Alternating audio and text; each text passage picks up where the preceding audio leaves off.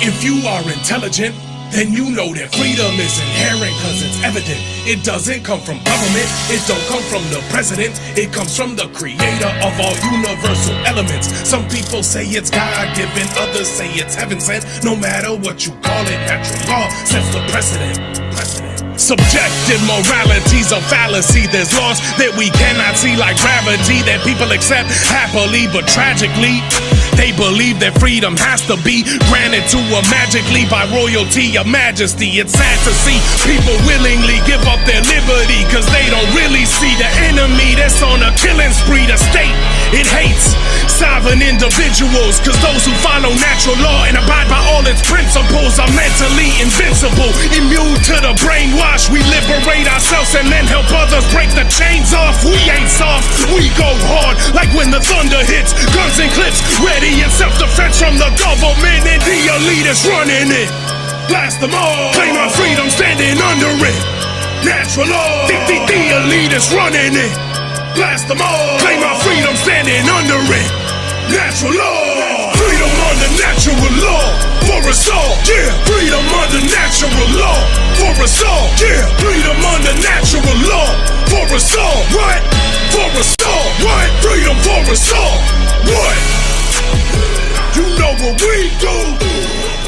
Get big on FUNL.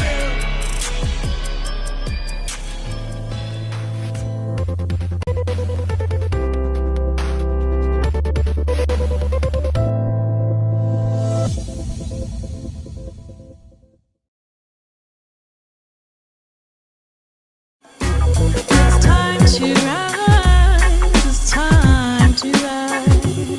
Time to rise.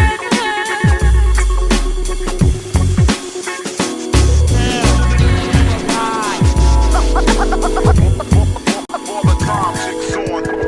All the time, chicks going through the early morning.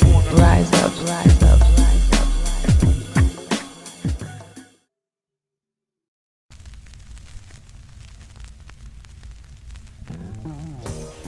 Bonjour à tous. Désolé, ce week-end-là est réservé pour une conférence très spéciale. Et on va parler de la loi naturelle quand même. Vous connaissez bien ça, hein? La loi cosmique, universelle, la loi naturelle. Et quand on vit dans cet esprit, la vie est belle. Donc, oui, je suis ravi de participer et l'aider de l'organisation de cette conférence-là, qui est gérée par mes chers amis en Californie. Mais oui. Donc, préparez-vous et essayez de donner assez de temps que vous pouvez pour regarder les profs, les présentateurs et les musiciens. Tout va aller bien.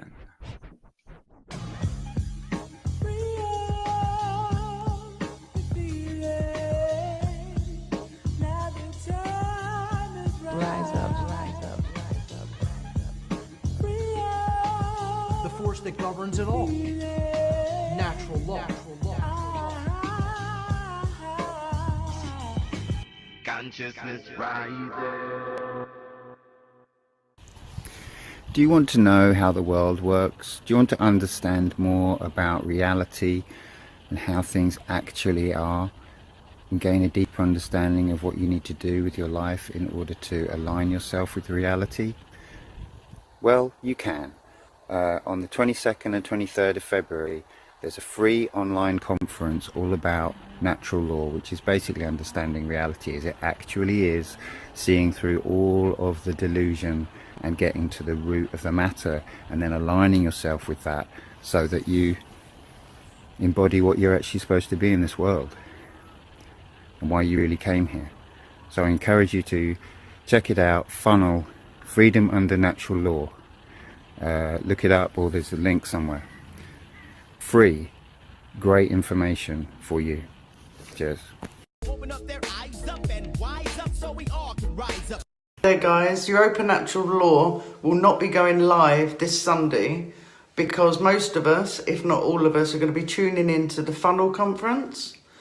If we go over the mantra that Nemo expresses every week on the Your Open Natural Law show, which is dedicated to healing the madness, sadness and badness plaguing our beautiful, bountiful world, what the Funnel Conference and all the content creators that have come together are going to be speaking about really does complement, and I feel holds the keys to sustaining all that healing.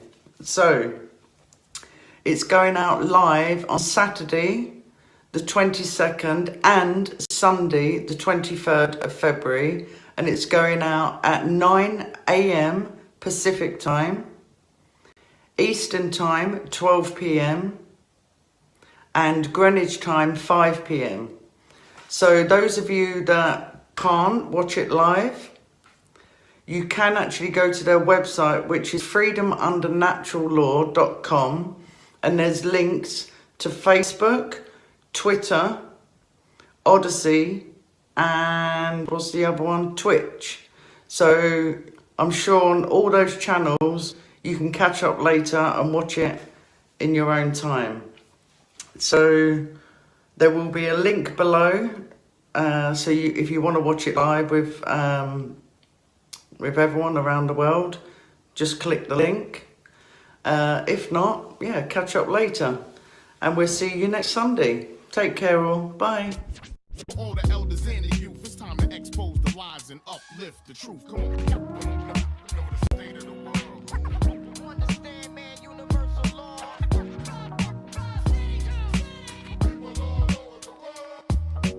Hi, I'm Drea. I'm from the UK. I'm really looking forward to the Freedom Under Natural Law online conference starting Saturday the 22nd of February at 9 a.m. Pacific time. Don't know what time that is UK time, and going on through to Sunday. And I just want to say that it's almost certainly not about what you think it's about. It's freedom is a word that tragically has been co-opted. Truth seeking is a word tragically co-opted by the state to cause more division. And please come and check out what natural law actually is. It transcends all political viewpoints. It transcends all religions. And it is the path for all of our liberation and an opportunity for us to live in true freedom. Freedom Under Natural Law 4 is coming at us this weekend, 22nd, 23rd.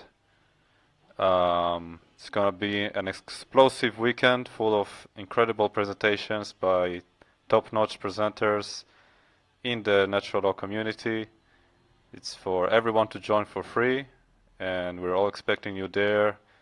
Everyone from Europa Natural Law is going to be tuning in, and who knows, there might even be a few surprises. So join us, Freedom Under Natural Law on YouTube.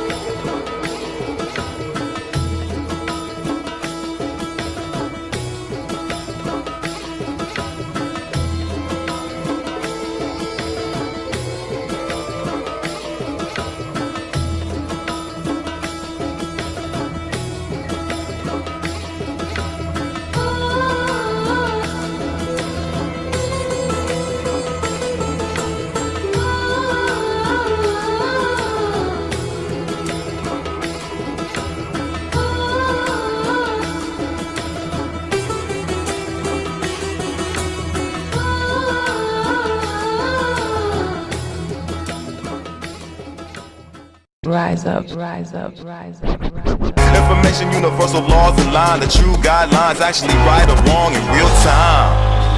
Yeah.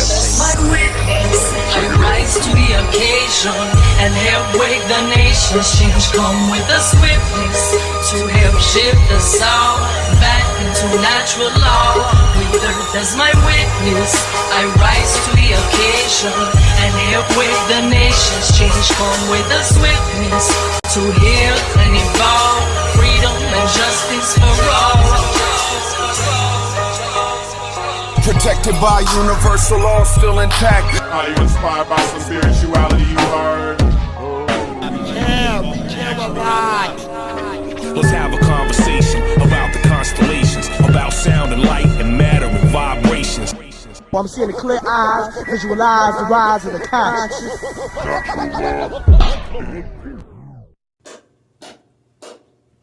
If you have a dark night of the soul, for example, and it's dark, for those who don't know, dark night of the soul is an experience in your life that is so bad that it erases your concept of what reality is and who you think you are in the first place. Everything that you thought you were, you thought you had a personality, it's all out the window. Now that I realize I'm not a person, and I realize that that amount of suffering is possible in the first place, now, oh my God, I turn a knob in my kitchen and water comes out of it. How fucking lucky that is insane. It's cold outside, but I got bed and a blanket and I got a heater. I can heat up my whole damn house for me and my whole damn family. And that's incredible.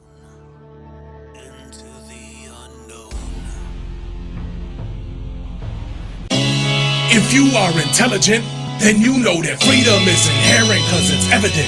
It doesn't come from government, it don't come from the president, it comes from the creator of all universal elements. Some people say it's God-given, others say it's heaven sent. No matter what you call it, natural law sets the precedent. Subjective morality's a fallacy. There's laws that we cannot see, like gravity, that people accept happily, but tragically they believe that freedom has to be granted to them magically by royalty or majesty. It's sad to see people willingly give up their liberty, cause they don't really see the enemy that's on a killing spree. The state, it hates sovereign individuals, cause those who follow natural law and abide by all its principles are mentally invincible, immune to the brainwash. We liberate ourselves and then help others break the chains off. We ain't soft, we go hard, like when the thunder hits. Guns and clips ready in self-defense from the government and the elitists running it. Blast them all, claim our freedom standing under it. Natural law, the elitists running it. Blast them all, claim our freedom standing under it. Natural law, freedom under natural law for us all. Yeah, freedom under natural law for us all. Yeah, freedom under natural law for us all. What? For us all. What? Freedom for us all. What? You know what we do. Get big on FUNM.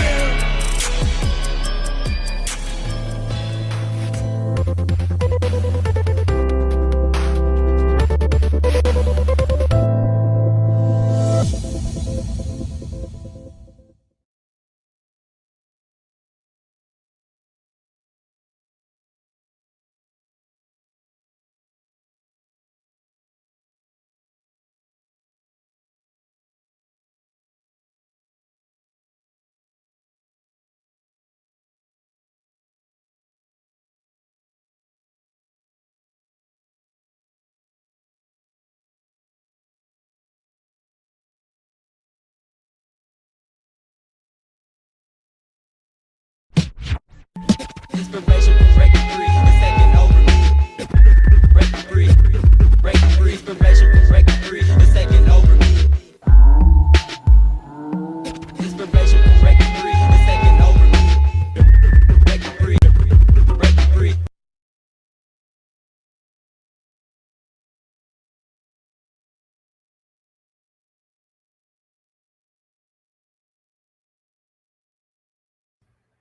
Hello, folks. Welcome.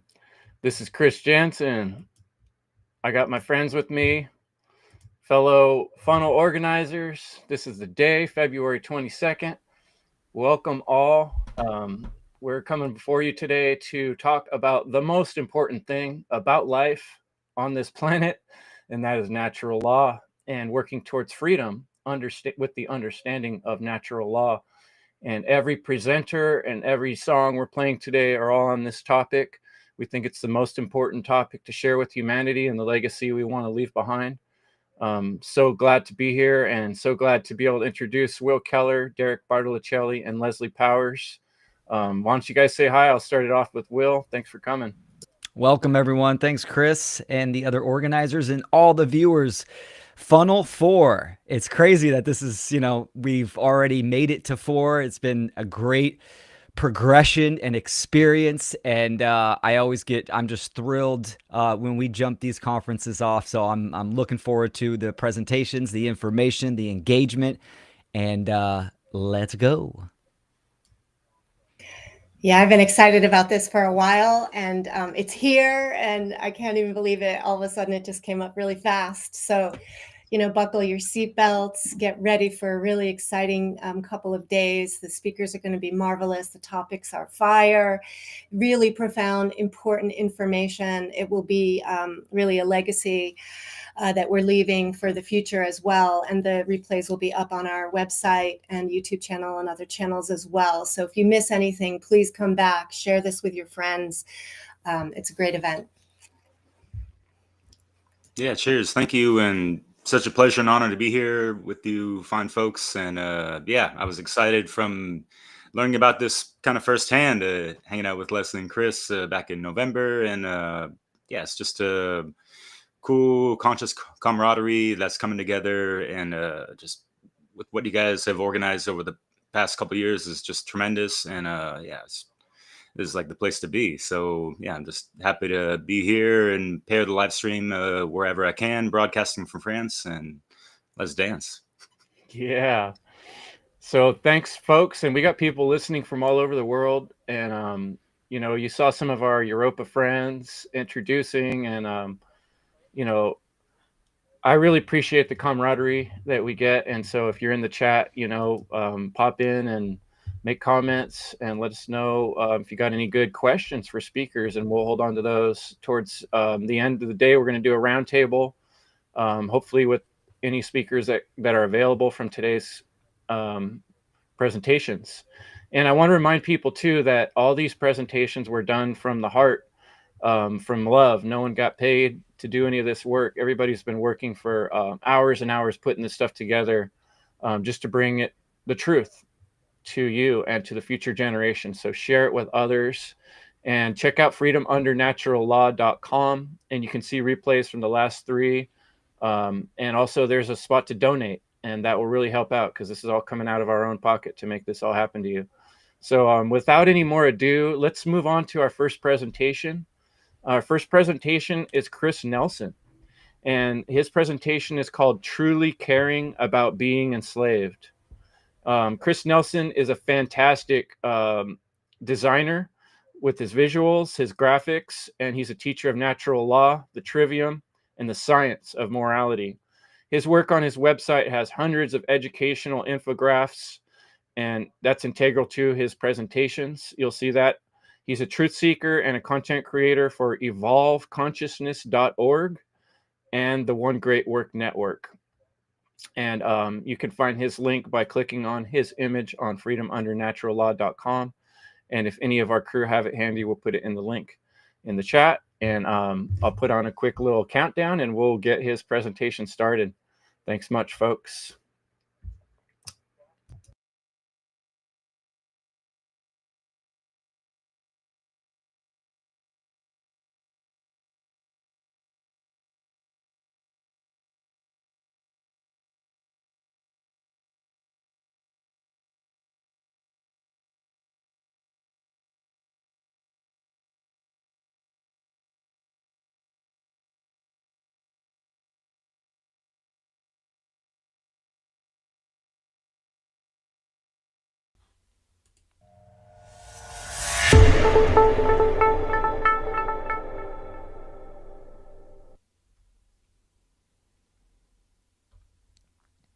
Hello, my name is Chris Nelson. My site is evolveconsciousness.org. This is a presentation for Freedom Under Natural Law 4 conference, Inspiring Care to Action. My presentation is titled Truly Caring About Being Enslaved. Let's get into it.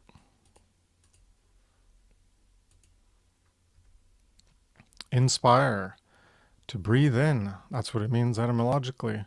That is to take in, be enlivened, excited, stimulated, motivated by. By what? Many things. Anything that comes into our senses or we think of internally, words, ideas, sounds, shapes, colors, actions, other people, etc. And there's two main, categorizations that we can live for and strive for by what we're motivated by what we're inspired by. And that's things that go into categorization of lower living or higher living. In lower living, that's to be stimulated, motivated, excited, enlivened by pleasure and pain, personal gain, survival, or even worse, domination, immorality. In contrast, we're motivated and stimulated, excited and enlivened by, and take in the truth, morality, and true care, and even develop true care ourselves. That's higher living.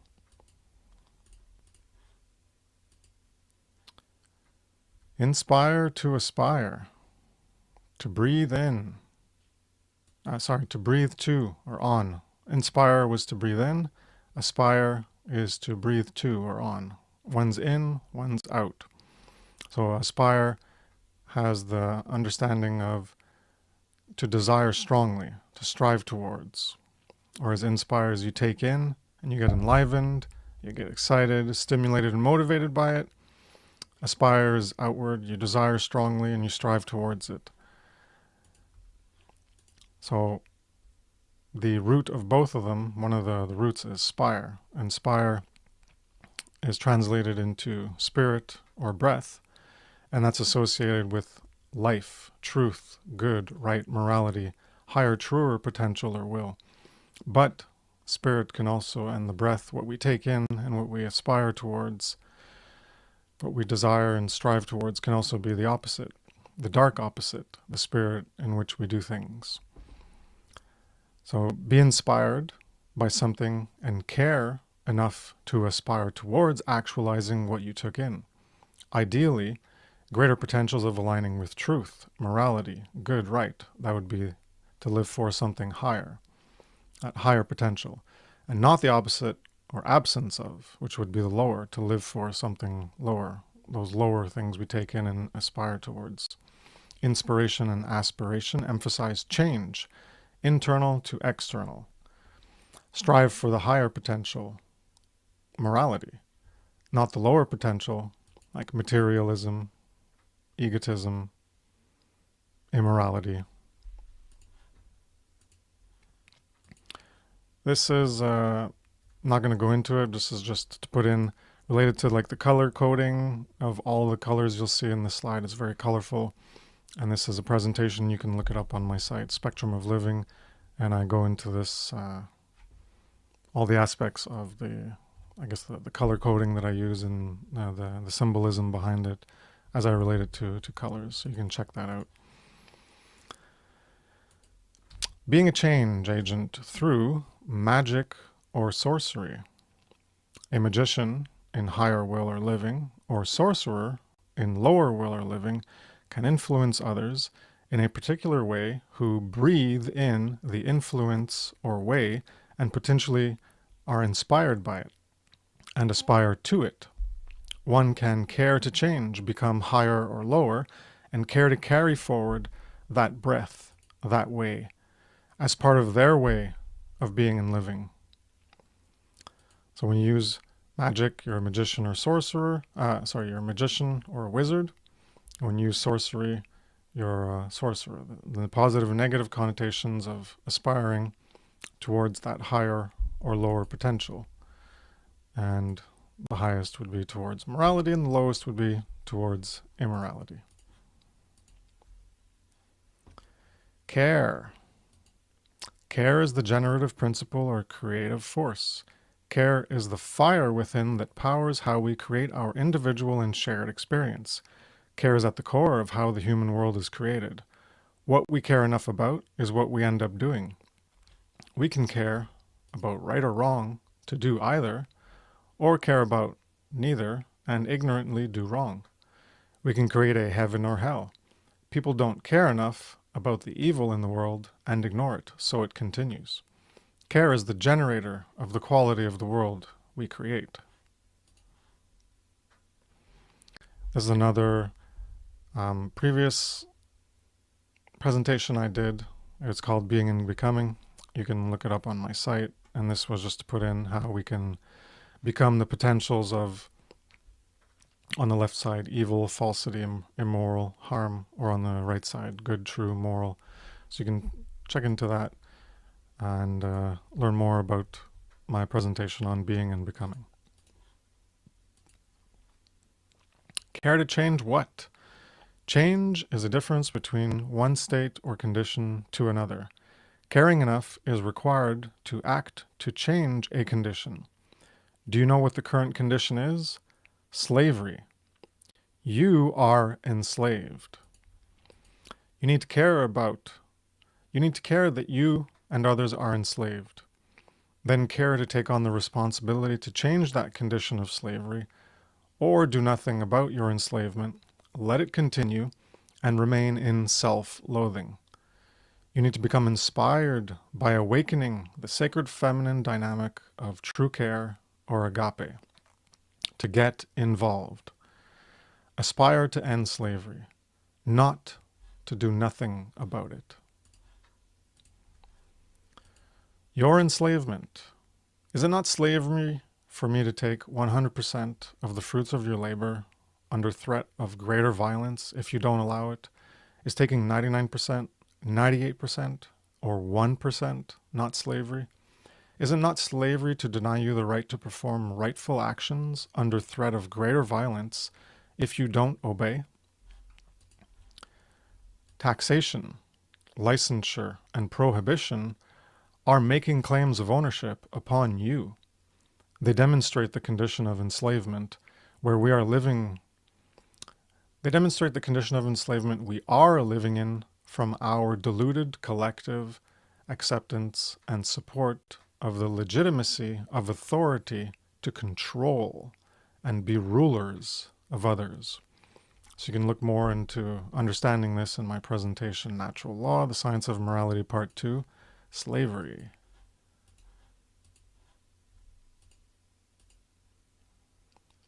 Wake up call. The world doesn't function the way most people think it does. There is a concerted effort to increase the control over your life, restricting your freedom, denying your natural rights. This is about increasing enslavement over everyone. It's been going on for centuries. Those doing this, are so arrogant and view themselves as unstoppable that they talk about what they are doing in books and gatherings.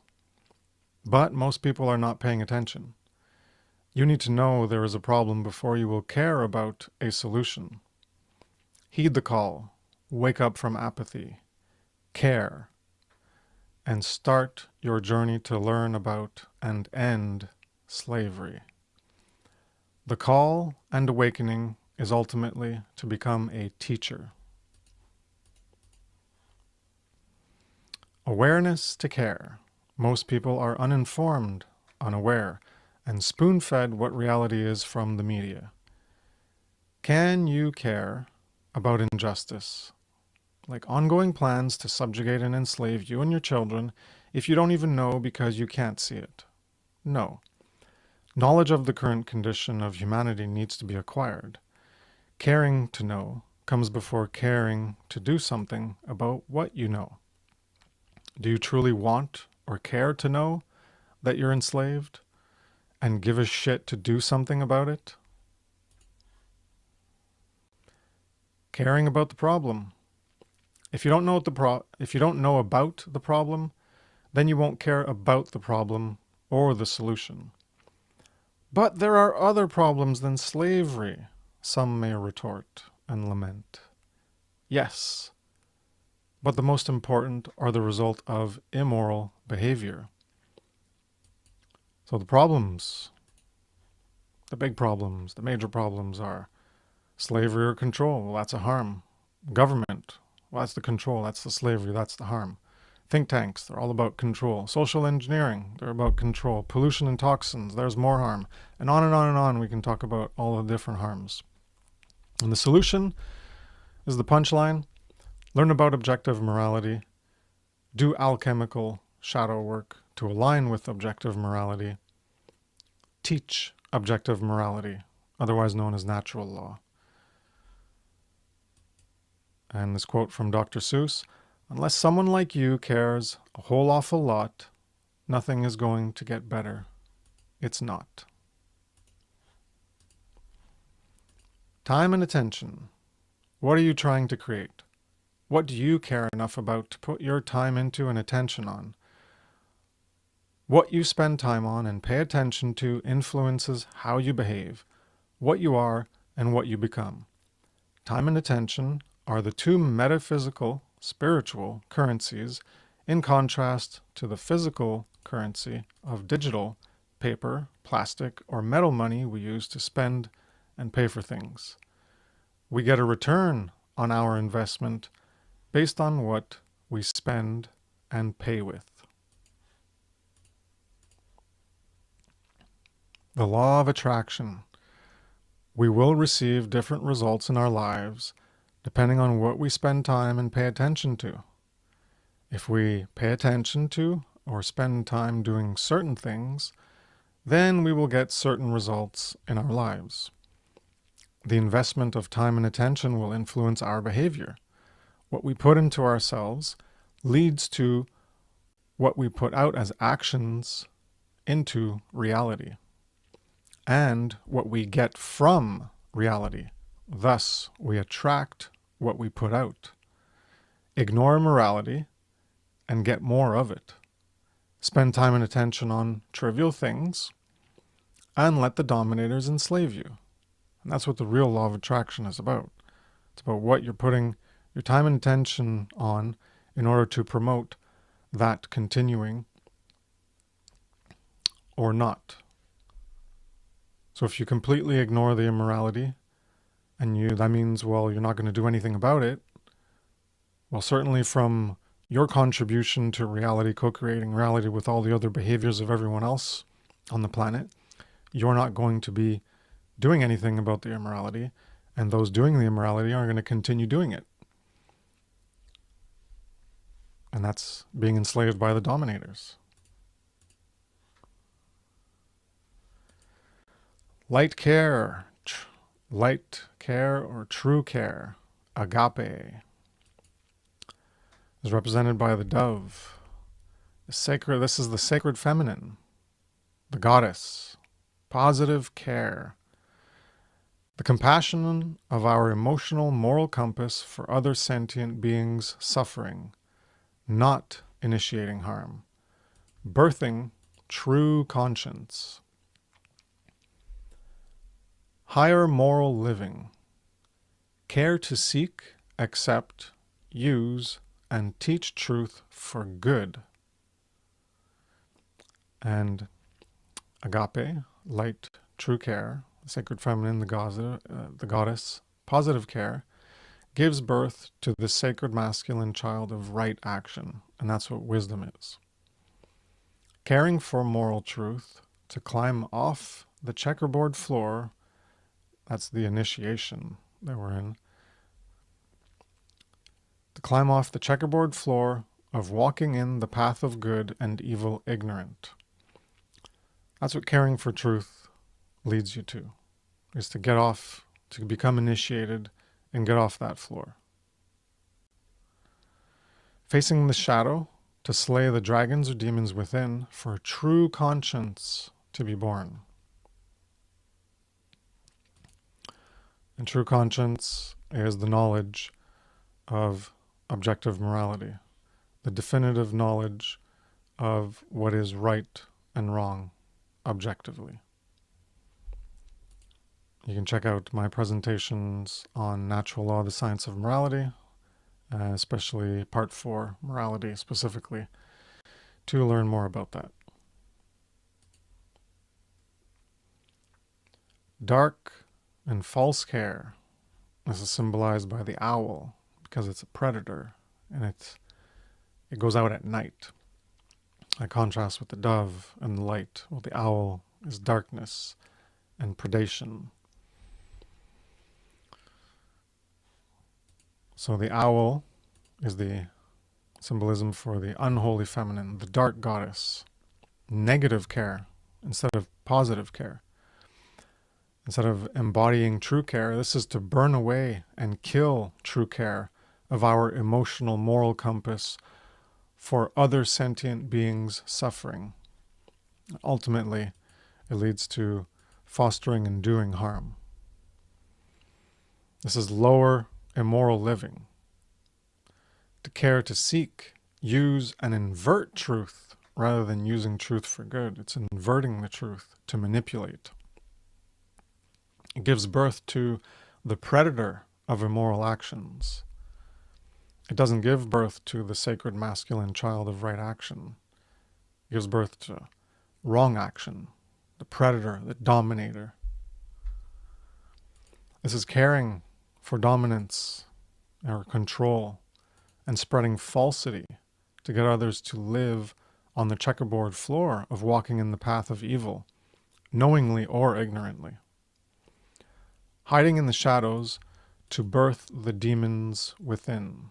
That's giving birth to the demons within rather than facing them, going through that hero's journey internally and facing all the... You got to face within you the truth and the falsity, the good and the evil, the beauty and the horror, the light and the dark. And you got to face that shadow, that demon, that darkness, that negative, that evil within you. You got to confront it and subdue it. That's what all the symbolism of slaying the dragon and standing on the dragon or the serpent. But when you have dark false care, well, that's not what you're doing. Is you're letting those demons in, you're becoming one with them. That's what you're birthing, that predator, that demon, those monsters within.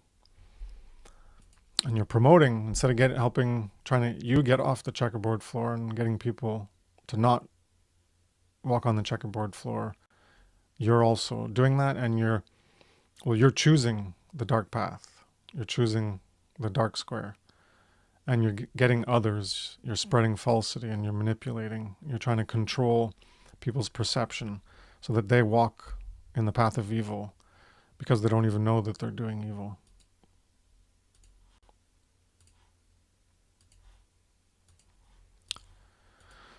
And we also have dead care. So on the positive right side, you have light care, true care. On the negative left side, you have false care or dark care, and in the middle, between the two, you'd have dead care or apathy. Apathy can be no care, as in, I don't care, or a lack of care to act. Either way, things don't change when you don't care enough to change them. When you don't know or care about how the world is, and let the dark carers drive it, your true care is dead. You're uninitiated. While they drive the evil control system, you're the gears, the energy that fuels and sustains it. Egotism holds you back. You can resurrect true care to do the great work and end evil. You might know about the true condition of the world, but if you want a moral world, yet aren't activated to create it, then you still have deadened care. Moral relativism is present when true conscience, birthed through true care, is absent.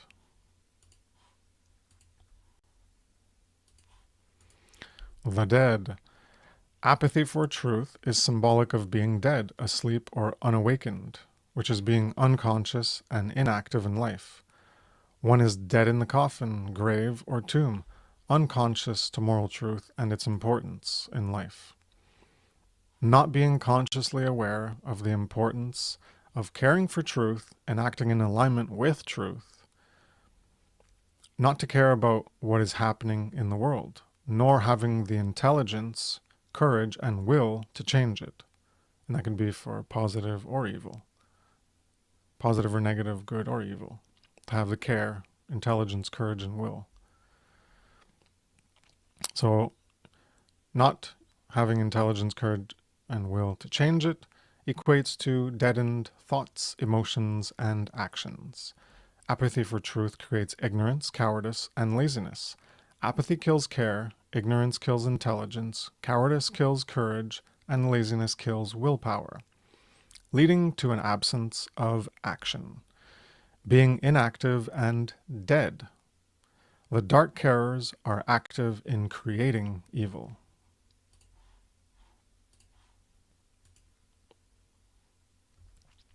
Resurrect true care. The dead symbolism is used to express the unrealized and unactualized potential to care for, seek, embrace, embody, and live aligned to moral truth. This is the way or the path. As a truer, realer, and higher version of ourselves, we become initiated, awake, aware, and begin to do the work of trying to end evil. We are resurrected, risen, rebirthed, reborn, and raised from a deadened lower state of consciousness. We rise to a higher, truer, and realer consciousness or life, and are now alive, born into a new life, a new world, an afterlife that is given to us by the light or life of moral truth in our lives.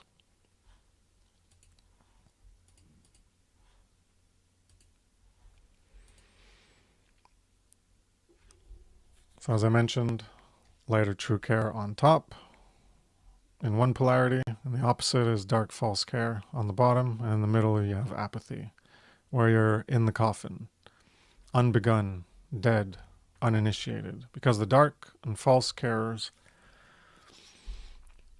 they are begun, they've chosen a direction. They're not in apathy, they have care, and they have courage, and they have will, and they're using it. They're using their capacities of consciousness to try to change the world and make it the way they want. And the light true carers are doing the same in the positive way. But when you're in apathy, well, you're not doing it either. You're just going with the flow and you're just focusing on your selfish little life. You're not necessarily consciously and actively part of the agenda for evil, nor for the agenda of good to end evil. So dark carers, the sorcerers, social engineers, Satanists, dominators, predators, many names you can refer to them as, well, those dark carers negate true care, which puts them in the lowest position. They consciously work to build a hell and rule as masters, and still think they're better than the dead or unbegun. The dead have dead true care and go along with the dark agenda. The light carers, magicians, wizards, you can use other names as well, affirm true care and work to stop evil, slavery, or immorality. To end the dark reign of evil, more people need to rise from the darkness into the light of moral truth.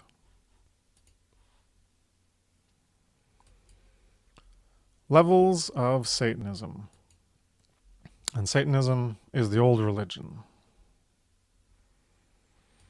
I'd say maybe before there were organized religions, there were always those who were on the dark path towards creating evil. And that was the false mindset, and that's what a religion is. Things that hold you back from your truer potential, from all of our truer potential for creating a heaven instead of a hell. And these are levels. Mark Passio refers to them as tenets. I chose to refer to them as levels because the way I look at it is you can go up in the levels, and when you're at the higher levels, well, those are, you have the lower levels as part of the higher levels.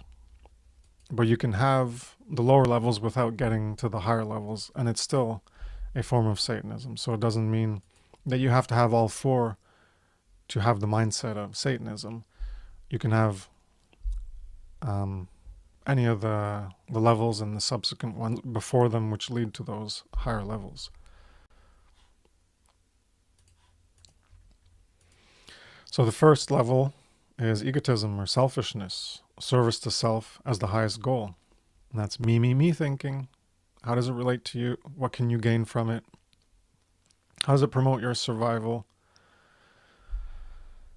And in the end, you end up having apathy for larger suffering. And larger, I mean things beyond yourself, your family, people close to you, your friends. You'll care for them if they suffer. But beyond that, well, you don't care about larger suffering or on suffering on a larger scale that's happening to more people or larger people, in terms of contrasting to like what's just happening to you that personally affects you because you know them personally in your life. So you don't really care about the suffering in the world, the immorality going on. You're not concerned with it because it doesn't directly affect you. Second level is moral relativism. Right and wrong are what humans decide they are. And it's changing. It's contradictory. So egotism and selfishness will lead to moral relativism. Most people have egotism and selfishness, and they probably also have moral relativism. Most people do. Because they think right and wrong is what they decide or what humans overall decide. And that means we don't have rights. Because if you think that right and wrong come from humans, that means rights come from humans, and that means rights can be taken away by humans. Third level is social Darwinism. The most powerful, rich, dominant, etc., the most cruel, should be the rulers and masters of humanity. And because you get to make things up, and you just focus on how it affects you and what you can gain from it, well, then you're going to say, well, because you're in that powerful position, you get to decide what happens to people. And that invariably leads to eugenics, or more accurately called dysgenics as a negative form. Eugenics is trying to promote the good, and dysgenics is promoting bad, evil. So those masters of social Darwinism, well, they decide who lives or who dies. The Satanism of egotism. Most people are their own enemies or opposers, because that's what Satan means. In the Old Testament, the Hebrew word for Satan was shaitan, and that means opposer or adversary. So most people are their own enemies, they're opposers regarding slavery due to the mindset of egotism as Satanism. That would be the first level of Satanism. They only care if something is benefiting or harming them. If they benefit, then they don't really care about the cost to others.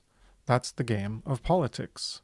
Vote to get what you want by stealing from others. That's what taxes are. Or foreign resources.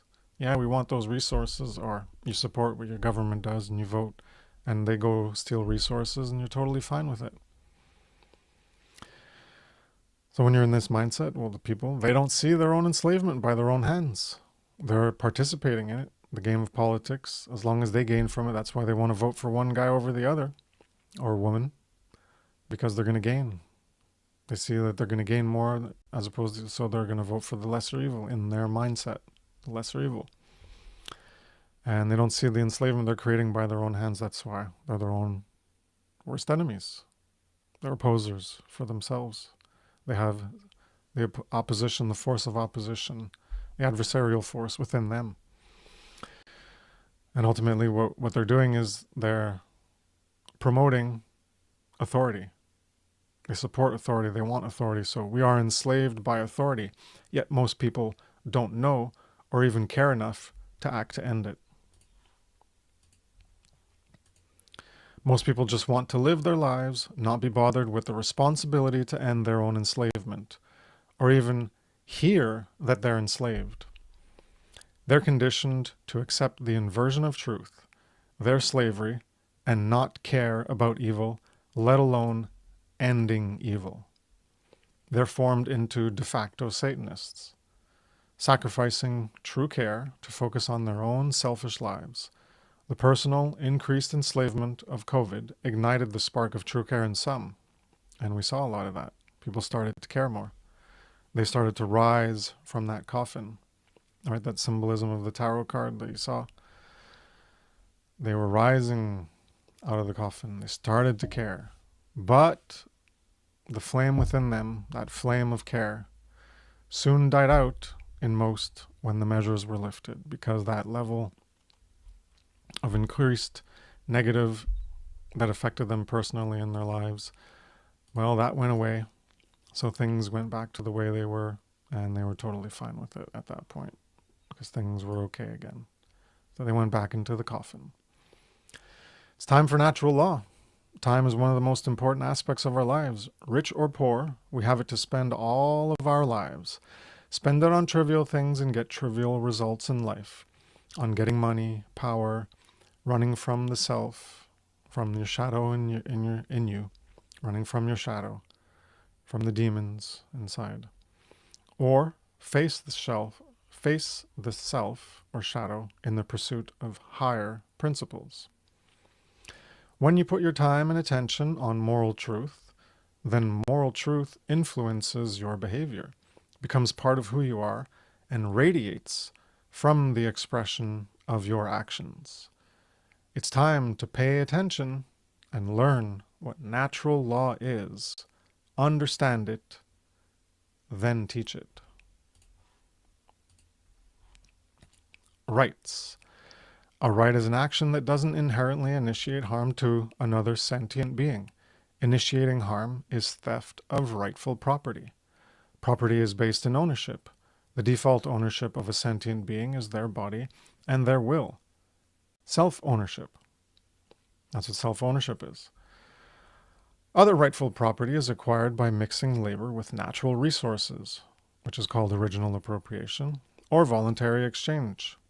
That's how you can acquire other rightful property. There are 7 primary property violations or wrongs, which are thefts of types of property. 7 property violations thefts. These are violence, murder, rape, assault, coercion, or duress, standard theft of physical things, trespass, willful deception, which is fraud. That's willfully lying. And these are thefts of 7 property rights: life, sexual association, bodily integrity, free will choice, which involves consent and your autonomy, standard property, security of your living domain, and the ability to make informed decisions. To learn more about this, you can check out the presentation, Natural Law, the Science of Morality, Part 1, Rights. And also Part 4, Morality, goes into this as well.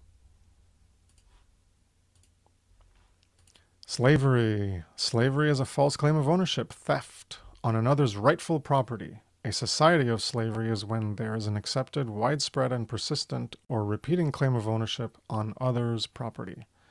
Immoral behavior, theft, is a false claim of ownership, initialized as FCO. Abbreviated as FCO. And this is de facto enslavement, when you're engaging in theft and creating a false claim of ownership. Taking property from someone who initiated no harm, they were being nonviolent, is taking their freedom, which is creating slavery. Making nonviolent people do or not do things by threat of violence is coercion, a false claim of ownership. So you can make nonviolent people do something or prevent them from doing something, making them not do something. Well, that's violence, because it's a false claim of ownership. Making a false claim of ownership upon them to own, ultimately, their body. Because they're allowed to do it, and you're preventing them from doing it. A society that views some people, authorities, as having the moral right to issue commands that others have a moral obligation to obey under penalty of violence, that's the false claim of ownership, is a society of slavery where some are masters who have authority over others who are slaves. Slavery has to be created. It's not the default condition of a being. True freedom is the default and gets degraded by immoral behavior. You can learn more about this in Natural Law, The Science of Morality, Part 2, Slavery. True freedom. True freedom is the absence of persistent or repeating false claims of ownership, which is theft, or slavery in the aggregate, with the respect of everyone's rights and their defense when not respected. So you respect rights when they're not respected, and we got to come to the defense of those rights not being respected. Preserving and restoring freedom comes from free will. Free will has consent. Violating someone's consent for what they allow to be done with their rightful property is taking that property and freedom away from them. That's theft. And creating a temporary or persistent condition of the opposite of freedom, slavery. Everyone has the right to unimpeded use of their rightful property and to live by voluntary or consensual interactions with others. Those who initiate harm, theft, abandon their right to consent to harm and can have negative consequences applied to them. Morality. Oh yeah, by the way, the other one, you can find more information on True Freedom, Natural Law, The Science of Morality, Part 3, True Freedom. This one's Morality. Also, this one is Part 4, Morality. You can find more information on that presentation. Morality consists of objectively defined rules of right and wrong behavior. Basic moral behaviors, M1, are a right because they don't initiate harm, which is theft. You don't have a right to do primary immoral behaviors, I1, because they initiate harm, which is a false claim of ownership, an act of enslavement, creating evil. If you want others to initiate harm, then you're also primarily immoral. If you tolerate the persistent evil, which is persistent enslavement, by doing nothing to try to reverse it, then you're letting evil be, which isn't creating evil, a primary immorality, but is a secondary immorality, I2. The work to reverse conditions of enslavement and bring back true freedom is the great work and is accomplished through moral education. This is higher morality, M2. M1 is lower, basic, M2 is higher. I1 is a more primary, severe degree of immorality, and then I2 is a less severe degree of immorality. Respect the rights of others, the non-aggression principle, otherwise you engage in wrongful harm, theft, and others have the right to defend themselves against your violations of their rights, which will result in rightful harm to you through the self-defense principle. Physical defense against evil is also a higher morality, M2. There's a slide from my upcoming presentation on the law of freedom. The law of freedom is as morality increases or decreases, increases or declines, freedom increases or declines. And this is the equation that Mark Passio eloquently provided. And this is the sum or the total or the aggregate of freedom is proportional to the sum, the aggregate, or the total of individual moral behaviors. So all the individuals in an area, all total, a total amount of moral or immoral behavior, and that will equate to how much freedom or how much enslavement, the opposite of freedom, you end up getting in that area. So the law of freedom describes the dynamic that governs human freedom, morality. Morality is what determines how free we're going to be. And when you create a morality, well, that is what brings you the degradation and destruction of freedom. The total amount of freedom in an area is proportional to the total amount of moral behavior in that area.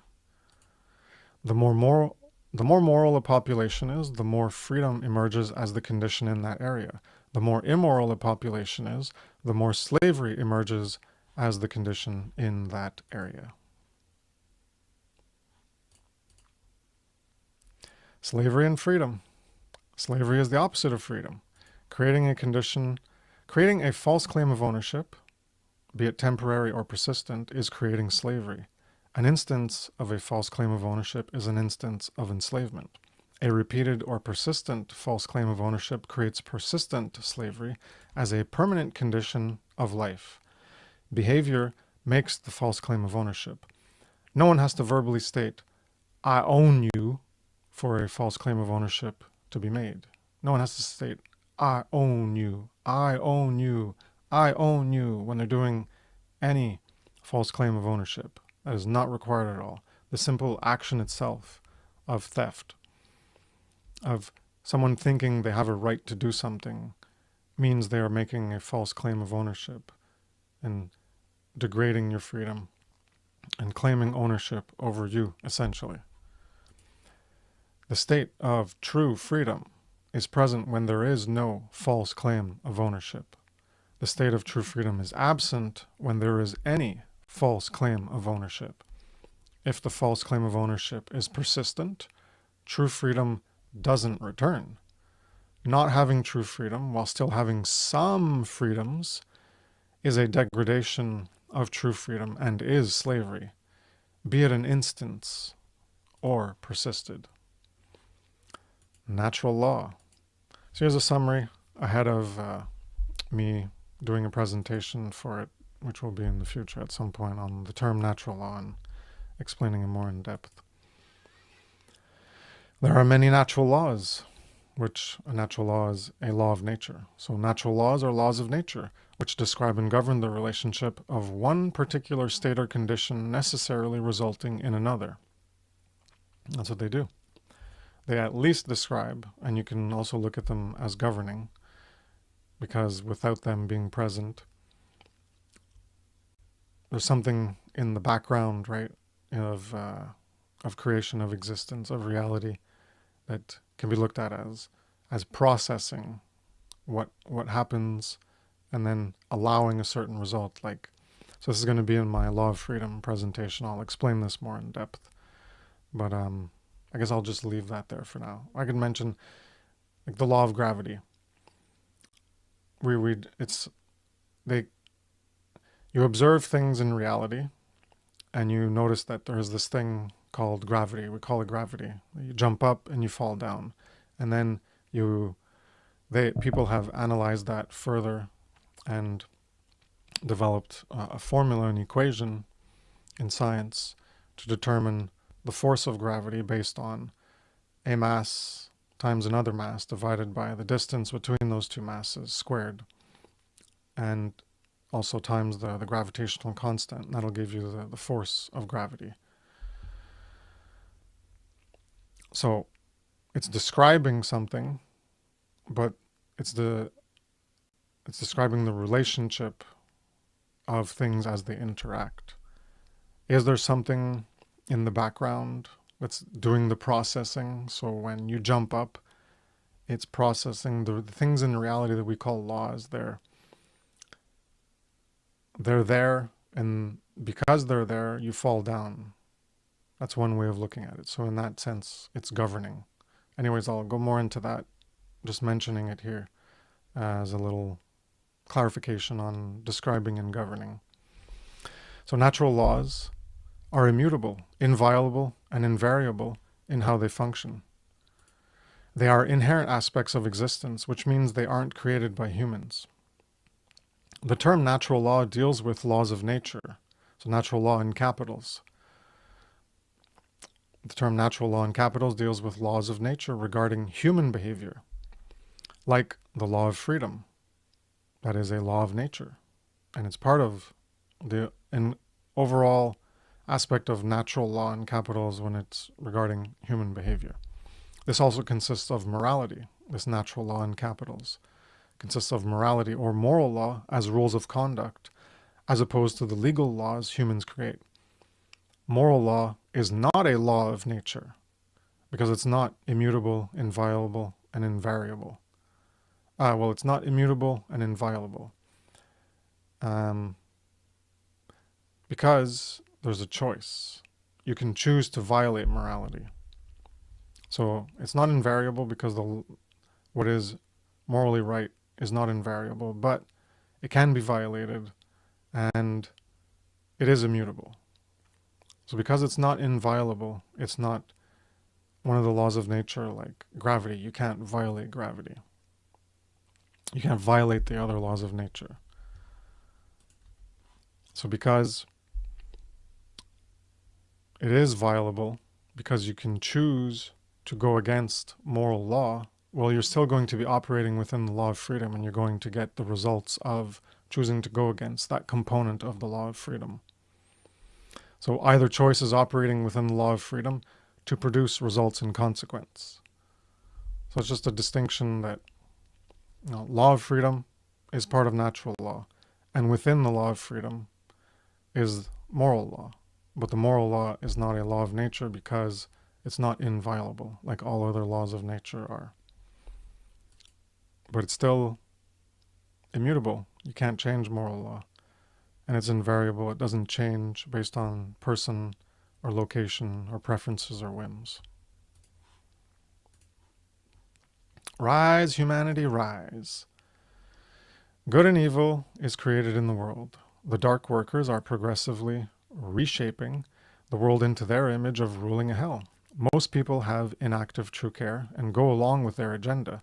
They build a world that enslaves them by keeping their near infinite potential to build a heaven locked in a coffin. They must rise out of apathy, out of complacency about the current condition of slavery or evil. Awaken the sleeper within. Awaken the sleeper within, the sleeping potential that is there and is waiting to be actualized, and join the forces of light to build a moral world through moral education. Quantum change, changing the overall condition of a group, is like moving a huge object. One person can't do it alone, neither can a few. It takes a large quantity, a majority, to move in a certain direction, to move in a certain direction for the way of the group to follow. If the majority moves in the direction of slavery, well, that's what we get. To get a majority to instead move in the direction of true freedom, they need to be convinced to stop going in the direction of slavery and go another way, to walk another path. That's what the arduous great work is, getting people to care that they support slavery and care to put an end to it instead. Enlarging compassion. Become a bigger circle. Widen your circle of identification and compassion for the suffering of others. This means having agape, the wider form of love, the true care of moral concern for others. This is not just caring for yourself and those around you while you let evil be. Agape love is the law as a base for developing higher will to propel action. The law of freedom functions with all, with true freedom for all who align with moral law. Everyone is going to the same future place or condition with you if you want to truly be free. So if you don't want to truly be free, well, I guess you don't care about moral education then. But if you do want to truly be free, well, then everyone's coming with you or you're not going there. So that's why moral education is required, because you're not going to get there on your own. Moral education. Humans are programmable beings. We're changeable beings. We're mutable beings. We're not fixed. We're not fixed beings. The resulting quality of the being is formed by the information taken in throughout life. Higher quality information, like moral truth, will form a higher quality being, whereas low quality information will form a low quality being. Moral embodiment is the main factor for determining the quality of life of a society, as its failure creates immorality, which is detrimental to life. Learning objective morality is the only way to become a moral being who is capable of restoring and maintaining true freedom. Motivating action. We're letting our potential go to waste. Of all the near infinite things we can do, the potential greatness, this is what we're choosing out of apathy, ignorance, fear, cowardice, and laziness. A system of control or enslavement. Knowing that the condition is slavery, you should be motivated to do something about it. Motivated by the incentive to get what you want, true freedom. Teaching moral truth needs to be done. Learn to truly care and get off your ass. Stop being black-pilled, hopeless, or fearful as an excuse to do nothing. A second birth or resurrection to care more doesn't mean you care enough, right? Getting out of that coffin initially, like I mentioned about COVID, people got out of that coffin, but they went back in. And some people can still be out of it, they can still be learning. But that doesn't mean you care enough.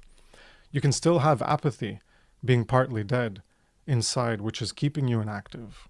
Because if you're not active and doing the great work, well, that means you don't care enough. So that means you still have some level of apathy. Carry the light. Carry the lantern light to seek, find, and learn natural law, and pass the light on to others so that they can carry it, find the path of morality, and repeat the process for us to co-create true freedom. This great work of influencing others to align with moral truth is to be a broken record of repeating moral truth and why or how to align to it, to enlarge the voice of truth for others to potentially come into contact with it. If you don't do this work that will get us out of the insanity of supporting our own enslavement, then you don't care enough to have activated true care. Because if you did care enough to have activated true care, then you would have already have done some great work, something, to try to get people to understand this stuff. Bear the responsibility. Are you going to leave the condition where it's at, make it worse, or change it to try to restore true freedom? Be part of building something you won't get to benefit from. Plant a tree that you won't ever sit under the shade of. That's caring enough, because you're not going to immediately benefit from it, but you're contributing towards that benefit eventually becoming manifest into reality, of manifesting that heaven instead of a hell, of manifesting a moral world. Be inspired, breathe in moral truth, evolve consciousness, and aspire to create a moral world that should be, not the immoral one we have. Breathe the moral truth back out. Bring out that which is within you. Bear the cross, carry the weight, take on the burden of responsibility. So as I mentioned earlier on, 3 steps, right, to the solution. These are like 3 levels of care. The fire that ignites within you. Figure out the problem. Care enough to go seek and learn that the immorality, evil of societies, is due to moral ignorance. Next level, learn the solution. Care enough to find out the solution is education of morality, natural law. So you got to learn about it, right? Learn about natural law. And then you got to apply the solution. Care enough to alleviate the moral ignorance of the world by teaching natural law. Why to truly care? Develop true care to change the world for the better. Caring enough to act to make the world moral is self-love and self-respect. Otherwise, one is still in self-loathing. Stop thinking it's not worth it, that you're not worth fighting for your own freedom, or that it's too hard. Abandon self-loathing. Aspire to become better, to move towards being part of the solution. Otherwise, if only few employ that will and effort, nothing will change to that potential of becoming better, that thing we're aspiring to. To just want a better condition or quality of life for yourself while still being enslaved means you don't even love yourself enough to take on the responsibility to create a moral world.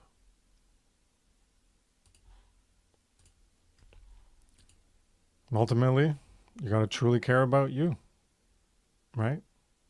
Even if you feel alone, standing at the edge of a cliff, aspire to higher morality, influence others to be more moral, develop the courage to stand for what's right, good, and true. Courage comes from core, the Latin core, which is also the root for heart, because in French it's car, and car comes from core, and that's the core, the center, or the middle. That's why the heart was called the car in French, le car.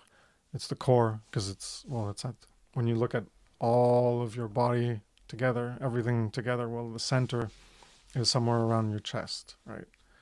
So the heart might not be exactly in the center, but it's pretty close. So that's why the etymology deals with that. And care is also at the core, because care, even etymologically, care and core, well, if you disregard the specifics of the vowels in the origins of language, the consonants are what matter more. So care and core are very closely linked in that aspect of philological origin in terms of consonants only. Care is also at the core of our being, a growing or shrinking light or dark flame to propel our behavior. Cowardice and inaction is from not caring enough. Truly care about being enslaved. Have the strength to get involved in ending our enslavement. Help bring humanity back to true freedom. And these two slides are in my presentation, Care for Truth. You can look at that. There's not much time left, but I just wanted to include them here. This is what the great work is.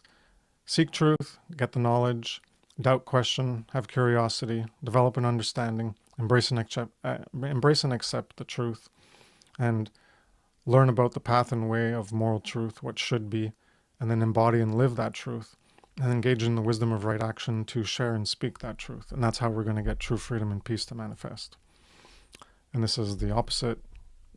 Don't care for truth, you don't seek it, you're ignorant, you believe, you agree, you're into normality, you have misconceptions, you're confused, you're fooled, you accept falsity over truth, unconscious, dead, asleep as a sheep, unawakened, unbegun, uninitiated, and you engage in foolishness of wrong action. This is a remake of another infographic that I made, which tries to encapsulate a lot of what was in this presentation. It's a remake of the egg of life symbolism, generating or creating into reality from, you can get that in my presentation, Consciousness and Causality. So you can take a look at that there. And just briefly, so in the center you have care, or is at the core, and you can have dark or true care, or apathy, which is no care, or a lack of care. And that's what makes everything turn. And this is also with the trivium. So what comes in goes into our thoughts, we process it, we think about it, we feel it, and that feeds back to create intelligence. And then we can develop the courage and will to output that as wisdom in our actions, or we have ignorance, confusion, and folly as a result. So that's my presentation. Thank you for your time and attention. My name is Chris Nelson. My site is evolveconsciousness.org. And I'd like to give a thanks to Funnel, Freedom Under Natural Law, the organizers, and everyone who was involved in making it happen. You can find them at freedomundernaturalllaw.com. Also like to thank Mark Passio, which has inspired the organizers, myself, and many other people. You can find him at whatonearthishappening.com, or short, WOEIH.com.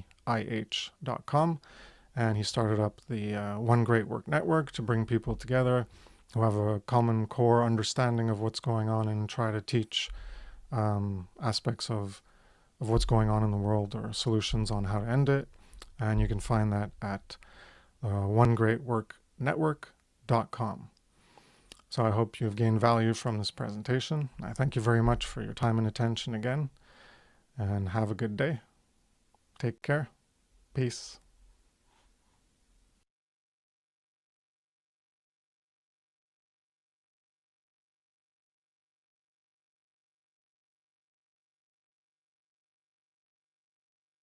So natural law is a set of universal, inherent, objective, non-man-made, eternal, and immutable conditions which govern the consequences of behavior of beings with the capacity for understanding the difference between harmful and non-harmful behavior. We're talking about conscience. Fantastic definition. Natural law. The definitive knowledge between the difference between right and wrong. We really covered this extensively in the section where we covered natural law as what needs to be the ultimate foundation for enacting any solution in the world. You know, until we understand that knowledge, we really shouldn't be doing many actions at all. We should really be reserving our action until we really understand that with natural law. Natural law in relationship to other people in the world, their actions will be in harmony with natural law. Natural law. We should really be reserving our action until we really understand that. That's why natural law will be the ultimate foundation for enacting any solution in the world. Natural law, universal, inherent, objective, non-man-made, eternal, and immutable conditions which govern natural law. Universal, inherent, objective, non-man-made, eternal, and immutable conditions which govern the consequences of behavior of beings with the capacity for understanding the difference between harmful and non-harmful behavior.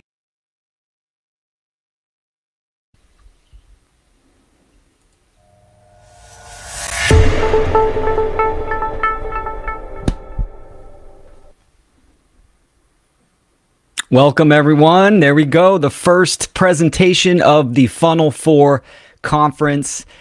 Chris Nelson from EvolveConsciousness.com. I mean, he's been around for a while, so he knows his stuff, the aesthetics, the quality, the message. What a excellent presentation to jump off the conference. So well done, Chris. Appreciate you, man. Yeah, that was fantastic.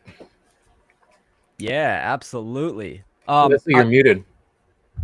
It's my bad. I got you muted. Go ahead. Sorry about that. Yeah, he lays a great foundation. I mean, that's a perfect way to kick off this conference with the clarity and succinctness, of these concepts of natural law and the foundation of care, where without care, we really don't have hope for change. We need to care from our hearts to do something about the wrongdoings in this world, so it can wake us up from our sleep, and care is what can keep us going.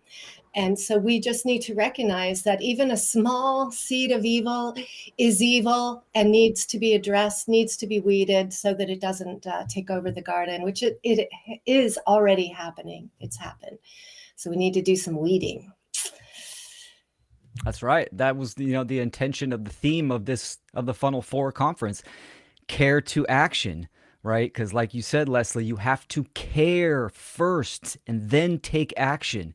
Even the symbolism on the graphic that Chris made, fantastic graphic of the woman standing in the wind and staring at the sun, right? With her arms open, the woman representing care. And even in some cultures, wind itself represented natural law, right? The unseen realm, the unseen forces, the sun being an active principle representing action as well. So it's all encompassing right there. And that seed of care, your intention, your aim, your marker, your goal, what is that? And that's what the Funnel Conference is here to do, to inspire you to take some action. And there's so many actions to take. Folks watching right now, you can share this stream. Think of people that this information is not right at the tip of their mind, and send them a link. Say, hey, look at this great talk I saw, or look what this guy says, and send it to some friends, put it in some threads. That's where we really need the most help, is promotion of these ideas to get them in people's heads. A lot of people never thought of these things, but yeah, I don't know who wants to introduce this next goofy speaker, but it's not going to be me. So I'm going to hand it off to one of you guys. I'll go ahead and do it, Chris, because I started going public and you and I met right around the same time. So I'm grateful to call you one of my closest friends, and it's just fantastic to see your process and your evolution as a content creator, as a man, being, a motivational leader, especially in this conference, taking lead, and you're doing a fantastic job. So I'll read your bio. Chris is a carpenter, a philosopher, podcaster, and a copywriter. He is working on educating folks about natural law, taking the initiative towards positive solutions to the current world problems. A father and a friend, one who questions and imagines. A group facilitator, inspirational speaker, and motivational coach, looking for other brave truth seekers to help in the efforts of ending evil. A leader, organizer, founder of the End Evil podcast, One Great Work Warriors, and his website, chrisjanston.com and endevil.life. Coming up, spiritual mathematics, Chris Janston. Yeah. It's going to be good.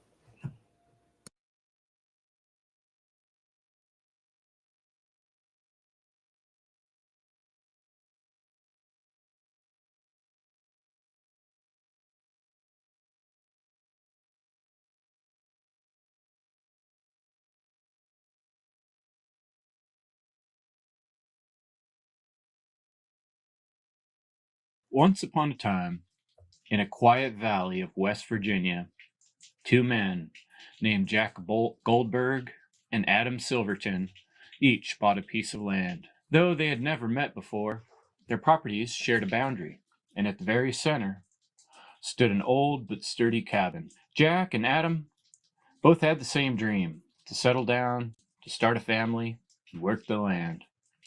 They each married, built their homes, and watched their children grow. But as their families expanded, so did their need for space. Their cabin, sitting squarely on the border, became a point of contention. Each man believed the cabin should belong to him. Jack argued it was closer to his best grazing fields. Adam insisted it was better suited for his growing storage needs. At first, they tried to be civil, but resentment grew. A cold rivalry set in. Their sons, once playmates, began to mimic their father's bitterness. They quarreled over who had the right to use the cabin, until one day, their fighting turned violent. Adam's son, Jackson, was badly injured. From that moment on, the two families became bitter enemies. The feud escalated over the years. Harsh words became threats, threats became brawls, and brawls turned into bloodshed. More family members were drawn into the conflict. The cabin, once a simple wooden structure, became a symbol of their hatred for one another. On Jackson's 19th birthday, terrible tragedy struck. A fight turned deadly, and Adam's eldest son was killed. Grief and vengeance consumed both families. Their dispute over the cabin transformed into an all-out war. They gathered their allies, wielded knives and guns, and battled without end. The valley became a battleground soaked in sorrow, all because of a claim to a cabin neither man had built. Then, one fateful winter night, a blizzard swept through the valley. Both families clashed in the freezing snow. The battle was brutal. By dawn, nearly everyone lay dead or too wounded to fight. The only two left standing were Jack and Adam. Then the fire started. First, Adam's house caught flame. The wind carried the embers to Jack's barn, then his home. The inferno spread without mercy, consuming everything in its path. As the two men stood watching their life's work turn to ash, the cruel truth settled in. Their land was ruined, their families were nearly gone, and the cabin, their precious cabin, was nothing more than cinders in the snow. With nowhere to go and the storm still raging, Jack and Adam had only each other. Huddling together for warmth, they stripped off their pride, their grudges, and their illusions. Side by side, they held on through the long frozen night. In the silence, they finally understood. The cabin had never mattered. Their hatred had cost them everything. The moral of the story: we humans often lose sight of what is truly important. We chased after possessions, power, and pride, forgetting that in the end, none of it will matter. What will matter is our choices, our ability to love, to forgive, and to see beyond material illusions. Do the math. Spirituality does matter. 10 minus 8 leaves 2. Your choices are of utmost importance. Hello, friends. My name is Chris Jansen. Check out my work at endevil.life and welcome to the Funnel 4 Conference, Humanity Rising. This is my special presentation titled Spiritual Mathematics. Today, I hope you can view this presentation as the juror and the judge. You decide which things make sense to you. It's going to be up to you to discern and decide how to put these pieces together of this puzzle that I'm going to present for you today. I will present exhibits. I've tried to create a path of reason, a path of understanding for you to follow, but it's up to you to decide how to put these pieces together in the following days, weeks, and moments after you watch this presentation. I challenge you to try to be objective. That is one of the most important and crucial aspects of this presentation is objectivity. And what this requires is building a bridge between what we've known previously or what we've understood previously and working towards new realizations or new horizons. There's always an aspect of the unknown, and that is crossing over the current moment, which is the current of water flowing beneath this bridge, the thoughts, ideas, and information that is currently moving and is never staying exactly the same if we are indeed travelers on this road of knowledge. You be the judge, you be the jury of what's right and wrong. That is the end message of all this. Working towards freedom, understanding natural law is recognizing that we are all conscious beings connected to source. We come from the source, and in that is our ability to find knowledge, understanding, and wisdom. The 3-step process called the trivium, which we laid out well in Funnel 3. And if you haven't checked that out, please go back to Freedom Under Natural Law 3 and freedomundernaturalllaw.com. And we will proceed with a trivium style thought process. This presentation I especially made for those of you who tend to be a little more analytical left brain thinkers, and I'm trying to set one stone in front of the other so we can build this stone bridge and then build a beautiful tapestry of knowledge on top of that. Let's start with some definitions. What am I talking about when I use the word spiritual? Any word we look up in the dictionary, we'll find 3 or 4 iterations of explanations, which are all slightly different. Here is a spattering of comparisons of different dictionaries and how they define the word spiritual. The Oxford, Merriam, Cambridge all have a little bit of different nuances, but I just kind of want to point out that the Cambridge is the most different here on this list. The Cambridge says relating to deep feelings and beliefs, especially religious beliefs. This is the most foreign. This is the most, the definition which I least would like to highlight in this presentation. We're talking to things that are related to the human spirit as opposed to material or physical things. Oxford I like much better. Incorporeal, affecting the spirit. Relating to the spirit or soul rather than the body or physical matters. This is the basic understanding of what the word spiritual means. It does not necessarily have to have a religious connotation. So if that's the way you think of the word, please, for the sake of this presentation, put that aside. Mathematics is the study of structure, quantity, and space, and change within those. The abstract science of number, quantity, and space. Recognize abstract concepts comes up a lot in this definition. When we think of mathematics as being a very objective, solid thing, we find that it actually is about shapes and space. And we have a way to reason and a special system of symbols we use to organize this type of reason. I like the systematic treatment of magnitude. Everything depends on context in mathematics, between figures and forms, relationships between quantities expressed symbolically. And so we're not quite so boring here. Mathematics is the study of numbers, quantities, and measurements and shapes, relationships between them.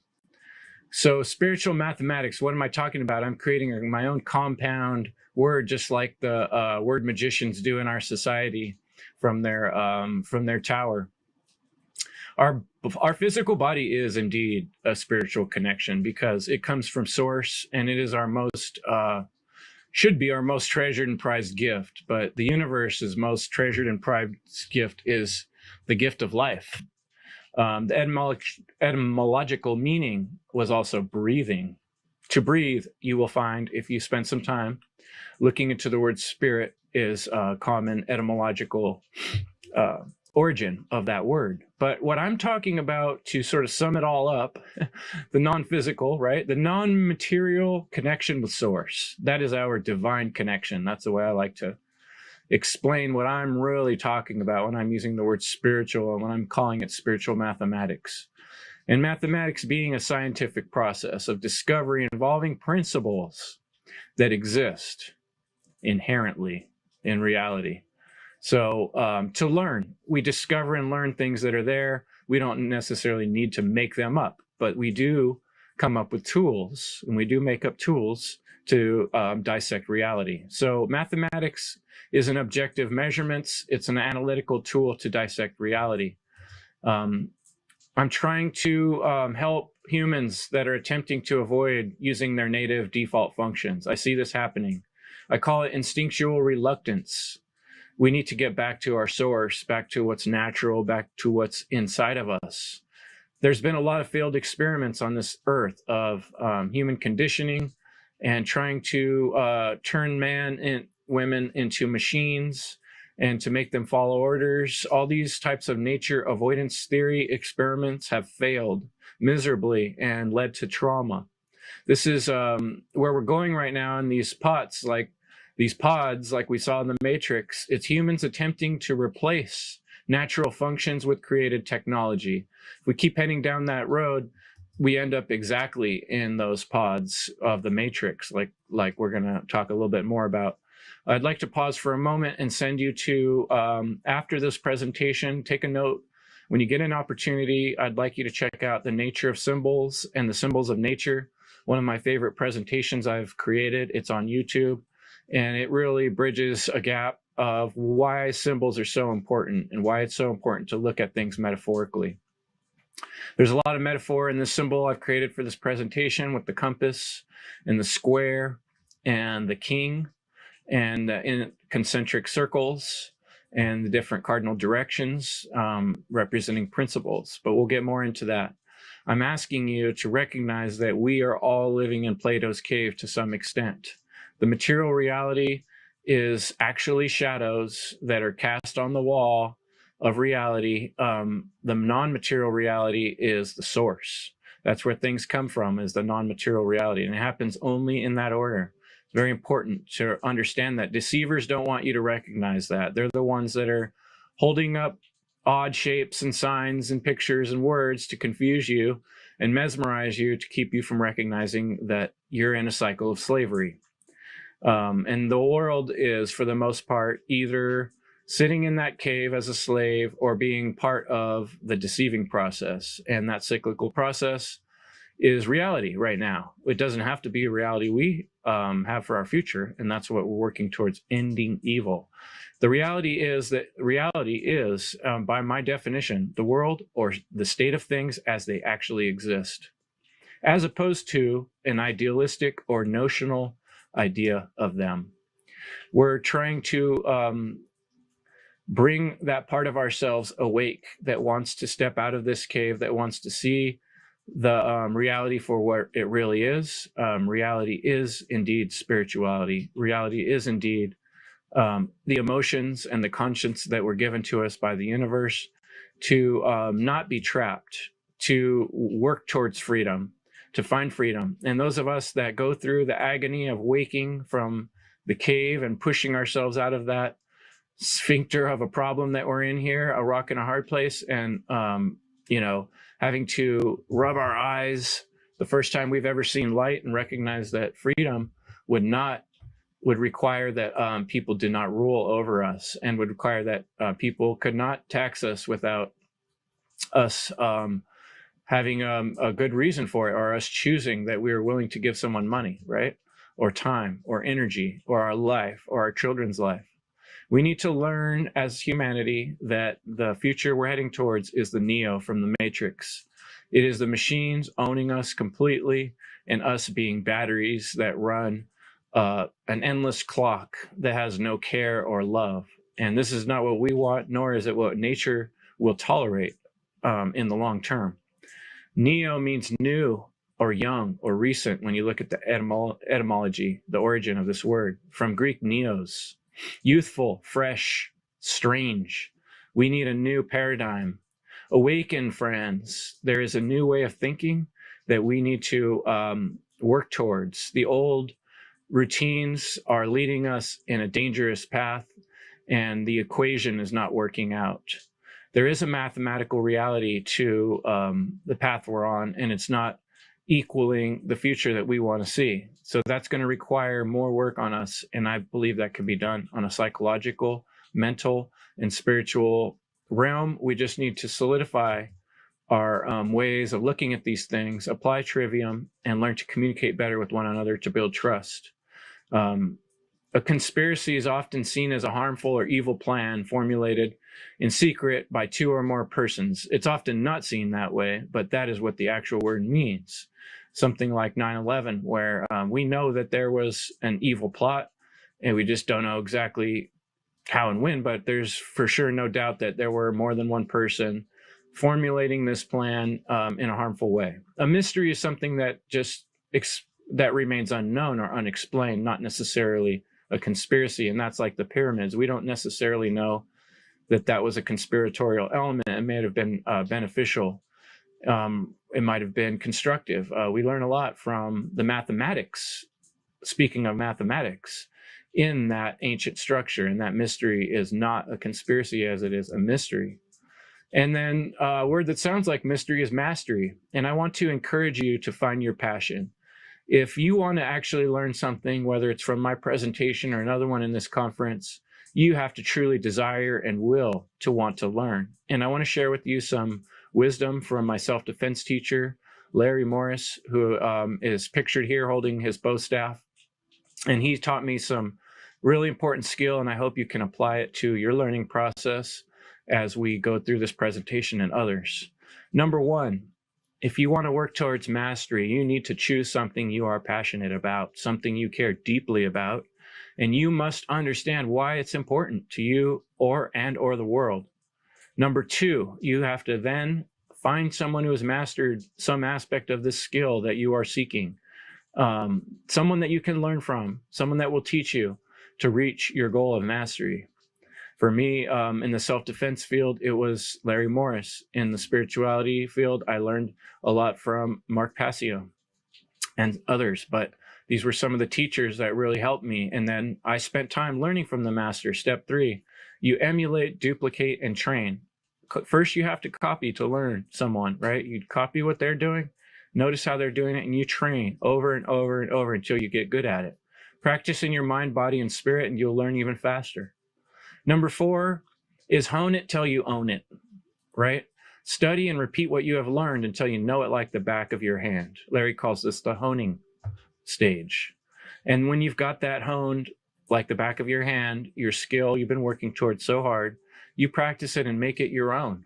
You make it art. That's what art is. When you learn to make it work for your own mind, body, and spirit, and you own that responsibility like you care about it, like it's the most valuable thing you ever earned because you did earn it the hard way.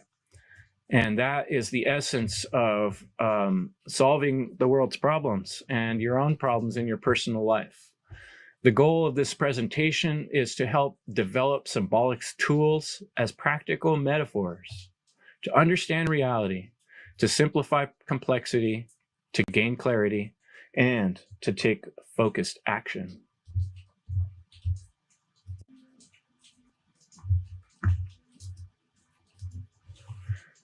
So I'm sharing with you today some tools.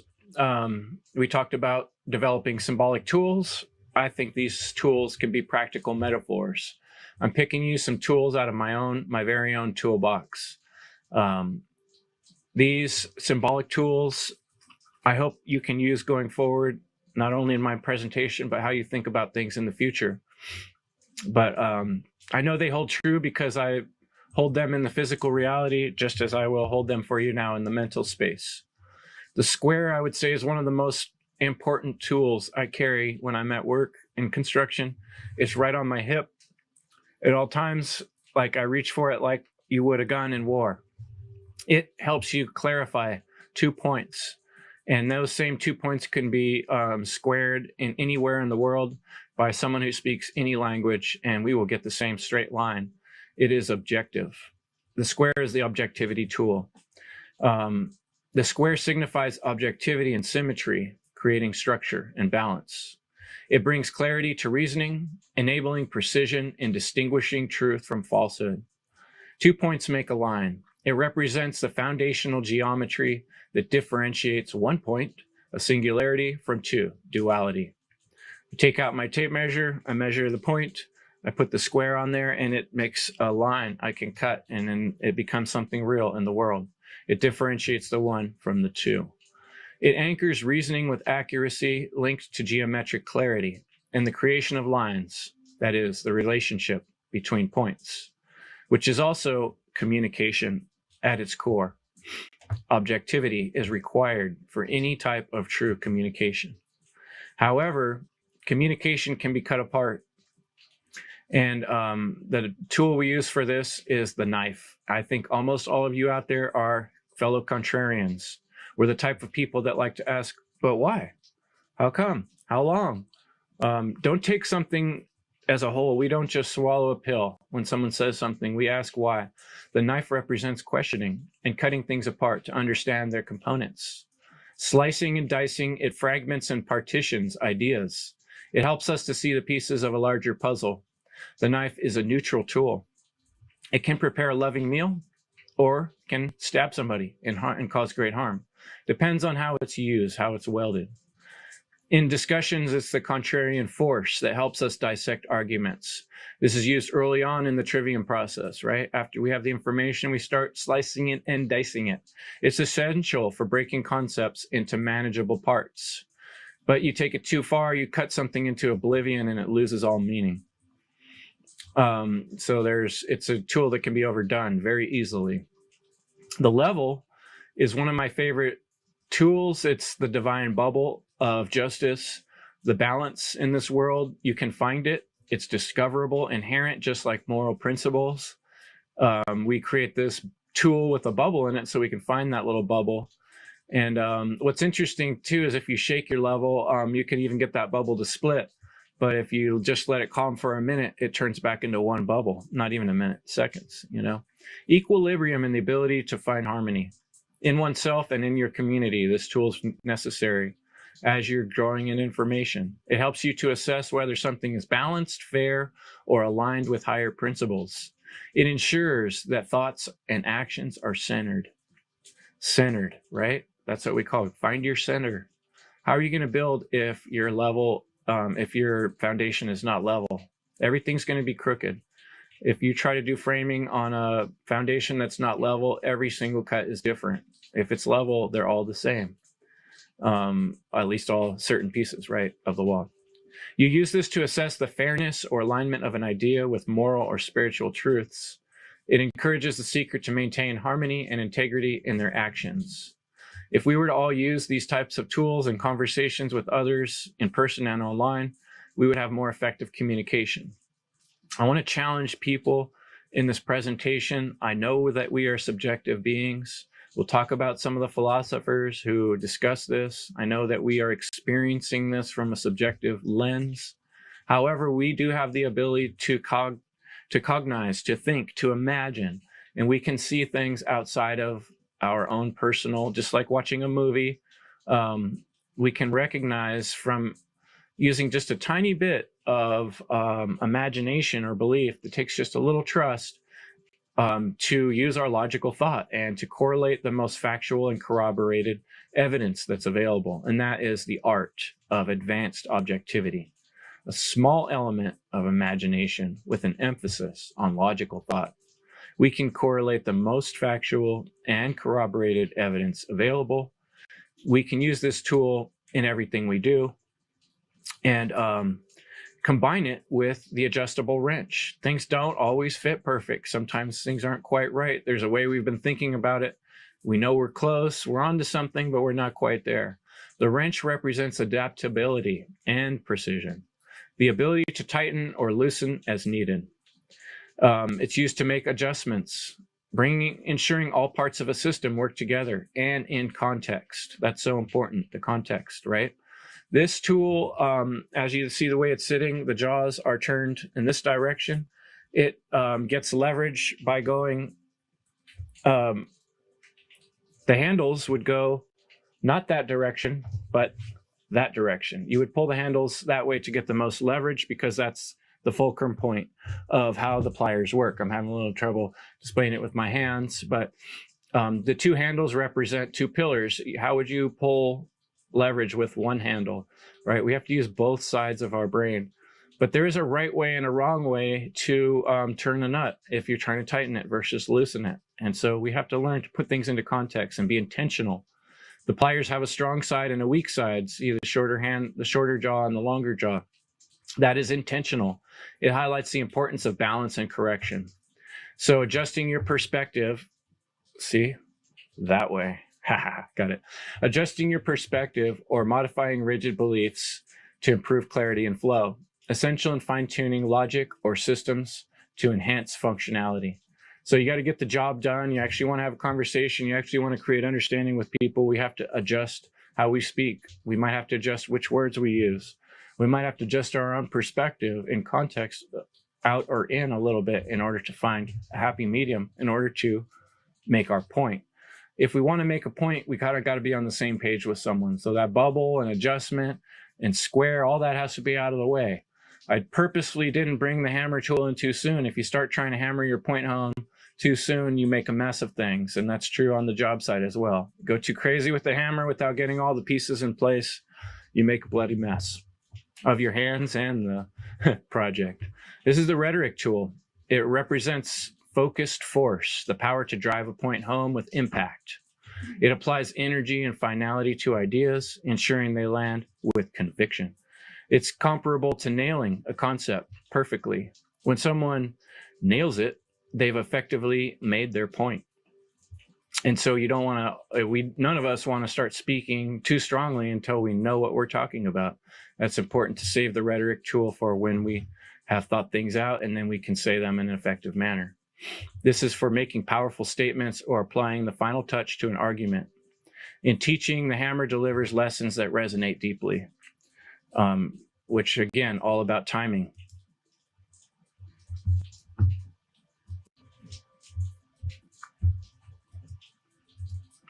So let's talk about geometry and math. Equations are ways of figuring things out. When we do mathematics, we balance an equation, right? And the same is true of going through a mental thought process or working through a spiritual conundrum or moral problem or ethical problem.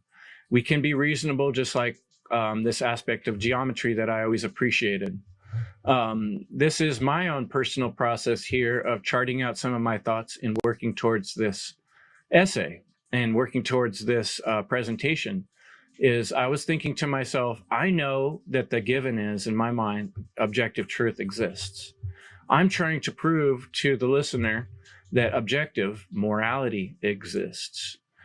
And so the statements I'm going through in my mind are objective truth exists, right? We can agree that there's a rock. We can agree that there's a Mount Everest. We can agree it hurts when rocks hit you in the head or when you fall off Mount Everest.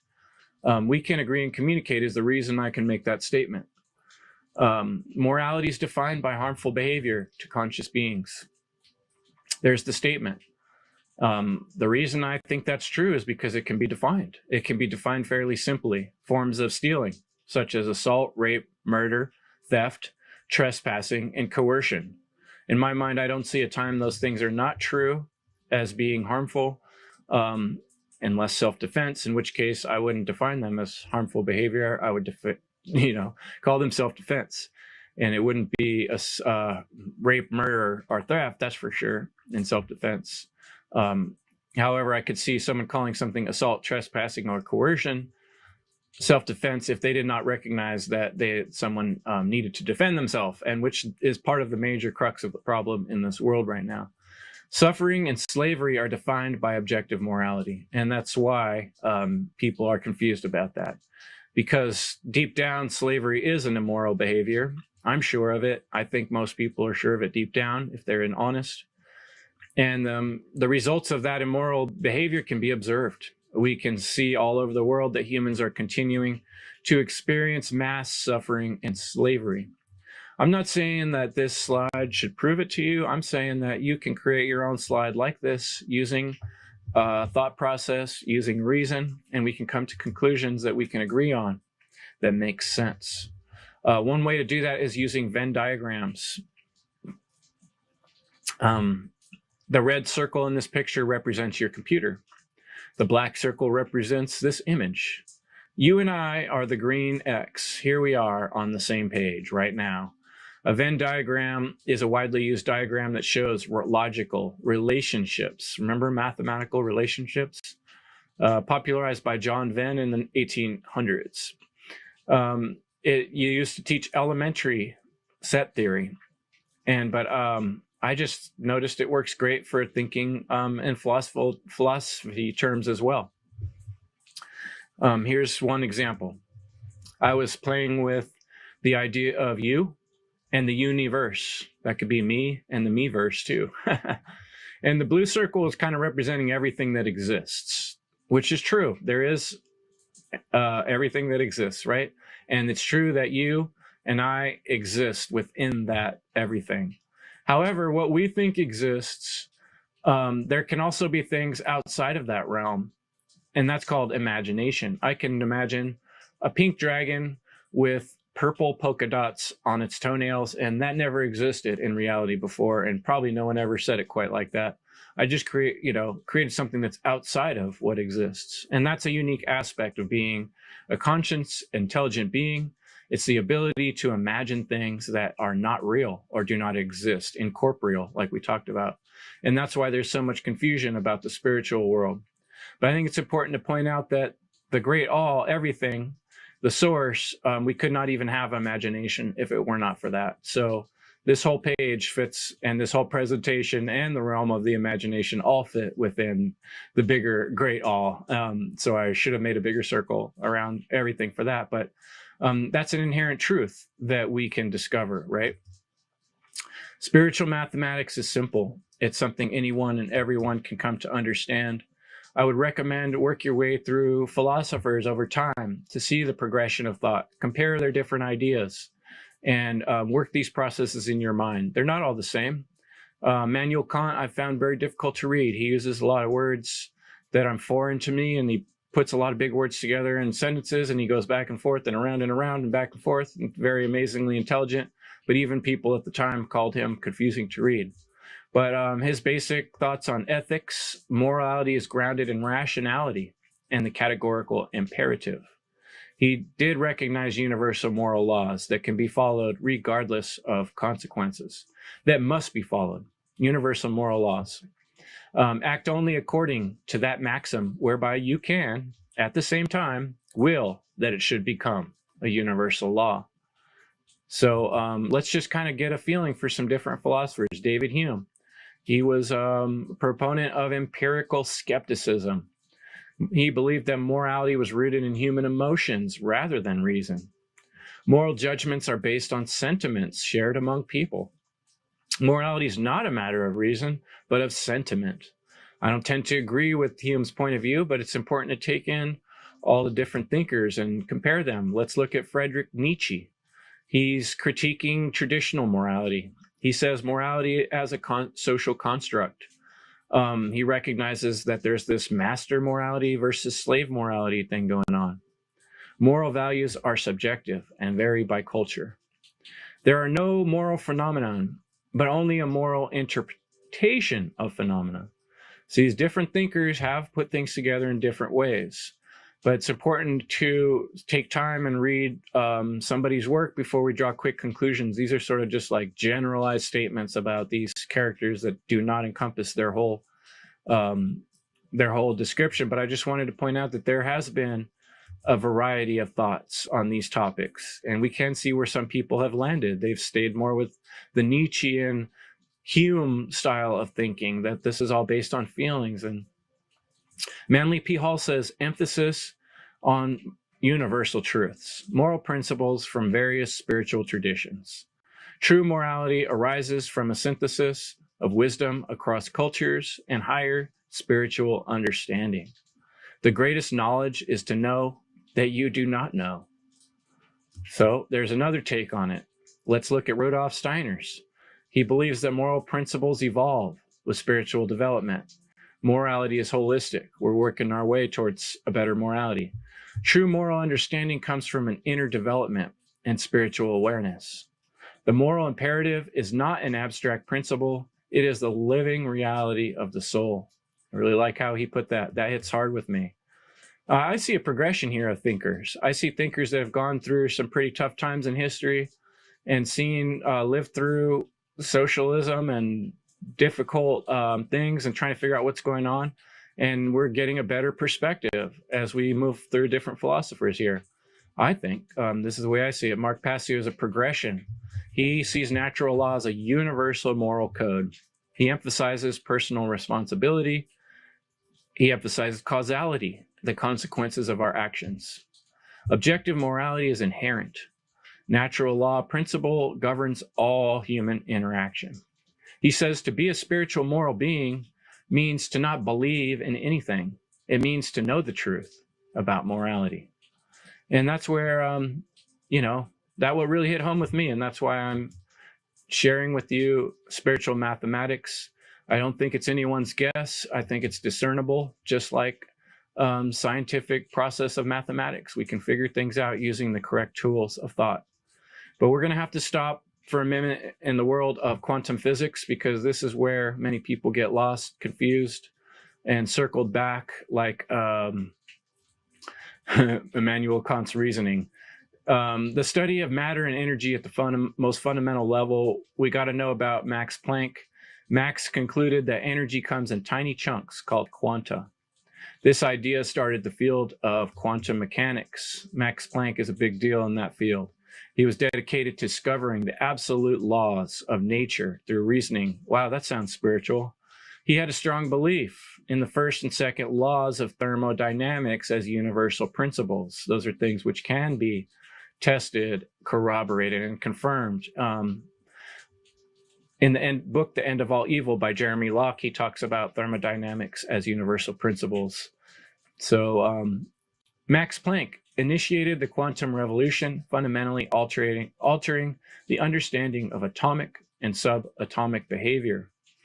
In many ways, quantum physics has bridged somewhat of the gap between religion, spirituality, and matter and reality and mathematics, because it shows that even in the study of matter, and energy, there is contradiction, there is confusion, there are things that are mysterious that are still mysterious, right? The double slit experiment is one of the big ones. It shows that particles, e.g. electrons and photons, can behave like both waves and particles. This was, the discoveries by Einstein that then later were argued, and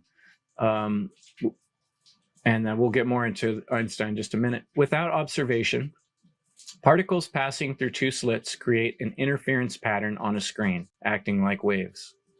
When observed, the particles behave like discrete particles, and their interference pattern disappears. At first, this can be very confusing and hard to grapple with, but we're going to go over it one more time. But basically, the idea of the double slit experiment is that it implies that the observation influences the behavior of quantum systems. Whether it's photons, electrons, or these particles, they act differently depending on whether they're being watched and observed. The probabilistic nature of reality has challenged classical determinism. For many years, a lot of people thought everything was fate and your life's like a play that God already wrote and we're just acting it out. This is one of those things that really kicked that bucket over, This implies that the observation influences the behavior of quantum systems, highlighting the probabilistic nature of reality. And so here's some of the images It's a little hard to tell the difference, but you get a pattern. They put a screen that has, it can record the action that hit it, like light hitting it like a photograph, right? Without observation, the particles that are passing through the two slits create an interference pattern on a screen, acting like waves. But when observed, the particles behave like discrete particles, and the interference pattern disappears. So two different scientists arguing two different points. Turns out they're both true. This is the Schrodinger's cat convention where they talk about this. How can two things be true and not true at the same time? How do photons or particles know where they're going before they're going there? Depending on how would they know if they were being observed, right? The double slit experiment demonstrates that particles like electrons or photons can exhibit both wave-like and particle-like behavior when these particles are passed through two slits. And I just explained the whole thing again there. You know, when they pass through without observation, one thing happens. When they pass through with observation, the other result happens. That's the gist of it. And that has caused a lot of disagreement and theorizing and back and forth in scientists and philosophy, and even the mindset of modern individuals who have trouble understanding the concept of advanced objectivity, which is what we're covering in this presentation. Niels Bohr himself said, everything we call real is made of things that cannot be regarded as real. He described atoms as tiny solar systems, but later realized electrons could jump and exist in cloud-like orbitals. And we had Albert Einstein. He said, God does not play dice with the universe. He explained light as tiny bouncing balls. He was the proponent of the photon theory, particles called photons. He won a Nobel Prize for the photoelectric effect. Smart guy, but I tend to lean towards the guy who created all the technology we use today, from AC electricity to the telegraph. Almost every electrical thing we're using today is a function of somebody who figured out an actual equation and applied it to reality, and that's Nikola Tesla. Real big on the numbers 6 and 9 and 3. Tesla viewed the universe as a deeply interconnected system. He saw many of his inventions, he said, in dreams. He was a spiritual person. He was heard to saying, every living being is an engine geared to the wheelwork of the universe. If you want to find the secrets of the universe, think in terms of energy, frequency, and vibration. Tesla was openly critical of Einstein's theories of relativity, describing them as a magnificent mathematical garb. And here's the guy who actually invented things that we actually use on a day-to-day basis in reality. Of all the forces of friction, the one that most retards human movement is ignorance, right? We don't want to look a little deeper. We don't want to connect the spiritual, mental, and the physical all together because that's too scary, right? That might be actual reality. He emphasized that the universe operates on immutable natural laws. Where have we heard that before? Suggesting his belief in an objective structure to reality. Governed by these principles, he described the role of energy as the true driver of progress. So where do we put our energy and our time actually is what we create in the world. Inherent and discoverable order to existence. I just recognize a lot of spiritual facts in these mathematical concepts that create real world technologies. He said, if you want to find the secrets of the universe, think in terms of energy, frequency, and vibration. Sounds very much like what you read in the Hermetic principles, if you read the Kybalion, for instance. He said about Einstein's relativity work is a magnificent mathematical garb which fascinates, dazzles, and makes people blind to the underlying errors. The theory is like a beggar clothed in purple, whom ignorant people take for a king. Its exponents are brilliant men, but they are metaphysicists rather than scientists. So I understand why people get frustrated with philosophy, because some philosophers go around and around and confuse the subject more than they make the point. And then you got guys like Tesla that get to the point and get stuff done. Also need to bring up Werner Heisenberg, talk about bridging the gap between the physical and the non-physical. He discovered the uncertainty principle. Not only is the universe stranger than we think, he said, it is stranger than we can think. We can't even think that strange. Natural science does not simply describe and explain nature. It is part of the interplay between nature and ourselves. It is impossible to simultaneously know both the exact position and the exact momentum of a particle. The more precisely one property is measured, the less precisely the other can be determined. This principle highlights a fundamental limit in the precision of measurements at the quantum level. So his uncertainty principle basically says you might be able to find exactly where a particle's at, but you're never going to know where it's going. If you can figure out where it's going, you can, but then you will never be able to figure out where it was at. So it's almost like they know but don't know where they're going and where they've been. And we can figure out where they've been or where they're going, but not both at the same time. So it's a very interesting principle about reality, and it has to do with, I believe, the moral aspect, the glue that holds everything together. Reality is about freedom. Reality is about love.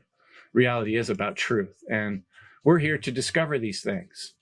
One of the discoverers that blows my mind and still affects my working life on a daily basis is Pythagoras. A squared plus B squared equals C squared. Nate Cap refers this as the Egyptian string trick. To me, it's just finding square.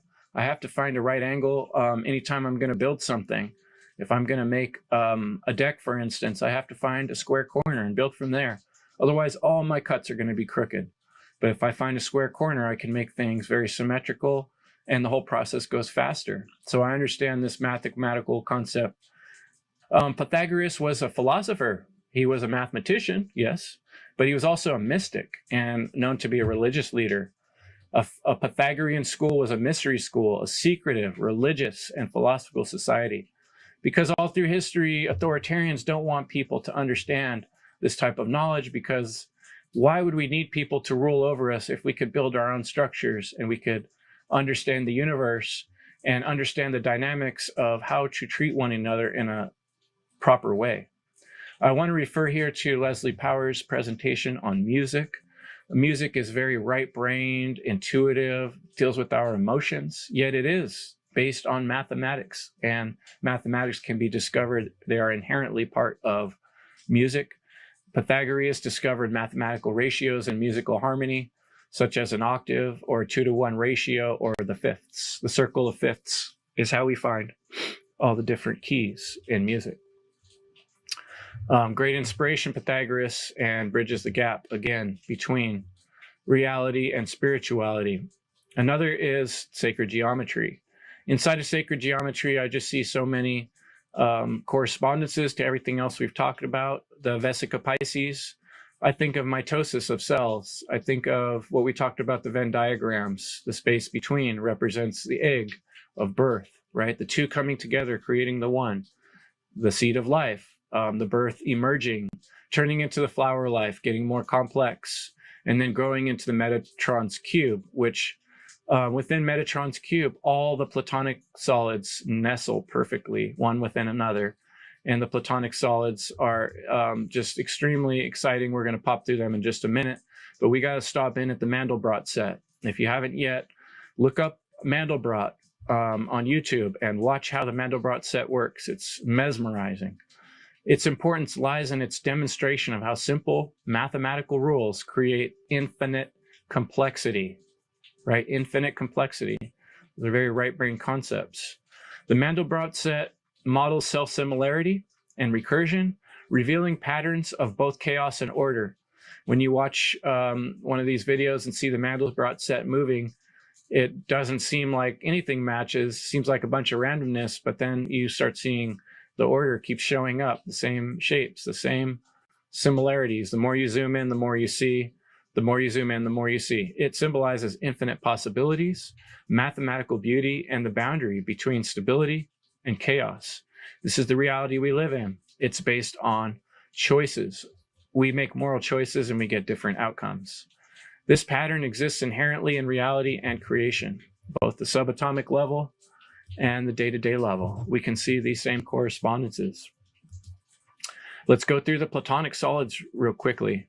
Notice that they also have a correspondence to non-physical forms. The sphere, the earth, the fire, is the air, ether, spirit, and water. These are all concepts that can be thought of symbolically, but they also do exist in nature. The Platonic solids can be found all through nature. They exist on their own. We don't have to cut these shapes out. We find them. I'm just going to go through them quickly. The tetrahedron, the hexahedron or the cube, the octahedron, the dodecahedron, and the icosahedron. I'm not sure if I pronounced that correctly. I find them particularly fascinating because, as I said, another aspect of reality that's discoverable and real and represents metaphorical truths, metaphorical spiritual truths. All things fit within each other, and within all things, within every cell, exists every other thing.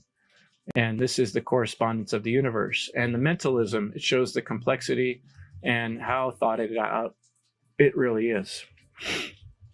Another concept that came into my mind that's sort of a big exhibit in terms of bridging the gap between this mathematical reality, physical world reality that's so strange and has so many mysteries about it is the game of chess. A game that's been invented, created, and partially discovered. It requires tactics, which are short-term calculations, very analytical thinking, strategy, long-term planning. And yet it also involves an intuitive, right-brained understanding of the player you're against. The key principles involve controlling the center, finding the center, right? Like the bubble on the level, developing the pieces efficiently, right? Adjustable wrench, and protecting the king. That might be the hammer, and that might be the square. Players must anticipate opponents' moves and adapt to their strategy.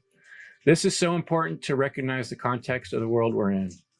The king and pawn relationship tells us so much about the world we're in and the context of why this presentation is about objective morality. And what we need to learn is the balance of power in this world and in our own self is what's going to make all the difference.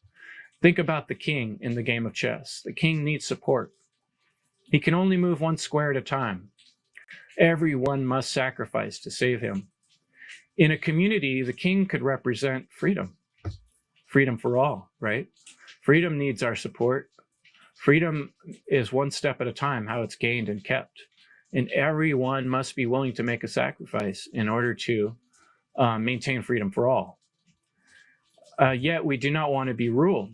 The king, we don't want to represent an external force. We want the king to represent our internal self force, right? Our ego. That is a balanced type of authority. It is called responsibility. That's when we have self-discipline within ourselves to understand when things are right or understand when things are out of balance. If we put that job to someone else and let someone else be the king, then we become their pawn. And we only sacrifice for their rules. So what will you choose in this life going forward? Will you choose to be someone else's pawn in your enemy's game, owned by the rulers and psychopaths of this world? That's the context of the world we're in. So if you want to find true authority, you need to find your own inner authority to understand the mathematical, objective, advanced objectivity, to be able to discern the difference between right and wrong, and not put yourself and the future of other people in the crosshairs of slavery. So we started out with the story of the Silvertons and the Goldmans, the all too familiar tale of an old family feud that refused to die because people couldn't let go of their hatred. It's really a simple matter of mathematical realization. A man and a woman come together, have children, growing into a larger family. Kind of like an equation, things are adding up. Perhaps a grandmother comes to say, and the family extends even more. But what happens when the leadership in that family, its mother and father, make terrible moral decisions? If they covet their neighbor's home or harbor hatred instead of seeking reconciliation, they pass down that resentment. What began as self-defense becomes retribution. The wounds are deepened instead of healing. Holding on to anger, hatred, and malice leads to subtraction, not addition. The family fractures, the community weakens, and the people become less whole. Yet, if we choose conscious moral behavior, that means truly understanding the difference between right and wrong, just like the right angle in mathematical equation, or the right angle that I find with my square on the job site. It's the same right here as it is anywhere in the world for any other beings that are conscious and aware. Right is not stealing. Right is doing things that you would want done to you. Not that complicated. We can discern this rightness with a little bit of objectivity, as we talked about, advanced objectivity, and being able to communicate and corroborate with other beings. It's not that conflicts will never arise, but the mathematical outcome would be far less destructive. Instead of a tragic ending where two cold, shivering men stand alone with no families and no homes, the community could flourish, and there could be addition and growth. This pattern extends to the individual and to society as a whole. One person can do so much damage, whether through murder, theft, coercion, or deceit. But when a group of people form an organization, the potential for harm grows exponentially. When an organization calls itself a corporation or a government, the scale of destruction can reach historic levels: wars, genocides, and systematic oppression. It's the difference between math, addition, and multiplication, the amount of evil we bring into the world. What is the mathematical difference between one individual's immoral decision and a government controlling mass atrocities or committing genocide of a whole race? Unlike human beings, neither a government nor a corporation has a soul. They have no divine connection except that what they steal or borrow from the individuals who lend their belief and offer their participation to these artificial constructs. Anything that lacks a foundation in moral principles and with respect to objective reality is no more than a false religion. We can agree on this. We can see how things work out in the world. It's like an equation. Despite this, many still cling to the belief that objectivity does not exist. But if that were true, why does the word objective exist at all? While no single individual may ever be 100% objective, we have tools to help us. Just as a square or a level ensures precision in construction, we can check our own consciousness and collaborate with others and compare to get as close to the truth as we possibly can. Advanced objectivity. Reality is not as complicated as some would have us believe. The mathematics of the universe is discoverable, even though within each discovery, new mysteries arise. This is the beauty of life and the great mystery of the great all. Consider the double slit experiment, or quantum mechanics, where photons behave both as particles and waves, depending on observation. How do particles know where they're going? This paradox mirrors the mystery of the divine connection, the great all. There will always be an element of faith, a lingering uncertainty, just like the uncertainty principle. Yet this is precisely why we need each other. Relationships are our mirror to reality, to recognize how we're doing, how we reflect upon others. How did our actions work out, and what are we receiving for them? This is why particles and photons don't go there until we make the decisions of our moral decisions in this world. Then reality reacts based on natural law principles. That's what reality is made of. That's what's going on. So do the math. We need to work together to find the common denominator, which is morality and spirituality.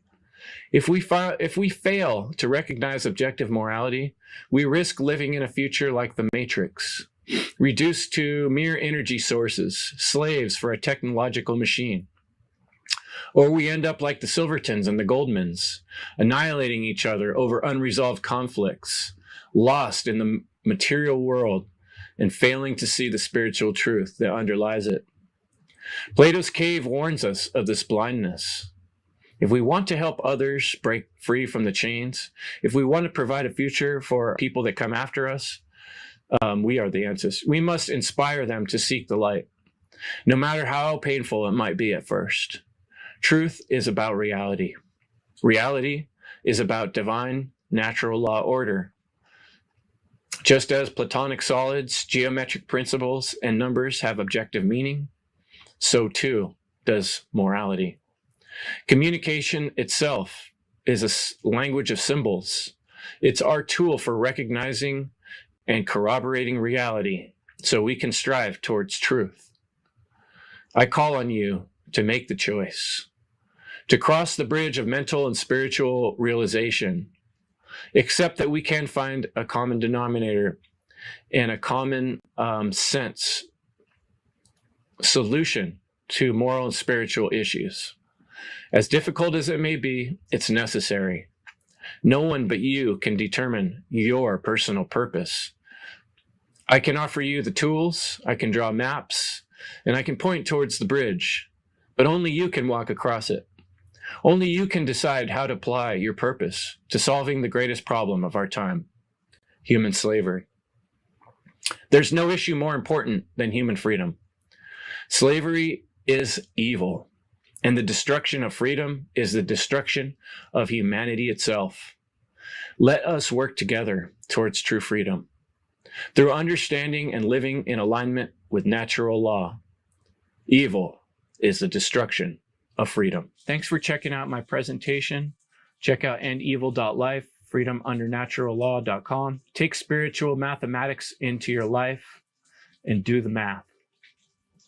It's all about you.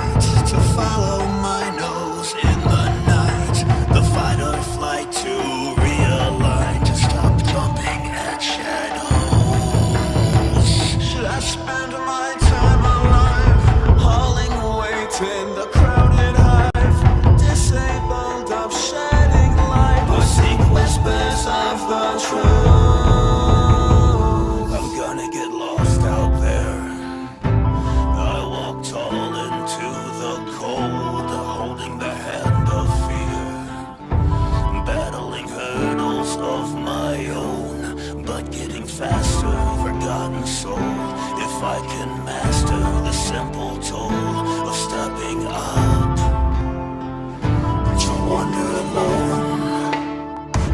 I'm gonna get lost out there. I walk tall into the cold, holding the hand of fear, battling hurdles of my own, bucketing faster, evolving soul. If I could master the simple toll of stepping up to wander alone into the unknown, into the unknown, to wander alone into the unknown,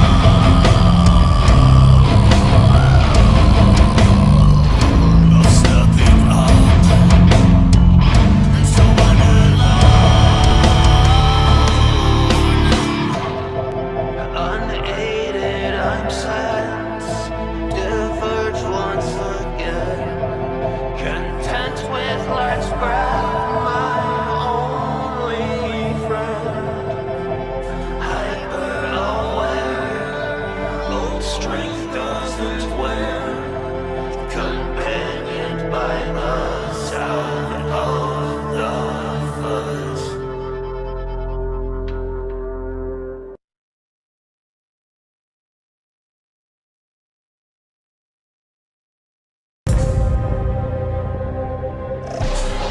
We are truly just now rediscovering the wisdom of the ancients, lest we forget. And it doesn't just stop with mythological parallels. This concept fires a straight shot right into religion concerning morality. Bentov's documents state that this creator utilizes the duality of good and evil as a catalyst to speed up the interactions of evolution.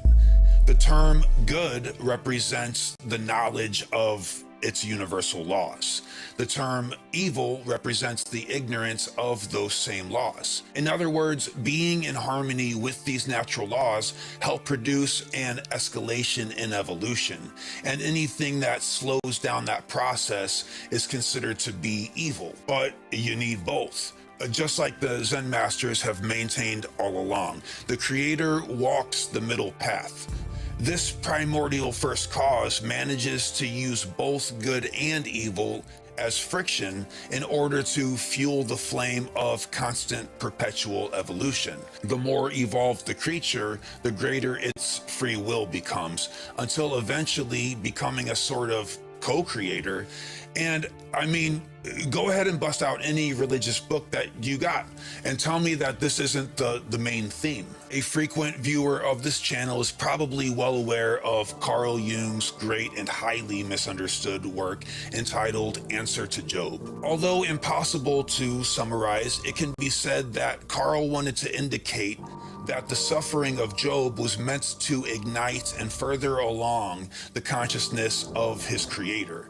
This notion was extremely controversial, especially at the time. But keeping that in mind, let's check out what Bentov has to say about what seems to be a very parallel notion here. At the beginning, the creator watches with aloof amusement as his creatures go through the events.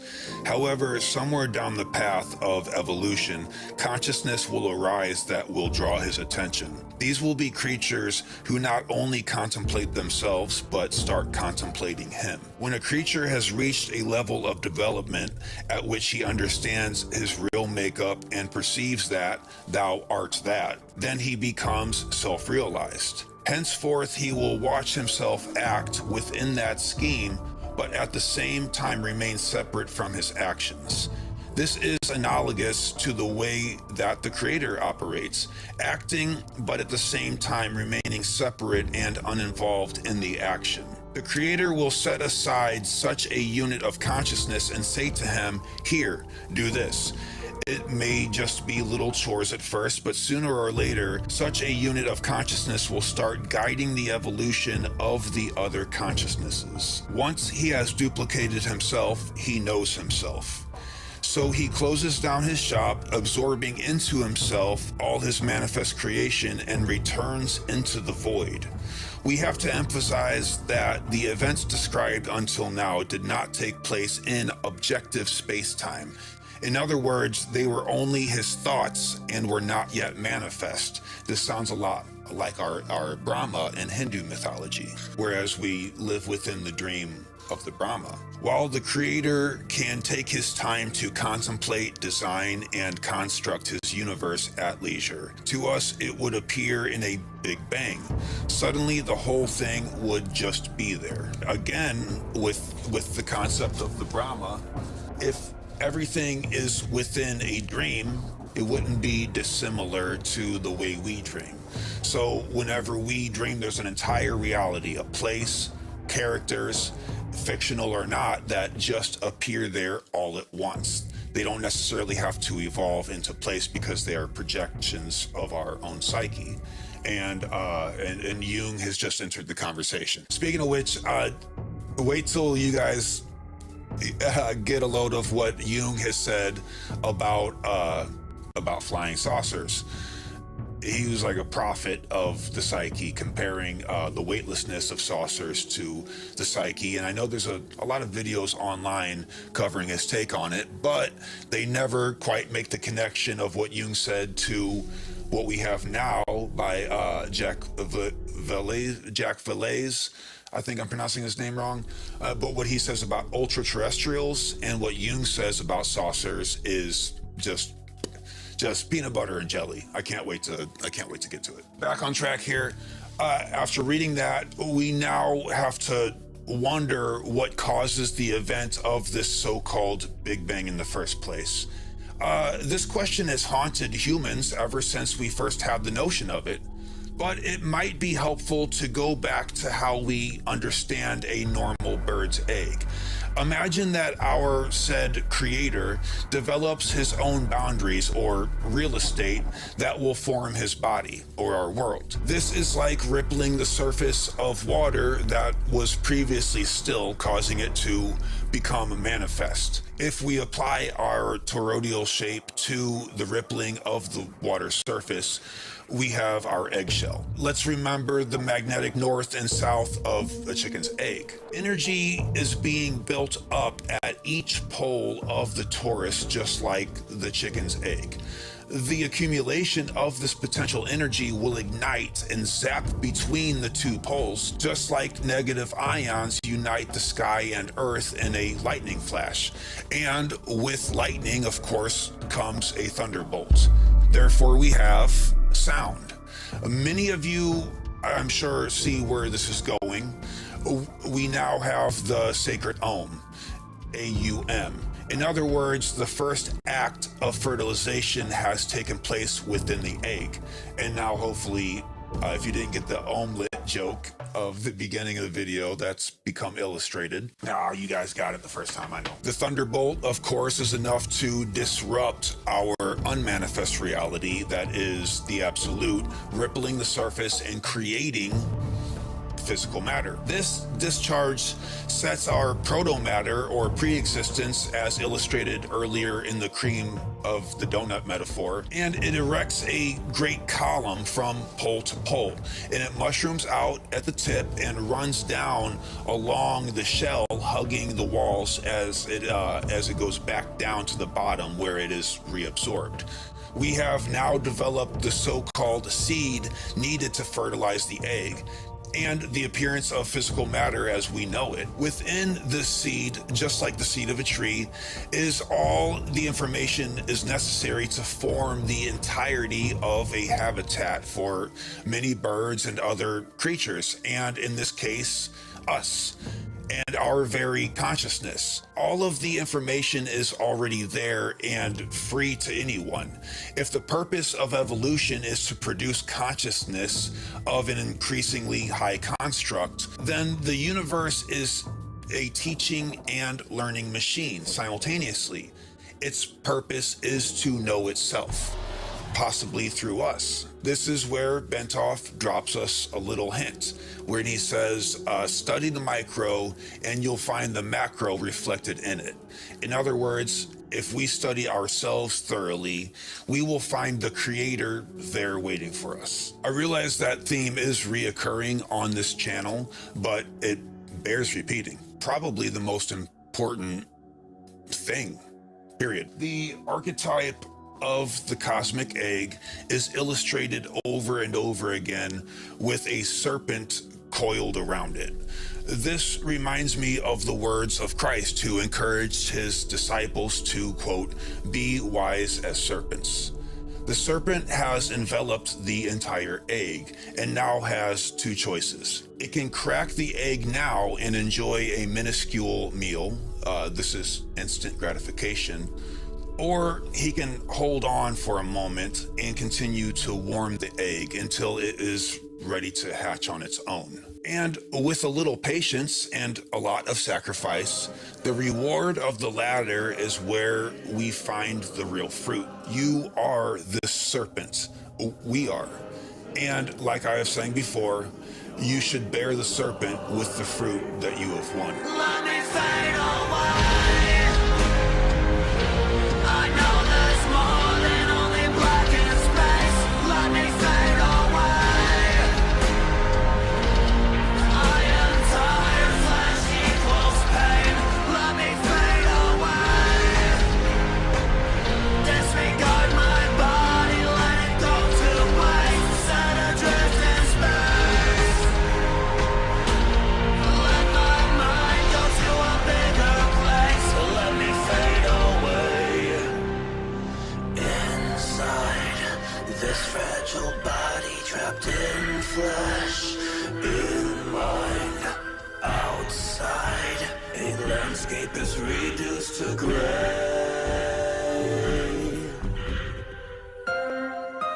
Can I see through this canvas of flesh that hurts? My ghost, I never have and never will.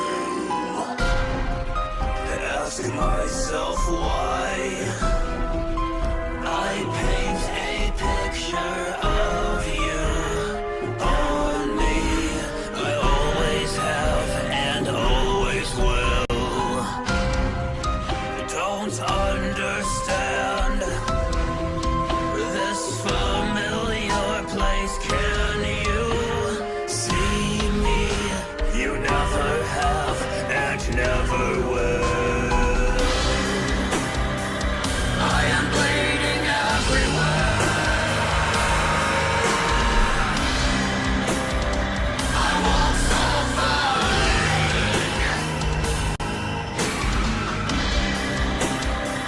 I wish death on you.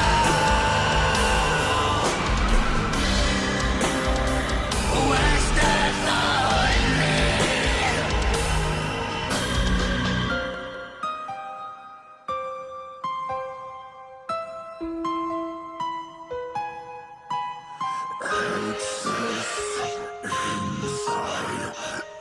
Exit outside.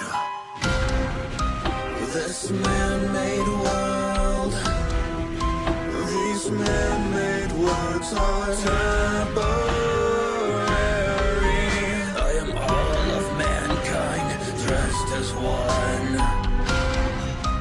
Drift through the doorway. This priceless secret outshines the world's gold. Simultaneous gods and worms.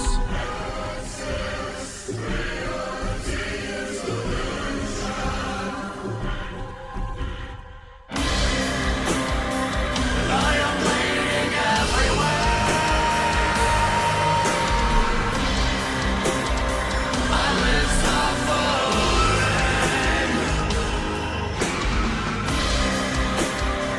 I wish death on you.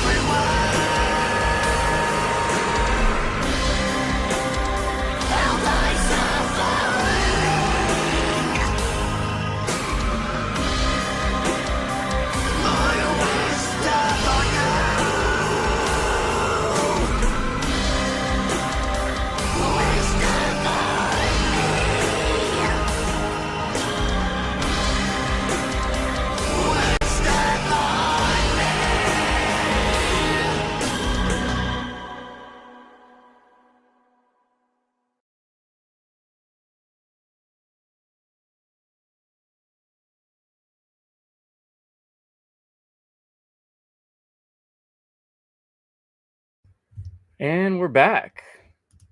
See who we got here. Derek, Will, what do you guys think? That was a couple hard-hitting hours right there. I enjoyed watching my presentation again. Oh yeah, Chris, your presentation was fantastic, man. I love being in construction myself. I mean, having those allegories and the symbolism, and you just took it, above and beyond. So well done, man. Excellent. Thanks, Will. Appreciate it. Yeah, it was excellent. I loved it, Chris. And yes, the whole progression of it and your creativity and is just like mushroomed into big clouds. It's beautiful. Yeah. Joe Phipps with a great video and some of his music on there. And I mean, that's something we've kind of have pride in the Funnel Conference, is that we like to showcase all different types of forms of creative expression. So you'll hear more music, different types of music, art itself, and that's just a piece of what's to come. Yeah, we've really worked too on trying to find as much balance, try to find male and female voices and different types of music. You're going to hear some jazzy, fun stuff, some hard hitting rap, some, real variety, emotional, different type stuff, because that's life and that's real. So, yeah, I was excited to make this connection with Joe Phipps. His channel, Library of the Untold. I feel like he talks about spiritual mathematics all the time, but he makes it fun. Where mine's kind of a little bit textbook style, but I feel like I had to lay that stuff down because it's been in my head for a long time. So yeah, he brought us some fun about it. He built the foundation so I could start doing some framing. That's what I felt like, What were you say, Derek? Yeah, you definitely brought some fun elements into it too, and I appreciate you kind of bringing it down to the basic equations to avoid the abrasions of, hey, what's up with the lowest common denominator of just like human equality, morality, and all this stuff, and aligning to objective truth and morality, or in reality, of course, as if people thought that there wasn't such a thing, as you kind of pointed out in that. So yeah, it's like, how are you going to construct something if you're going to be so subjective to stuff, and like, hey, you got to follow the architecture and the formulas and all these things, right? So yeah, laying down the foundation, man. I appreciate that. For sure. Well, talk about appreciation, Derek. Thanks so much for all your help on this conference. You've been incredible, pulling all the strings together in the background of all the little things I wish I had time to do. And Jim Adams isn't here with us, but I want to shout out a big thanks to Jim Adams. And I'm thankful to all the people in our community and group who have reached out. Chris Youngblood reached out to me and shared some poetry, and I was like kind of late in the game. I'm not sure if we can fit it in yet or not, but just so many people out there gave us art and music and presentations, and it's been like just exciting and fun, and it makes it all more real. So Will, I heard there's a little watch party going on in Mexico. Should we say hi to those guys? Absolutely. I was getting ready to jump in. And again, thank you for everyone that's been sharing this. I mean, it's worldwide. People are sharing this too, and that's fantastic. Shout out to Howard Lickman and my brother Yuza out there in Acapulco, getting ready for Acapulco, and they're doing a watch party this weekend. So it's fantastic. He sent me a little video. Beautiful, gorgeous location they're at. So, we're extremely grateful for that. That's what it's about right there. This is grassroots. So sharing goes a long ways. And yeah, we're excited. And we should throw that tap link in the chat here pretty soon. Whoever's got it handy.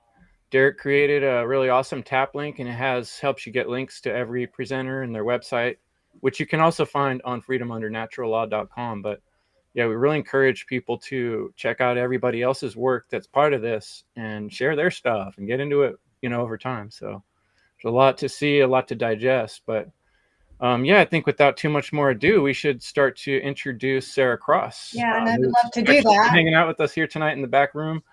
But yeah, who would like to do the introduction for Sarah Cross? Can you hear me? Yes. Go for it, Leslie. Good. Yeah, and before I do that, I just wanted to highlight the interview that Chris did with Joey Phipps. He debuted it last night on End Evil Podcast. It'll be on his website. It's really a pre-show for Funnel, and really honored that he came for this interview. It was really good.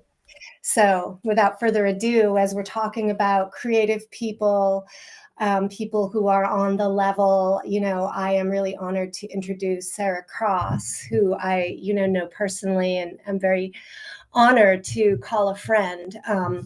Not only is she an artist and a writer on the subjects of occultism, spirituality, and history, she's a dynamic human being, both multi-talented and multi-dimensional as an artist in many forms, and a writer. She has a Substack account or Substack channel, and she's the host of her own show now on Revolution Radio called Crosstalk, and she's the organizer behind our podcast Girls Club.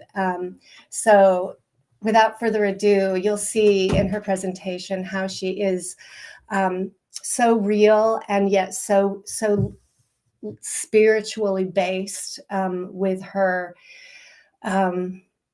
real, I think, streetwise, real embodied spirituality and dedication to humans. So bring her on.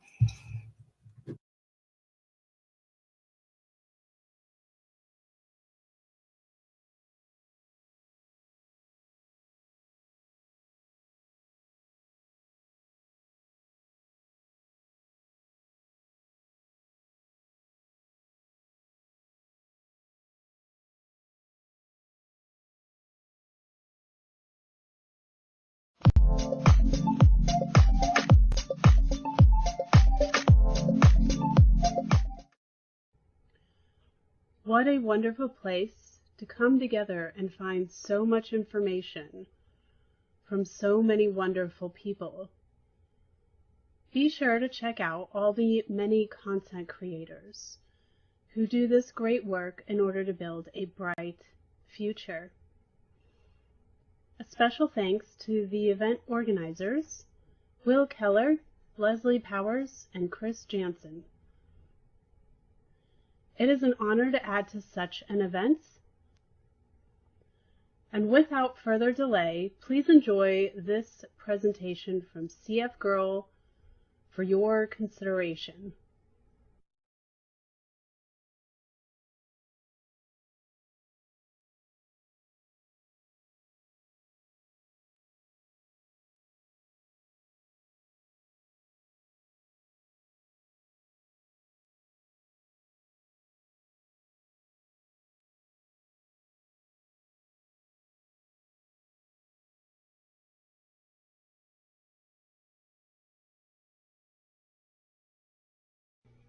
They say that the mind is the most powerful tool we can possess. Unfortunately, when I say they, I mean the majority of the people on this planet, who are all trapped in ego identification and are addicted materialists. Even though they are correct in the statement, they really have no idea what it truly means. It is portrayed in a way that is to push people towards a physical-based material achievement. This understanding is also being portrayed in the wrong light on purpose by the parasite class who are operating on this planet currently. We are being socially taught, at least subconsciously, how to use the power of our mind in all the wrong ways. And with that training instilled in us, there is an assurance that we will never achieve our full potential. Have no doubt, it is purposeful. If we knew the power we truly had, we would not be living in this world of such disorder and slavery. Things such as going to college to get a piece of paper that claims you are good at a skill, buying, or rather renting from the bank, a house and having a mortgage, having a family and giving them all the modern-day toys that keep them in a trance, supporting the government by being a good citizen and paying your taxes, are all part of this training process to keep us thinking that we are achieving great life goals, when really we are all just running the program as it is intended by the parasite class. The mind is the most powerful tool we have in the physical realm. This is a true statement in and of itself. It gives us the ability to expand ourselves in the physical and in the non-physical. If people were to let go of the addiction to the physical realm, they could figure out that the mind not only has the ability to affect the physical, but can also affect the non-physical. No matter how humans came into existence physically, ultimately we are all fractions of spirit, or God, or Source, or that which set all things in motion, or whatever you want to identify it as. All we really are is spirit. From my standpoint, I would say there is far too many emotionally dead people, and far too much materialism going around, attaching to people like a virus that attacks the independent thought and behavior. This is not just applied to physical objects, but to also the achievements and personal identifications of oneself based in fantasy. There is too much fantasy and not enough reality being promoted. Fantasy over truth will only ever create human slavery, because it not only traps the physical body, it traps the mind as well. And in this particular era, we are being smothered with false over-identification of the physical perception. All personal identities we give ourselves in this current physical body are all well and good. However, they are also beside the point and in the end are hardly relevant. Because these physical shells we find ourselves in are temporary, recyclable material. And one day in the future, we will just get another one, hopefully making better choices with the lessons we learn. What matters is the fraction of spirit that we are. This is a constant factor and can never not exist. Spirit connects to our highest self, and this connects to our mind. From this statement, you might think I am saying your mind is your brain. No, not exactly. Your brain is just what has the ability to house your mind. I would even include in this the heart. So I guess I would even rephrase that statement. The brain and heart are the temporary house for the mind while we are in a physical shell. For anyone wondering, I include the heart in this due to the heart having neurons, just like the brain. The brain thinks with thought. The heart thinks with emotion. The mind has the ability to manifest reality. This means when one has proper intention, a physical or non-physical result can occur. It does not matter whether it is small or large in regards to the situation. It could be about wanting a dog for your birthday, or wanting someone you love to recover from illness. The intention one puts into the thought is the force that creates the physical result. When one follows a path to bring something into physical reality and true intention is present, one will experience thought, emotion, and action in that order. One first has the thought that they require something to take place. Then one feels the emotion that one would have if this had happened. And then finally an action takes place to make it physically manifest. This is the natural progression of this. This is how spirit wants to operate in its natural state. This happens always. whether the individual is practicing this in a positive way or a negative way. Whether the result is good or bad, all people can have this effect. Intention is only a tool and can be used for whatever the individual desires. Here is the main issue as to why people do not understand or do not think that this sort of ability is real. Their ego is in the way. And it is entirely a fear-based response. People allow the ego to become and take over their entire self because it is easier than taking personal responsibility for oneself. People are afraid of the unknown and what they think they have no control over. There is nothing wrong with having a healthy ego. The problem is that the ego is in full command of the mind, so some training is required in order to maintain this balance. When one has their ego in check, they will finally be able to operate reality as spirit intends. Until then, the ego is at the wheel and is in full control of all situations. This is not something that can be proven to anyone outside of one's own personal experiences. We are meant to take these journeys through the physical realm alone so that we can reconnect spiritually. I could recount many stories now to try to convince you, but at the end of the day, you are the one who has to make the decision to take personal responsibility, do the inner work, and discover the truth. No one can tell you how to find that, and no one can force you to adventure into the dangerous unknown in order to find it. This is the gift of free will.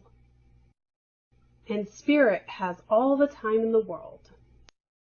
It is ultimately up to you to make the choice on whether you are going to hide in the shadows and fear the unknown, or walk out into the light and choose to embrace the truth.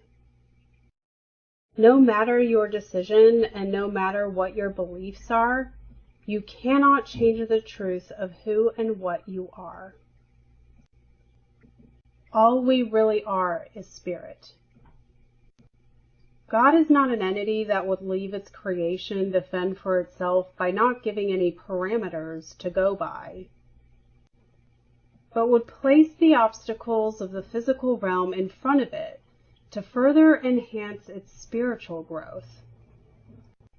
God would give the free will ability to allow individual intervention to take place. Spiritual growth is a private and personal matter, so the importance of experiencing this in the physical and individually is vital to progression. Freedom is the ultimate gift God gives its creation, and the goal is to achieve this through love, morality, and truth. All creation has the inherent right to live free.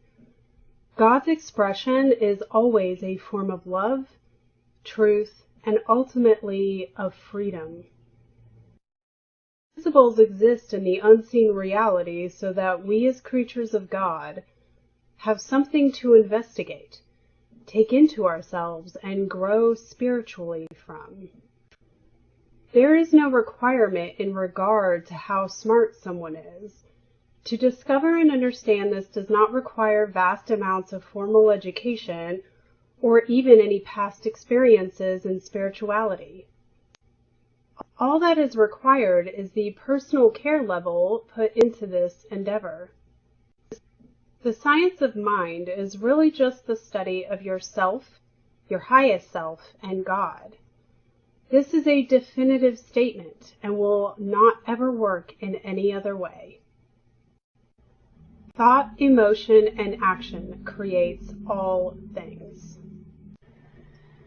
If you go searching for the truth, then the truth will step into your path, so that you won't be able to miss it even if you tried.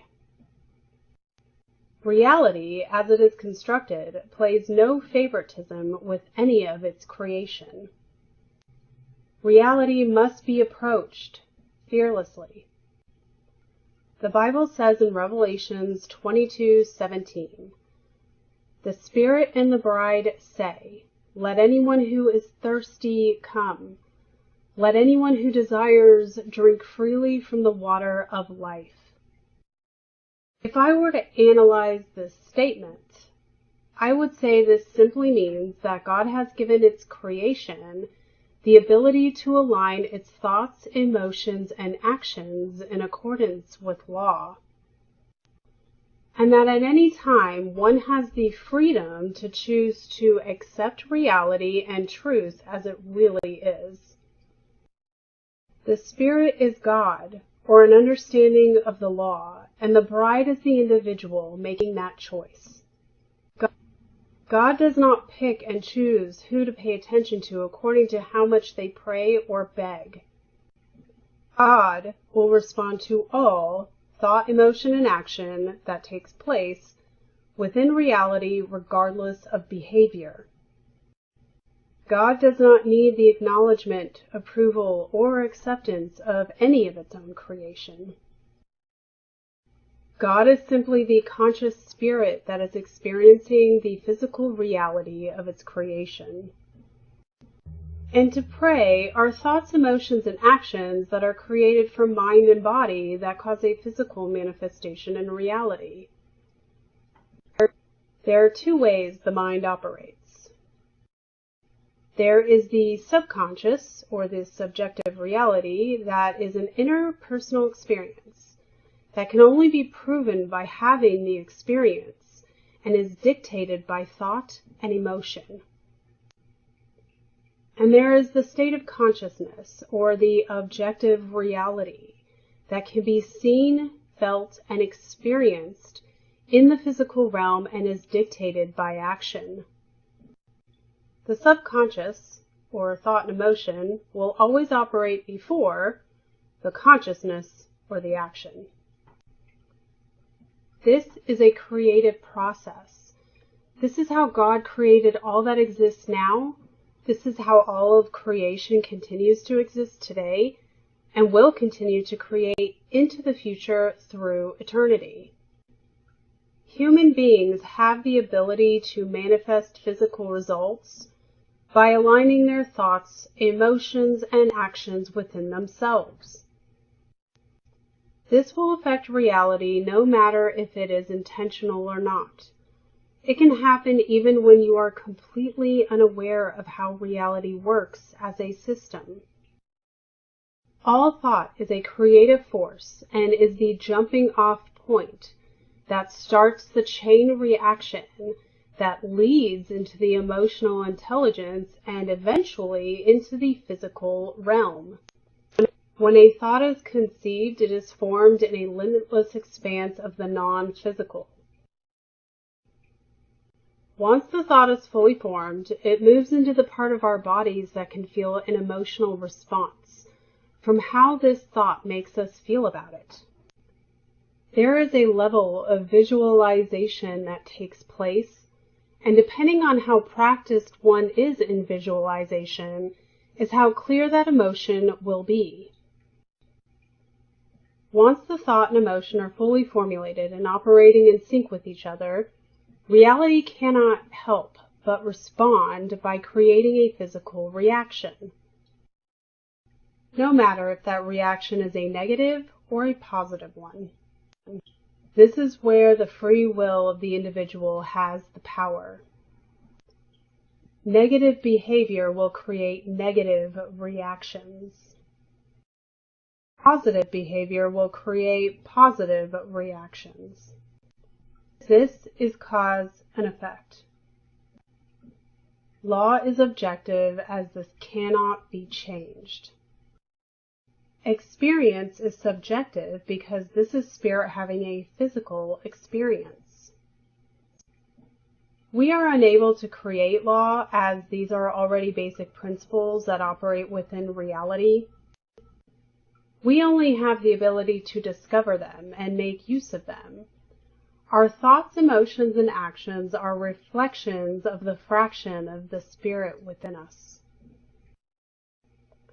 When our thoughts, emotions, and actions are all negative, this will create a life where all manifestation is negative in response. When our thoughts and emotions are ruled by fear, this will only ever manifest confusion, doubt, self-hate, conflict, denial, and delusion. And worst of all, slavery. When our thoughts, emotions, and actions are positive, this will create a life built around love, truth, and freedom. There is no trying. There is only doing. Thought and emotion mean nothing if action is not the ending conclusion to this creating process. So practice with care.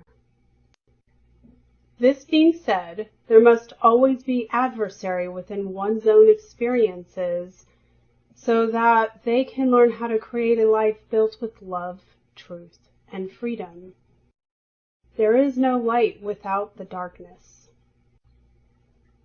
The key to creating is through the mind and working with law. The mind creates all and operates in accordance to law, no matter what. We are all fractions of the spirit that play temporary roles in the physical realm. Spirit has dropped parts of itself into our physical bodies as to have experiences and learn from this form of expression. Because we have never fully grasped this about reality, we have remained ignorant and have misused the law, which in this behavior has created hell on earth.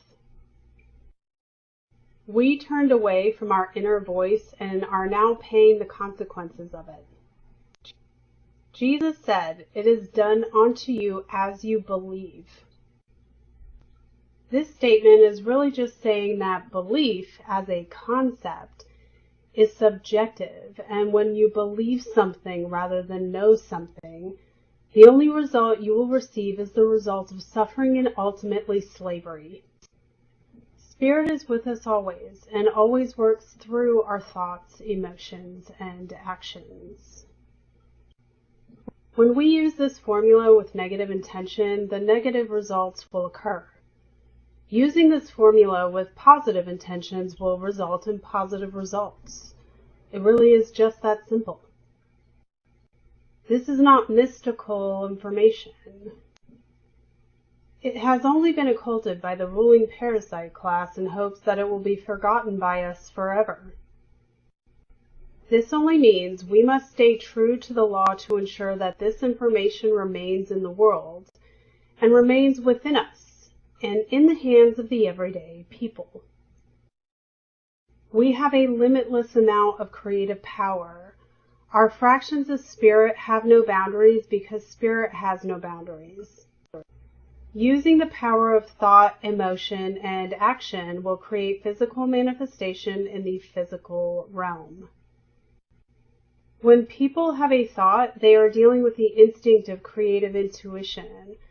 And when this thought matures, it manifests into an objective truth in physical reality. This mechanism of law operates regardless of whether the individual is even acknowledging it. Ignorance of it or denial of it will not change the ending results or excuse anyone from their actions, no matter if the result is a negative or a positive one. Physical reality will be affected by it regardless. This process is navigated by you and only you. No matter how conditions change in the universe, throughout any culture, race, belief structure, or planet, there must always be will, care, and truth, which is the same thing as thought, emotion, and action, for physical reality to exist. Spirit has no limits, so however we choose to take this reality on matters. People will always benefit from accepting truth over fantasy. But the experience in the physical is a subjective one, even when the law is objective and will operate always in the same way around the experience being had. It is all about what choices are made and how we take it in, accept it, and grow from it. All invention, art, and literature are all tools of education that has been gleaned from the highest self that is connecting to spirit and to the law. Spirit will never give us more than we can take at any given time, because it understands that we are developing into our most authentic selves, and that this process must be at the pace we, in the physical expression of spirit, can take it in. When we are ready for something new or something more complicated, spirit responds by putting it into our paths.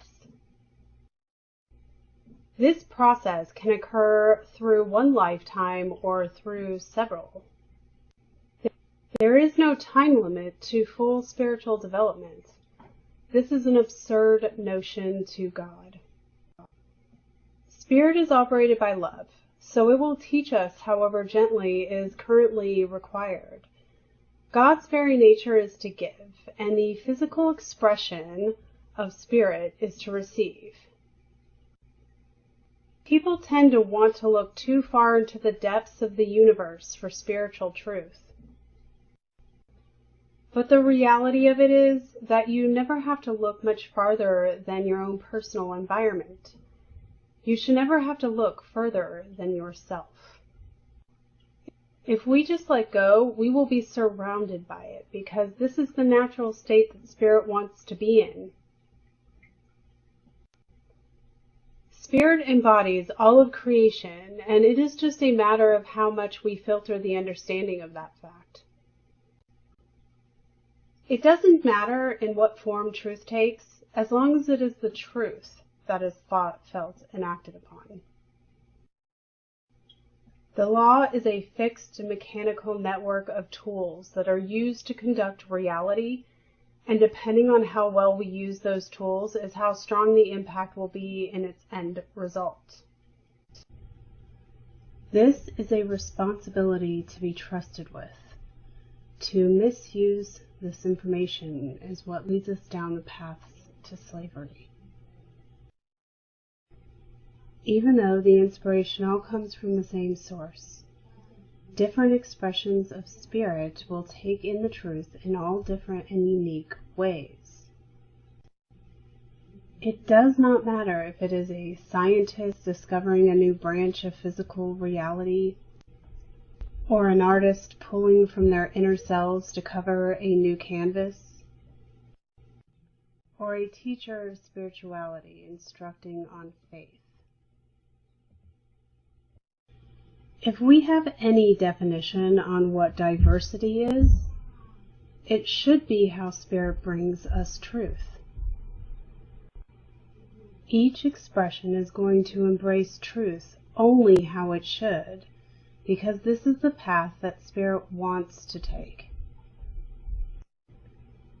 God's laws are objective in every sense. However, that being said, spirit wants to have subjective experiences.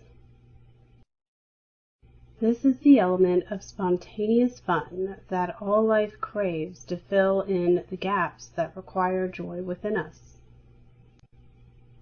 We, as the physical expression of spirit, are drawing from this spirit to develop ourselves. But in turn, spirit will also draw from us to develop itself. This may sound like an unhealthy, parasitic relationship, but really this is the infinite cycle of spiritual evolution. This is the stream of consciousness. It is required for expansion of the soul. There is no beginning and no ending. There is no first and last. We have physical birth and physical death in order only to chapter our eternal experiences, while we develop into our most spiritually authentic selves. We pull inspiration from spirit. Spirit pulls inspiration from its physical expression. When people only halfway connect to spirit through half-committed activities, then there is no amount of practices that will ever lead you to this truth about reality.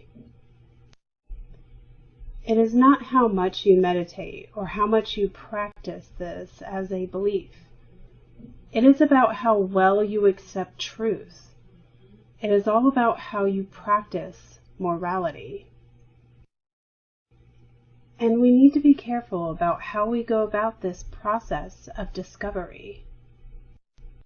Just because we discover the truth and discover its power does not mean we have the right to misuse it to gain more over others, just because they have not reached where we are in knowledge. It should always be used to empower all of creation to become its most complete self, and not be hoarded or hidden from any who seek it. This is what the ruling parasite class actively does to the people here on Earth. And before anyone pauses in their listening here to go, all those damn blah blah blah doing blah blah blah, let me make this statement very clearly. We have been divided not by that which you perceive, but by the behaviors we have enacted upon each other. The ruling parasite class are the only enemy, and they knew and continue to know how to divide and conquer us. It is mainly by removing God out of sight and out of mind. They know and use the truth of reality, God's immutable laws, to create slavery for the majority, so that they can keep all this power for themselves and do whatever they want, no matter how depraved. They think this will somehow save them if they invert truth and manifest a hell world by creating practicing, participating, secondary psychopath Satanists, just like them.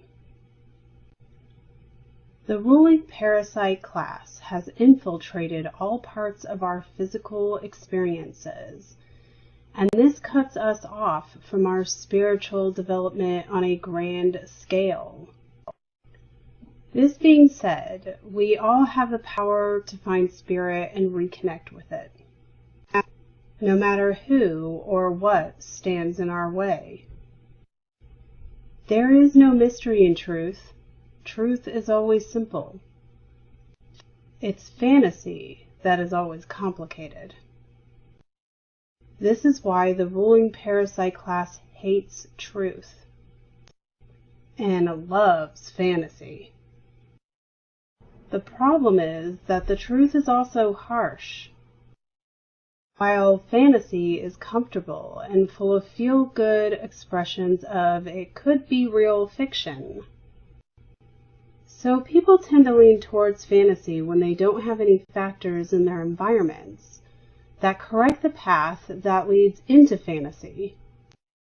It is easy to get lost, and with realizing this, it is easy to conclude that finding yourself again is complicated. People also have the tendency to only be confident within a temporary time period. Yet older, people will display an external force of confidence in themselves and their abilities. But internally, they will doubt their position. They hope it will turn out the way they want. Hope is a product of doubt.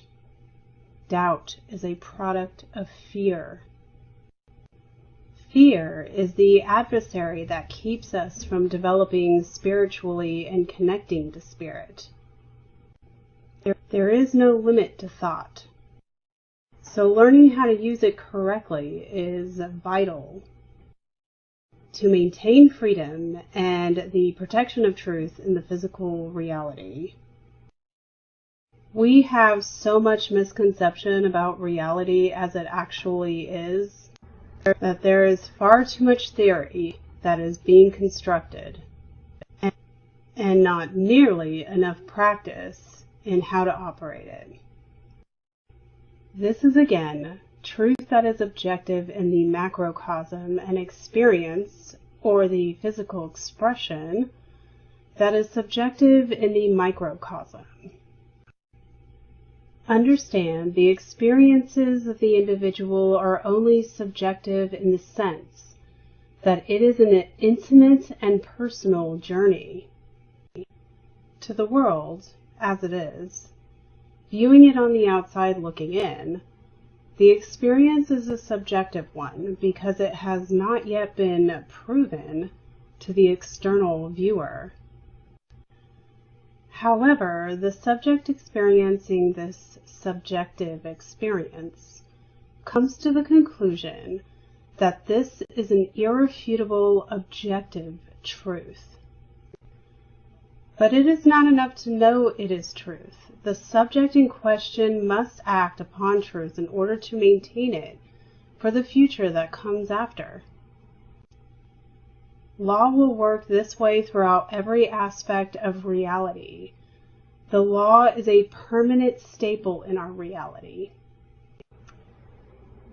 We can't change or remove any part of it, but we can learn how to operate it and be part of the larger whole. Now, all of this is attempting to explain reality and how the universe fits within that, and then how the creation of spirit fits within that, which is really just the microcosm within the macrocosm. Subjective experience within objective truth. There is a stepping stone progression of spirituality within the constructs of the physical realm, so that others may discover this truth. There is no sidestepping any level of progression to get to the truth.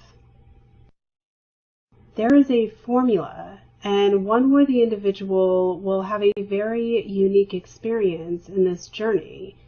The steps required will never change. And if one chooses to skip a step, they will never get to the ultimate goal. The universe itself will never be a divided force. It will always have that balance. Only people have the ability to express doubt, or rather, fear, of the unknown, and fracture themselves into a chaotic, unmanageable, hot mess. We have overcomplicated this information and the process. It is important to mold our thoughts, emotions, and actions to be in alignment with spirit and law. We have the very special inherent ability to be able to look at a wrong condition and use the knowledge we can gain through our personal experiences and change this wrong condition into something that operates with law, morally and ethically. This is to accept truth and apply it within the physical realm. Remember, above all else, to live in fantasy is slavery, and to live in truth is freedom. Freedom should always be the goal, but this is a choice that only the individual can make. It takes time and practice to develop the ins and outs of this process. It's not complicated or difficult to learn, but you do need to practice the skill just like any other skill, such as riding a bike without falling off. Most people are going to fall off that bike 1,000 times and then another 1,000 times before that aha moment comes, and the information collides in the way it should within your mind, heart, and body. You don't have to take this information as fact because I know that people need to experience what I have experienced in their own personal way. I say it so that this information can be taken in and in the very least be put into the consideration box in your head for further investigation. There is so much information out there in the world today, and it can be overwhelming. It takes time and practice to learn how to discern what is good information versus what is bad information. You must take in all the information from as many sources as you can so that you can wade through the nonsense to get to the truth of the matter. This is a skill that takes time and practice to learn.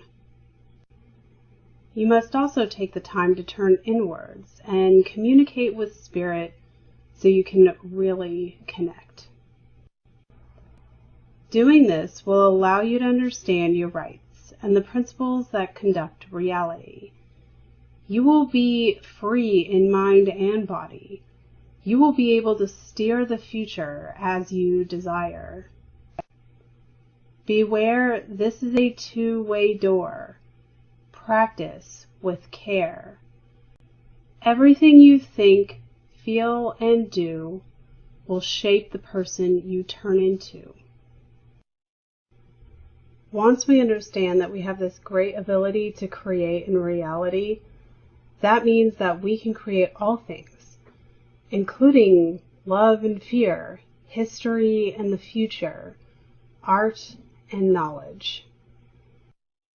So behave with care. I would like to end this presentation of an affirmation that Ernest Holmes wrote in his book, The Science of Mind. I am a center in the divine mind, a point of God-conscious life, truth, and action. My affairs are divinely guided and guarded into right action, into correct results. Everything I do, say, and think is stimulated by the truth. There is a power in the word that I speak, because it is of the truth and it is the truth. There is a perfect, continuous right action in my life and my affairs. All belief in wrong action is dispelled, made negative. Right action alone has power, and right action is power. And power is God, the living Spirit Almighty. This Spirit animates everything that I do, say, and think. Ideas come to me daily, and these ideas are divine ideas. They direct me and sustain me without effort. I am continuously directed. I am compelled to do the right thing at the right time, to say the right word at the right time, to follow the right course at all times. All suggestion of age, poverty, limitation, or unhappiness is uprooted from my mind and cannot gain entrance to my thought. I am happy, well, and filled with perfect life. I live in the Spirit of Truth and am conscious that the Spirit of Truth lives in me. My word is the law unto its own manifestation and will bring me or cause me to be brought to its fulfillment. There is no unbelief, no doubt, no uncertainty. I know, and I know that I know. Let every thought of doubt vanish from my mind, that I may know the truth, and the truth may make me free. Thank you to everyone who sat through this presentation, and I hope that you have been able to benefit from this work.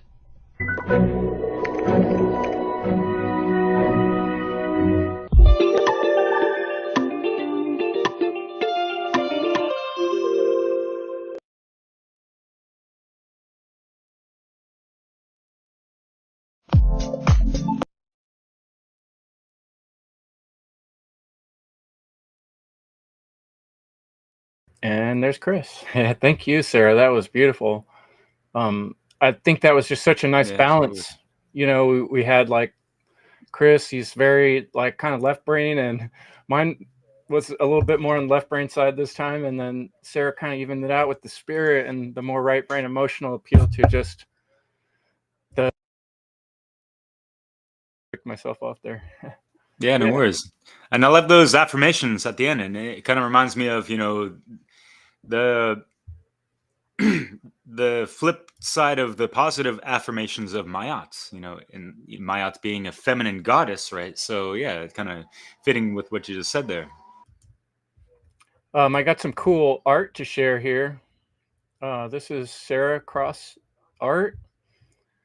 And Sarah Cross does some beautiful sewing work too. And so I kind of want people to check out her work. If you look in the chat, I put her Substack. Sarah's a writer. And she's just been a really awesome content creator. She's been working real hard now doing a radio show on Revolution Radio, Crosstalk. And so she's been really putting in the hard work. So I'm glad to share some of her work with people.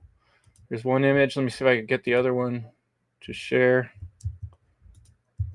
Why isn't it toggling? There it is. Okay, here's the other one she gave me. She's very good with the symbolism, It's kind of like the attitude, that she's kind of talking about in the presentation there. The lack of care, Yeah, and what to avoid or being conditioned towards, right? They're trying to condition us towards this dark care, pulling at our heartstrings and playing it like a messed up violin or something, or a harp spelled with a double A-R-P, right? We got our Huggy Wuggies on, and they're spoon feeding us from the TV, right? With our dunce cap on. It's just like, so, that's what we see, right? People are, because they're not inhabiting their own choices and taking on the passion of truth, then we wind up default getting programmed by all this BS around us. So yeah, that's great work. I think we're going to do a quick song. I'm going to put on a song by Conrad Rogas, and his song is Talking Image. I love his music. It's kind of my style, so I'll just let that play, and then we'll come back on Derek and we'll introduce the next speaker. Sound good? Thanks, folks in the chat. Keep up the fun work of keeping this thing exciting and keeping the communication going. Appreciate it. All right, let's get this music going. Con, K-O-N, if you want to look him up. This is called Talking Image. Oh, yeah.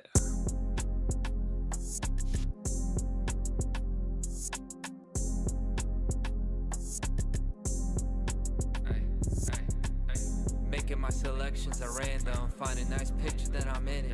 Now we're talking image, how the mind translates feeling. Never been the one that I envisioned. Every song I write comes out different. The one that he bought dualism, body mind split. I come to heal that division and break the whole world out the prison. Do it by example. I chose the life of a modern day Apollo. Will you light a candle for the image of the last one? Really need a heroic standard. If I say I'm a god, it's a scandal. Made on his image, it was not a whim. You could put away the scriptures. Like a cross on your back, your image will break you unless you really live it. Am I religious? The word relic means image. I do have visions of a better existence. I love a hero like Christ, and I'll do you one better, a real heroine. You'll never hear that from inside the system. To inspire you is my self-interest. You gotta take charge of what gets imprinted. The journey of your soul really has no limits. Institutions turn you to a victim. Everyday recital, venerate the idol. We don't craft characters or write our own story. We look outside and perpetuate the cycle. You can't try to live up to it. Infinite off-limit images, I just embrace it. Own it all I got, plenty so I don't fake it. Tears spilled on concrete foundation, I'll still go after it, don't get it twisted. Turn off the filters, I don't like the fiction. Reality hits and it's gone in an instant. Lust after images that never existed. Shatter the image, it never earned the spot in your mind. I'm never asking to serve nobody but myself. I'm like, when will they learn that your own view is the only one to concern yourself with? Welcome to my Olympic section. We all aim for heavens, no time to read the legend. Catch a false god and do a quick dissection. I'm somewhere between Poseidon and Roy Jetson. Honey, where's Elroy? Oh, he's up at the playground, dear. Well, what took you so long? Oh, we were playing, Dad. Playing what? Writing messages in secret code. See? Let me see this.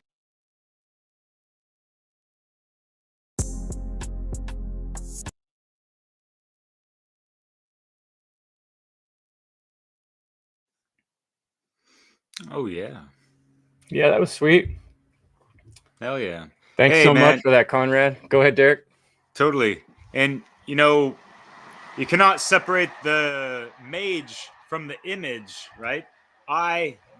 Mage, Magi, nation type of thing. So, yeah, I appreciate that type of thought-provoking, imagination evoking type of lyricism and stuff. And it kind of reminds me of a little bit of a mixture of Derek Bros, which goes by the MC name 33, and also a friend of mine from back in the day. So yeah, it's pretty interesting. But yeah, just overall conscious lyrics, good vibe, and all that. So yeah, right on, Conrad. Yeah, and so next we get to hear Conrad's awesome presentation. I'm really looking forward to the Sonic Divorce. You want to introduce that for us, Derek? Yeah, sure. So yeah, Conrad, if you don't know, he's got, according to him, you know, the most hardcore news channel in the world via This Week in Tyranny on a weekly basis. You can check that out and confirm that for yourselves and whatever the hell. And he runs a website called truthandlaw.com. And he's specializing in quite a lot of things, and he's overcome quite a lot of adversities as well in regards to being kind of like a recovering addict and a street criminal, which he flipped the script and becoming more of a streetwise spiritual individual, right? So, and yeah, he had a life that was going to be a lot more lyrical, but kind of got sidetracked with the auto accident. He kind of mentioned that in recent episodes on his channel. But yeah, he is a freelance journalist, researcher, and teacher for love and healing and self-mastery for the freedom of each individual. So yeah, he specializes in symbolism, the occult, and just the daily social and worldly unravelings of, you know, the psyops and whatever else is going on in this world. So it's cool to have folks like him on the front lines, willing to, you know, go into some of this mundane first veil geopolitical bullshit and kind of have more of that esoteric perspective behind things. So yeah, looking forward to this. He is going to be speaking about music. Yeah, speaking about that good old speaking to the masculine, because he's done quite a few videos in the past regarding this, and actually had a cool conversation with him in regards to like American football and stuff, and like, hey, you know, guys, you know, too much, you know, bread and circus over there. What's going on? Y'all are hella strong. We could use you on the force. You know what I mean? Like rebel force, not this, you know, distractive stuff. But anyway, so his presentation is called The Sonic Divorce, Man's Estrangement from Music. And this is going to be really interesting, especially trailing off of a conversation I recently had with Sarah Cross on Crosstalk. A great presentation, Sarah, by the way. And in regards to like the beats and rhymes, you know, you have the beats, kind of like the feminine, and the rhymes, the lyrical, intellectual, the masculine. So how can we find that balance? And with men, especially, you know, throughout the generations, we've been kind of malignant to being able to feel into that sacred feminine more within ourselves, those, you know, archetypal aspects and all this stuff, right? So looking forward to this. Thank you so much, Conrad, for your great contribution musically and lyrically, spiritually, and all that good stuff. So thanks, and everyone out there Hello, watching. everyone.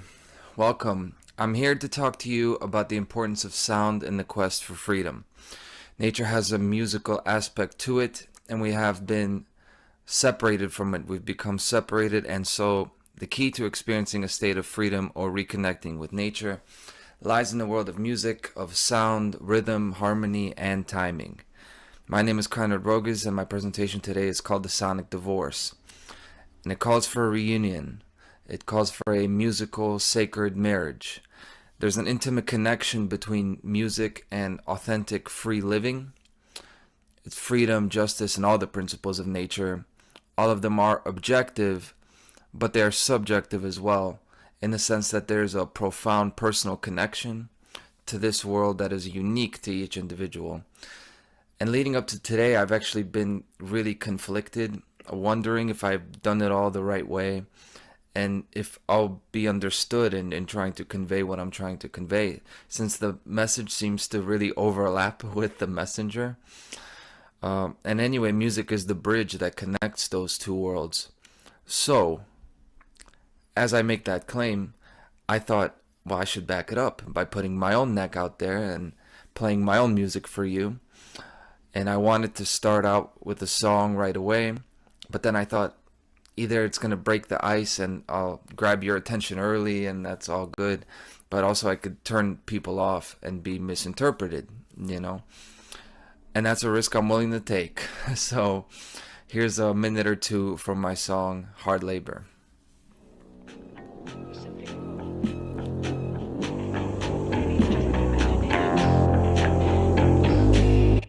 Gotta pay the cost, no tick. Wick, this hard labor and I'm kicked. Never fit in with the crowd or got into politics.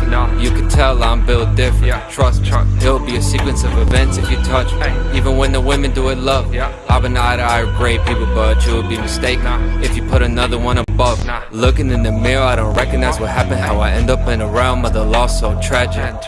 Yeah, we're all one in a sense, but where I come from ain't none like the rest. Ready for the moment, I can go out like a hero in a blaze of glory or on a cross torch. I ain't come here fuck around, be on posters. Far from the stars, I don't wanna get close. I'm not that good with talking about my feelings, but my thoughts, I can make you feel it. I used to live in a vacuum, bring the bags, I seal them. Bring me all the packs, I seal them. Hey, hermetically sealed off, death on hold, my EMF field off. Airplane mode, I flow telepathic. Another close call, it's a habit. Feelings, I can make you catch.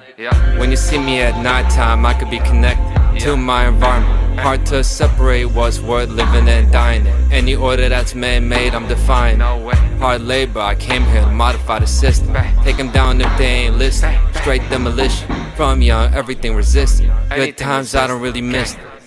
Gotta pay the cost, no tick. Wick, this hard labor and I'm kicked. Never fit in with the crowd or got into politics.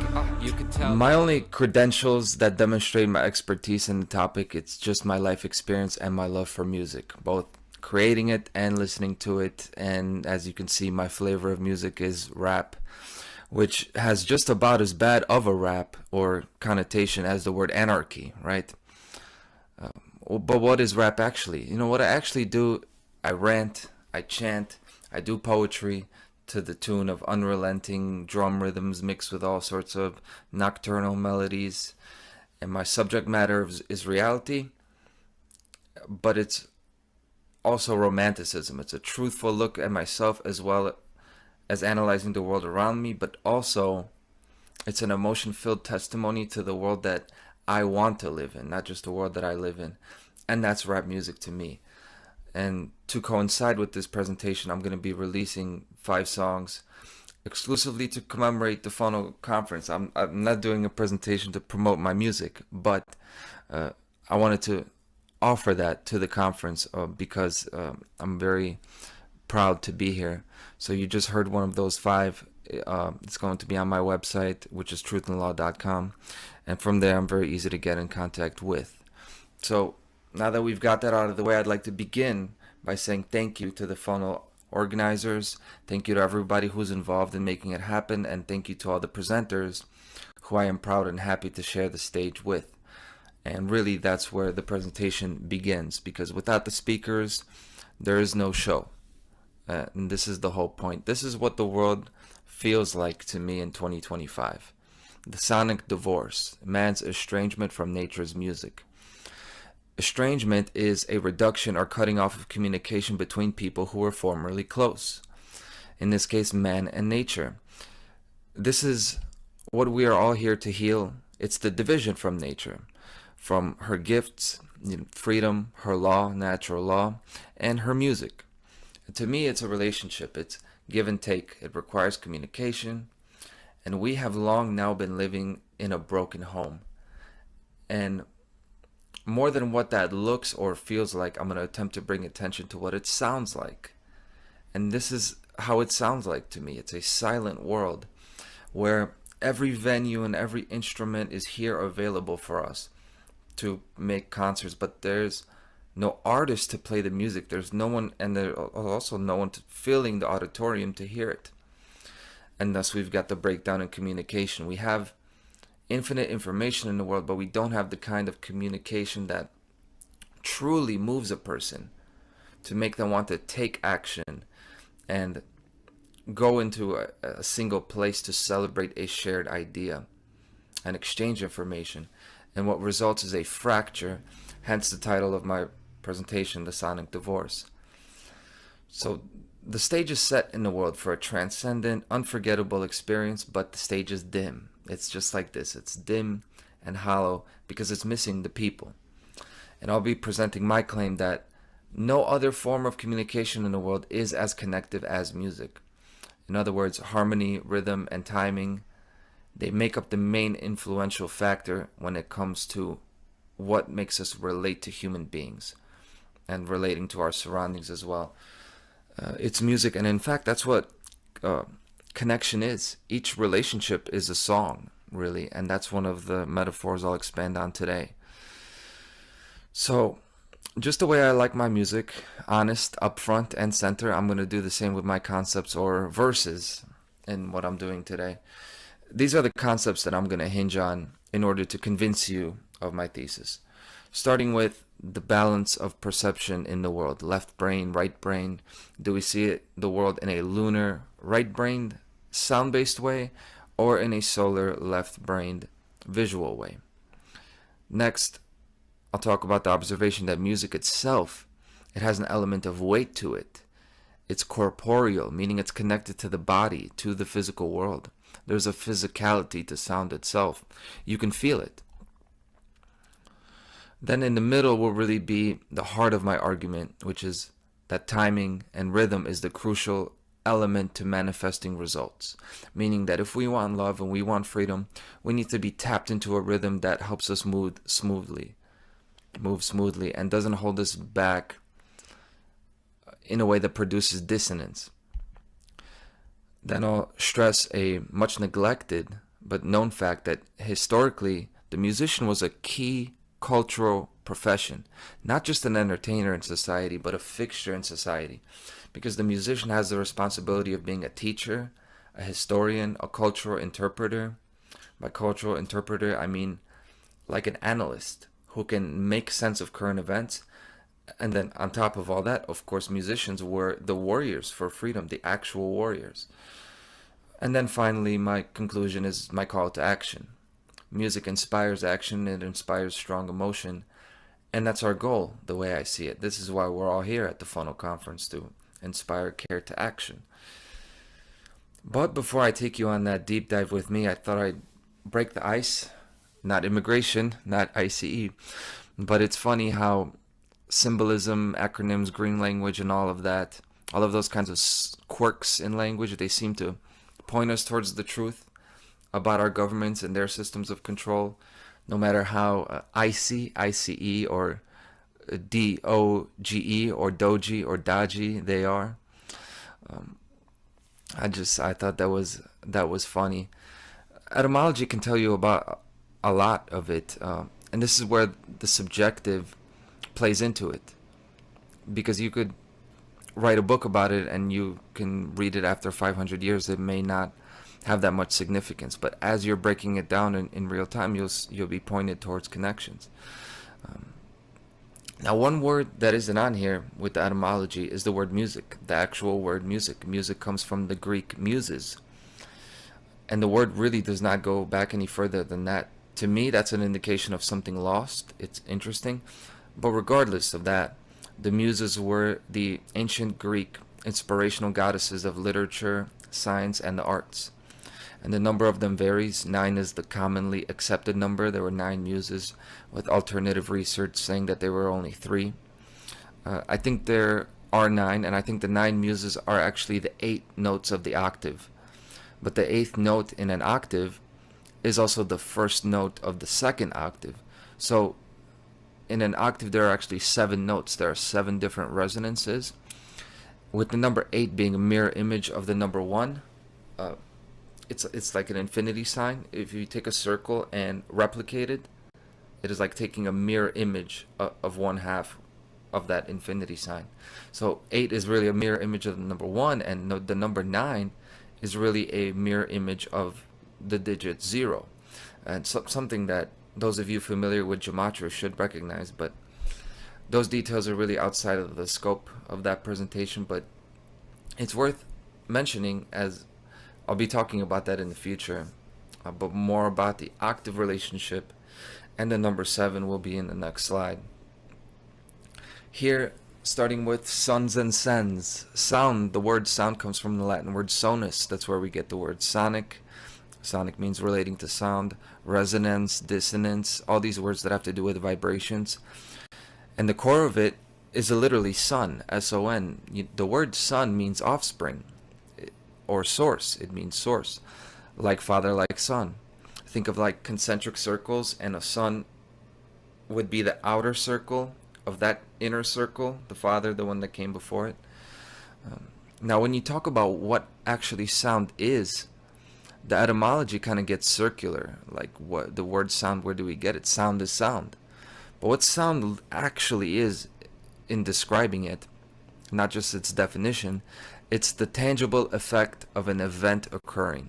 Think about like echolocation and a drop of water causing ripples in the sea. That's what sound is. It's the effects of an action taken.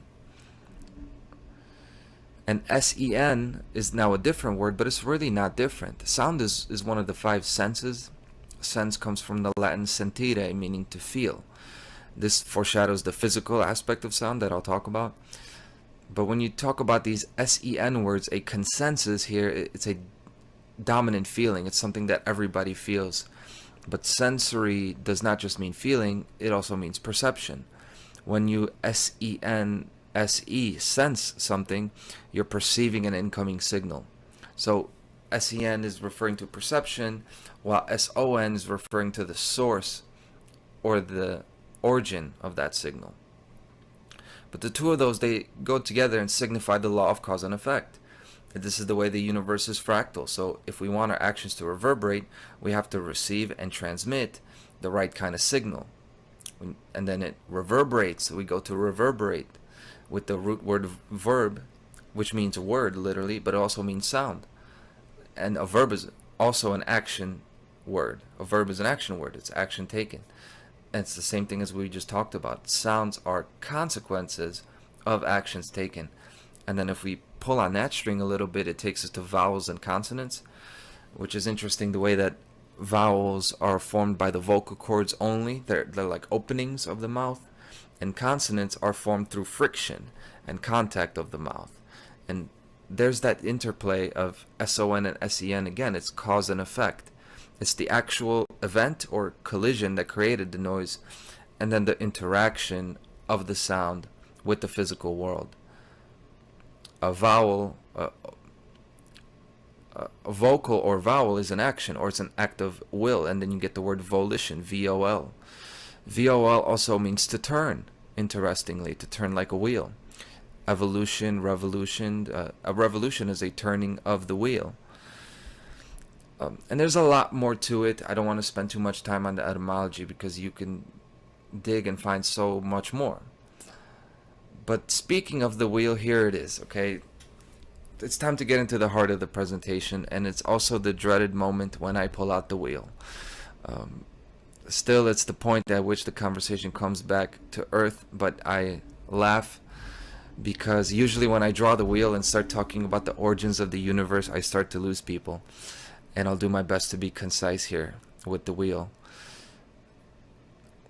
You know, I've investigated the mechanisms and workings of the universe as my personal passion and hobby for like 10-15 years now. Intermittently, of course, you know.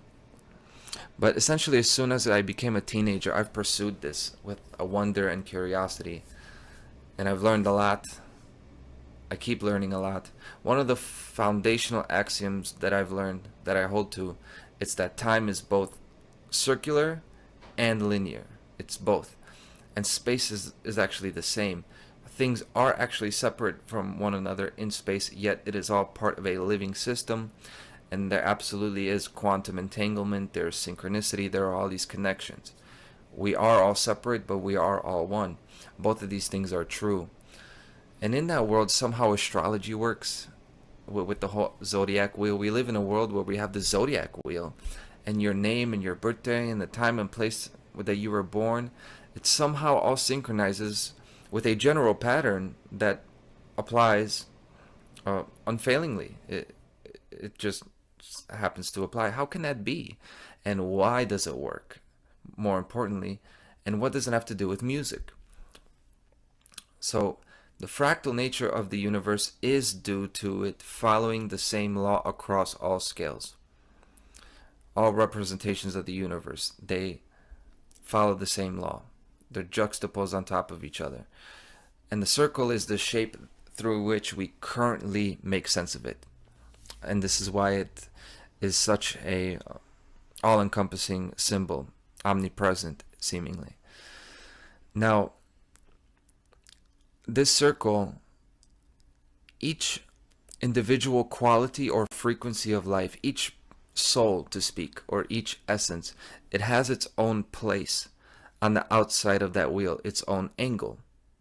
If you think about the 360 degrees in a circle, there's only 1 degree out of the 360 at which that angle aligns fully. Because this isn't just a circle, it's a rolling wheel.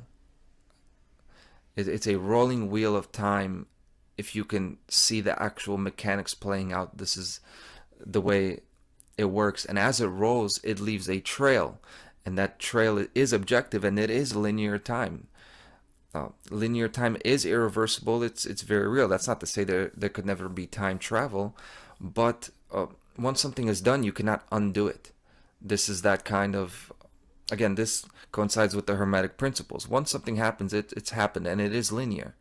But of course, along that line, since it's the same wheel rolling and rolling again and again, there's a pattern, because the same degrees, the same angles will repeat. And this way we find the golden ratio and the Fibonacci spiral in nature. The spiral is a combination of circular and upward forward motion. And this is where we get the spiral in all these natural, anywhere in nature. And that's also where you get the shape of the bell from, and the cone, which amplifies sound. So each degree on this wheel has its own turn, so to speak, to manifest fully.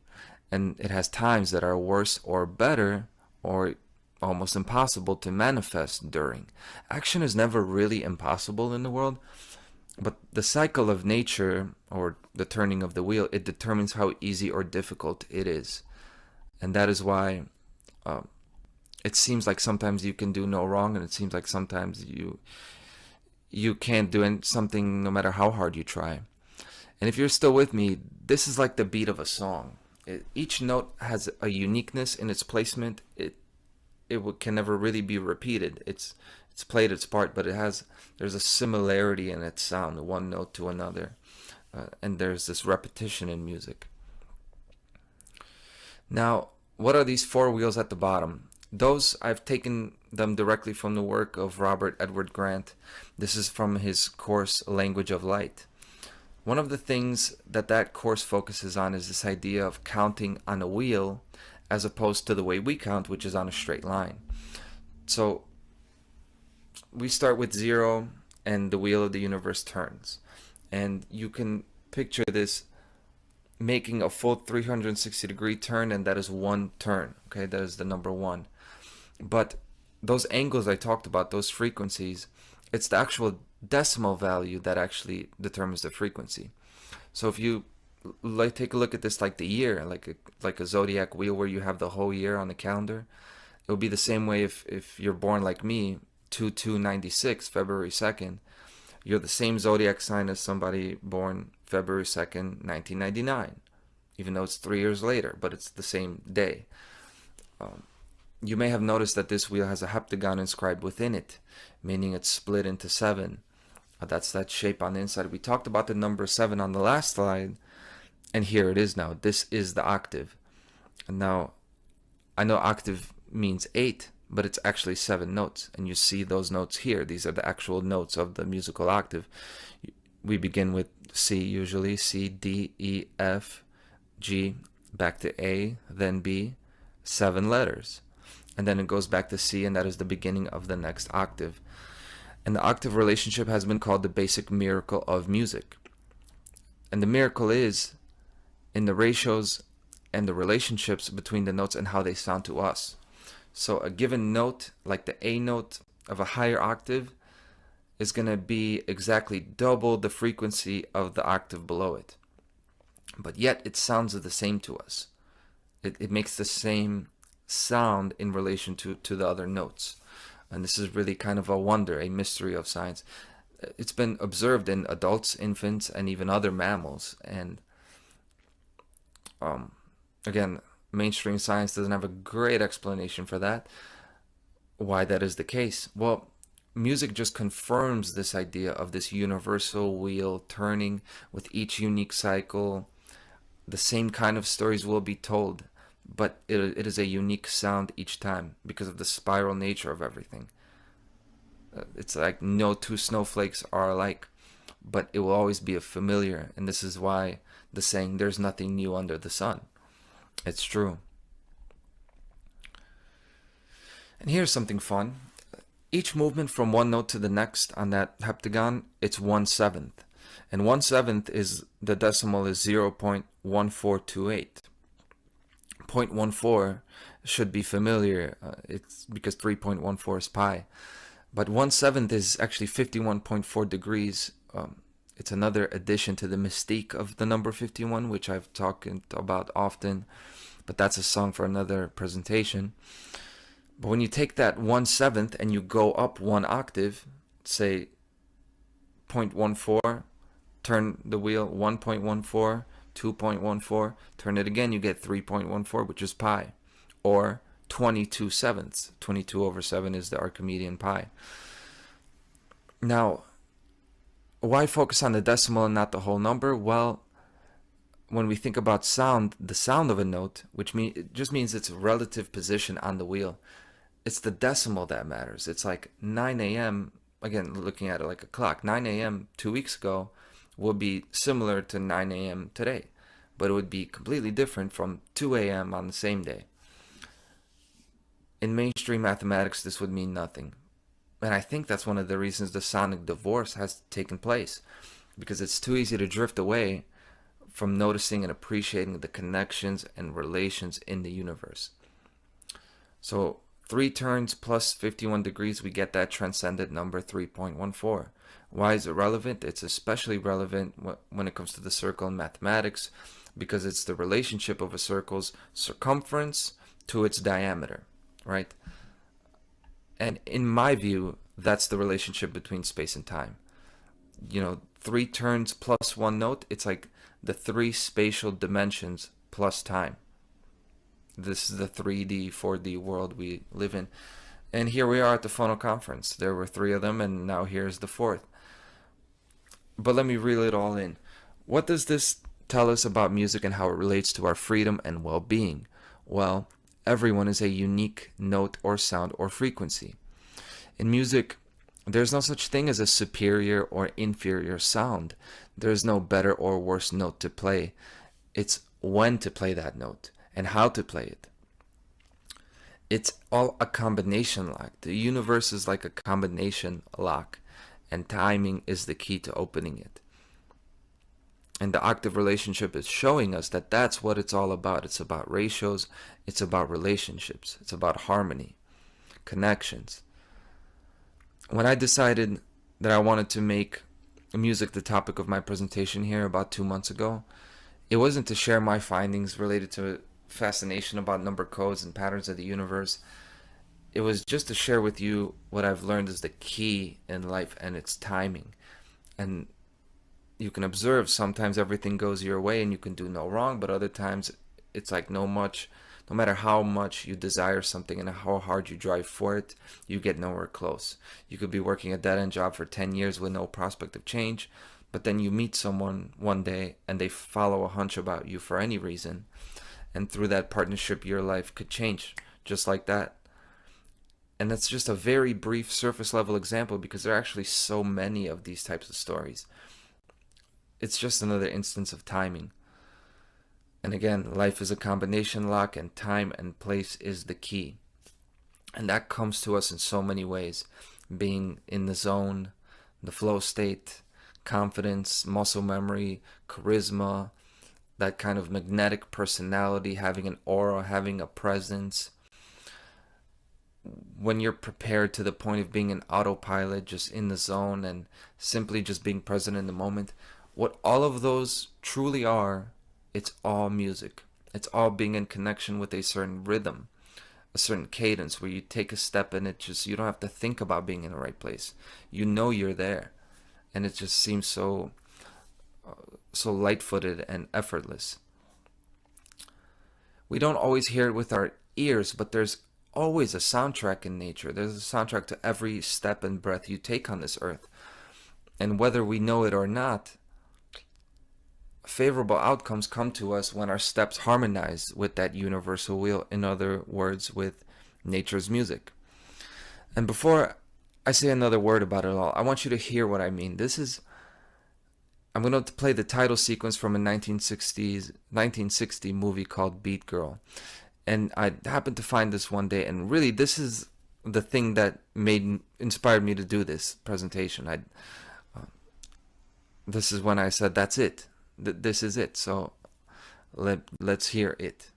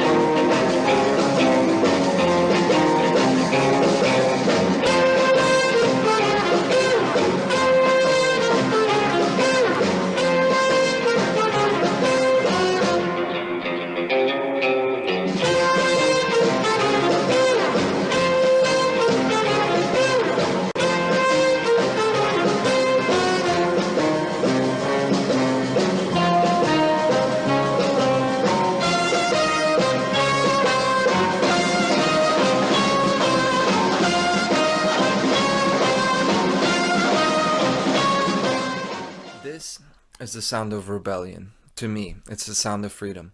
And maybe not to everyone, and it's not that we all should agree. There's no type that everyone finds attractive. There's no type of music that everyone likes. But for me, this is it. It has the X factor, that scene. The instruments, the dancing, the look in the eyes. It's like communication without a word. Yes, it's just a teenage party, right? It's hardly a natural law presentation. It's just a college teenage party, but it's a celebration of life in a way that makes it feel like a heroic mission. Because it is. It is heroic to truly enjoy yourself and express yourself. And see, it's not just the music, but that soundtrack provides the environment for such a timing where intense, free, and unapologetic enjoyment could take place. We've been divorced from this, the way I see it. The way I see it, everything that feels right is the things that feel right to people, especially young people, but everyone's fallen into this. And the things we resonate with are the kind of things that build the prison around us. The most popular music, the popular movies, all of those things that feel fun, they're those things that actually are tightening the shackles and building the walls around us. And it's been constructed that way intentionally, of course. And this is why we need a sound. We need something like this. We need this underground sound that has this kind of vibe and aura that connects us. It's a It needs to be a vocal and sonic presence that makes you want to be there. See, enjoyment is a huge part of freedom in my view. In my personal view, we're not going to bring freedom and morality to the world until we make it fun. And people used to say, feel the groove. A groove is like an indentation, right? A groove is like the grooves in a tire. And again, you have the wheel again. And then when it falls into place and hits that groove, that's when you just feel it. And people want to be around that kind of an energy that matches their own. It matches their groove, right? That's what it's all about. A shared groove, so that they can experience their journey through time together. Because, again, what is music? Sound, they're the effects of an action taken through time. It's very much intimately connected to time. So, as we're kind of thrown onto this roller coaster of life, we want to find someone where we can be there at the same time together. And that comes from having the same groove or energy. And if you've made it this far, you've survived the wheel. Okay, the trial is over and we can have some fun with the presentation now and relax a little bit, right? No more talking about the wheel. What could be more fun than a wheel anyway? Of course, two wheels, namely the sun and moon. No, not really, but in essence, yes. I'm using solar and lunar really as symbols here to bring attention to the imbalanced way that we perceive reality. This is the left and right hemispheres of the brain. It's our innate polarity, and you'll see that polarity reflected through any lens that you choose to view the world through. You're going to see this polarity. We live in a left brain dominant solar world. We live in a solar world. It's not a patriarchy, but the reason the word patriarchy applies is because it's this solar world. It's just the way it is, which means we live in a light dominant world, increasingly so. It's continuing to increase. Generation by generation, the visual aspect seems to be more important. Everything is now about the look. Seeing is believing, right? And if seeing with our eyes isn't enough, then we can magnify our eyes to see really, really, really small, and we call it a microscope. We can, of course, discover technologies to see the things that we can't see, to increase our visual powers. It's all very solar, the way we do things, conquering nature as opposed to interacting with it and being in a symbiotic relationship with it. Now the sun, of course, gives us daylight, and this is when every morning we leave the bed and we spring into action, right? And we work. But what kind of work do people do? There are a million jobs or careers out there, or studies that people can do in the daytime.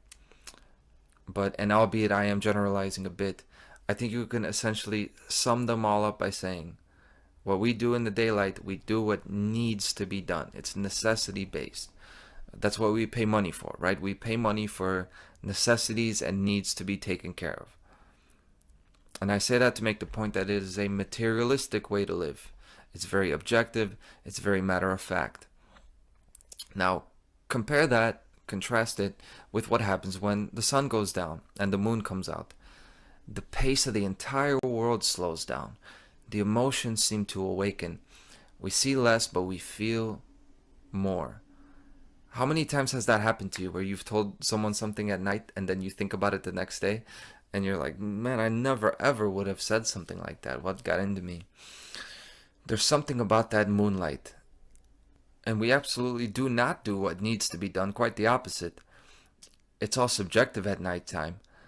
We're so concerned about our personal wants, wishes, and more open-ended endeavors that are motivated not so much by a set goal, but by the pursuit of experiences and exploration, right? Dreams. Mainstream academic solar thinking doesn't even have a great explanation for why we even have dreams. Why do we have them? It's not a biological accident.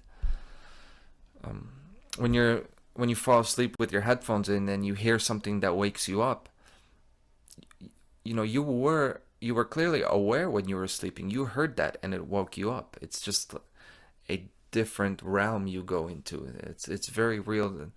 And it's, of course, neglected in the way we see this in a very solar way. But the nighttime, it's when creativity comes out. And that's when rulership over the earth, seems to give way just a little bit. And you can see that in the light of the moon. It's not as perfect and overbearing. It has the spots. The moon phases itself. It shows you that it is not as indestructible as the sun, so to speak. It's not as dominant. But there is a strength to the lunar aspect. It's just not the kind that is seen. It's the kind that is felt. And not only felt within us, but like felt on the face of the earth. The earth feels it. The moon is linked with the tides of the seas getting higher. Now, gravity is kind of a different conversation, whether or not that controls the tides and how the moon controls the tides. But the observation remains that the moon seems to control the tides. You know, I went to Florida last October, and it made quite the impression on me how much more dangerous the sea seemed to me at nighttime, where you couldn't really see anything. It was really something. It was really intense. I thought the waves became more intense at night. I found later that that was not actually the case. It was not the size of the waves that increased, but the sound of them. They actually get louder. The waves actually get louder at night. But it's not just because there's less surrounding noise, so you hear more of the water.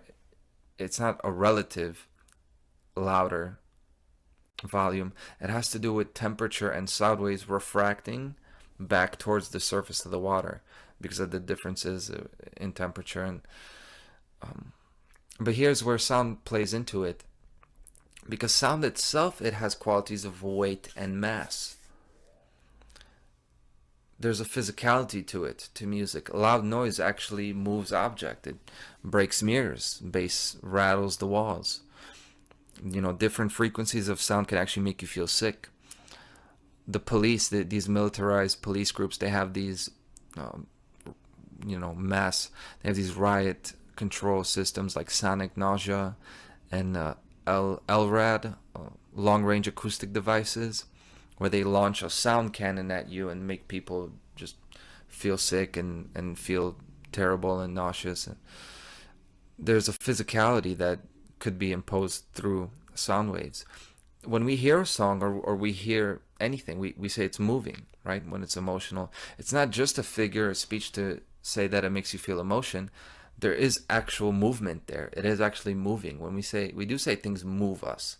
When something is meaningful, we say it's deep. This is another water word, right? The depths of something. And this is the overlap here between the moon, sound, and water. Feelings and emotions, they're all liquids. There are 3 states of consciousness that match the 3 states of matter. So thought is gas, emotion is liquid, and then action is solid. And sound, therefore, being liquid, it's the bridge between thought and action. Emotions are that middle ground. Again, guys, it's inspiring care to action. What inspires care to action more than a speech, a battle cry, or the cry of a child, right? That's just about the most universally inspiring thing, moving thing to people, right? Or a song, right? A song does that. And don't get me wrong, I'm not saying that we should abandon or undercut the solar worldview. I'm not saying that emotions should rule the world and that objective thought should be second place in what motivates our actions. That would actually be good. Not that we have that anyway. We don't have objectivity being front and center.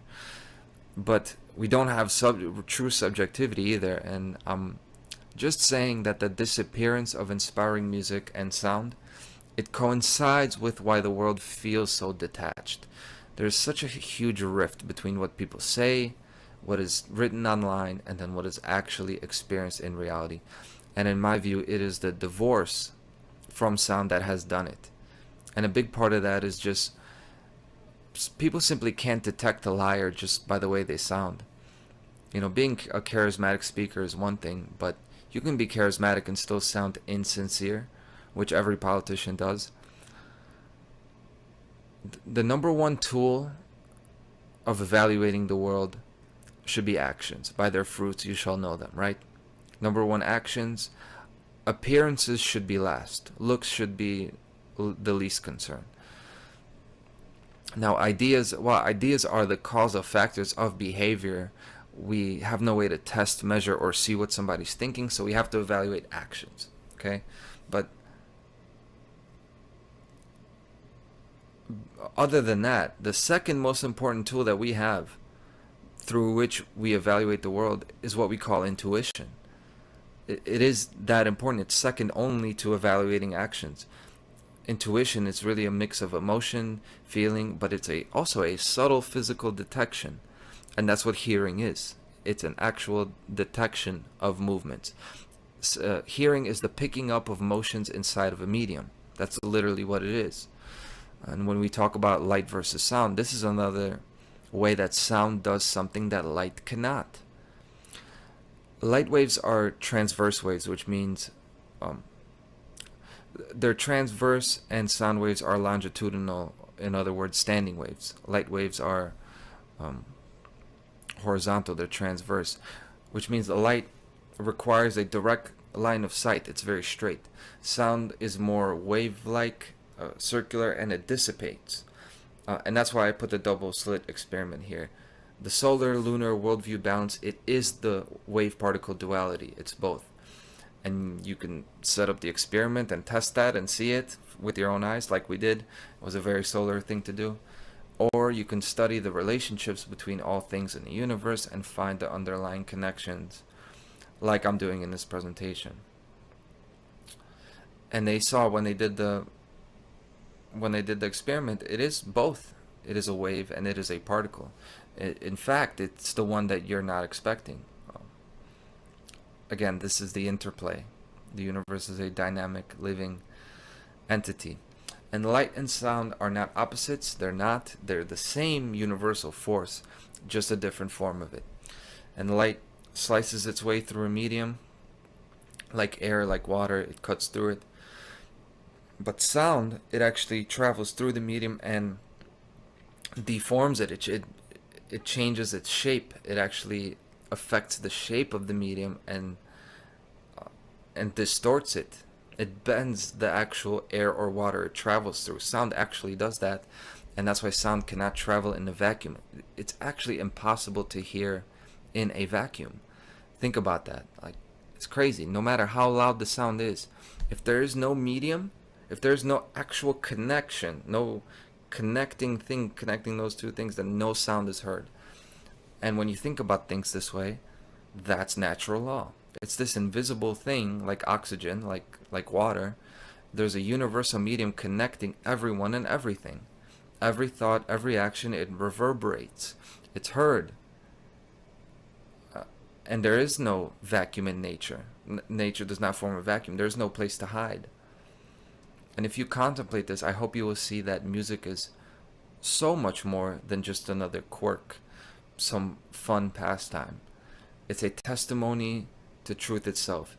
It's a manifesto of an irreplaceable, priceless, conscious being. And I think that's as much as I can say about sound without starting to get circular.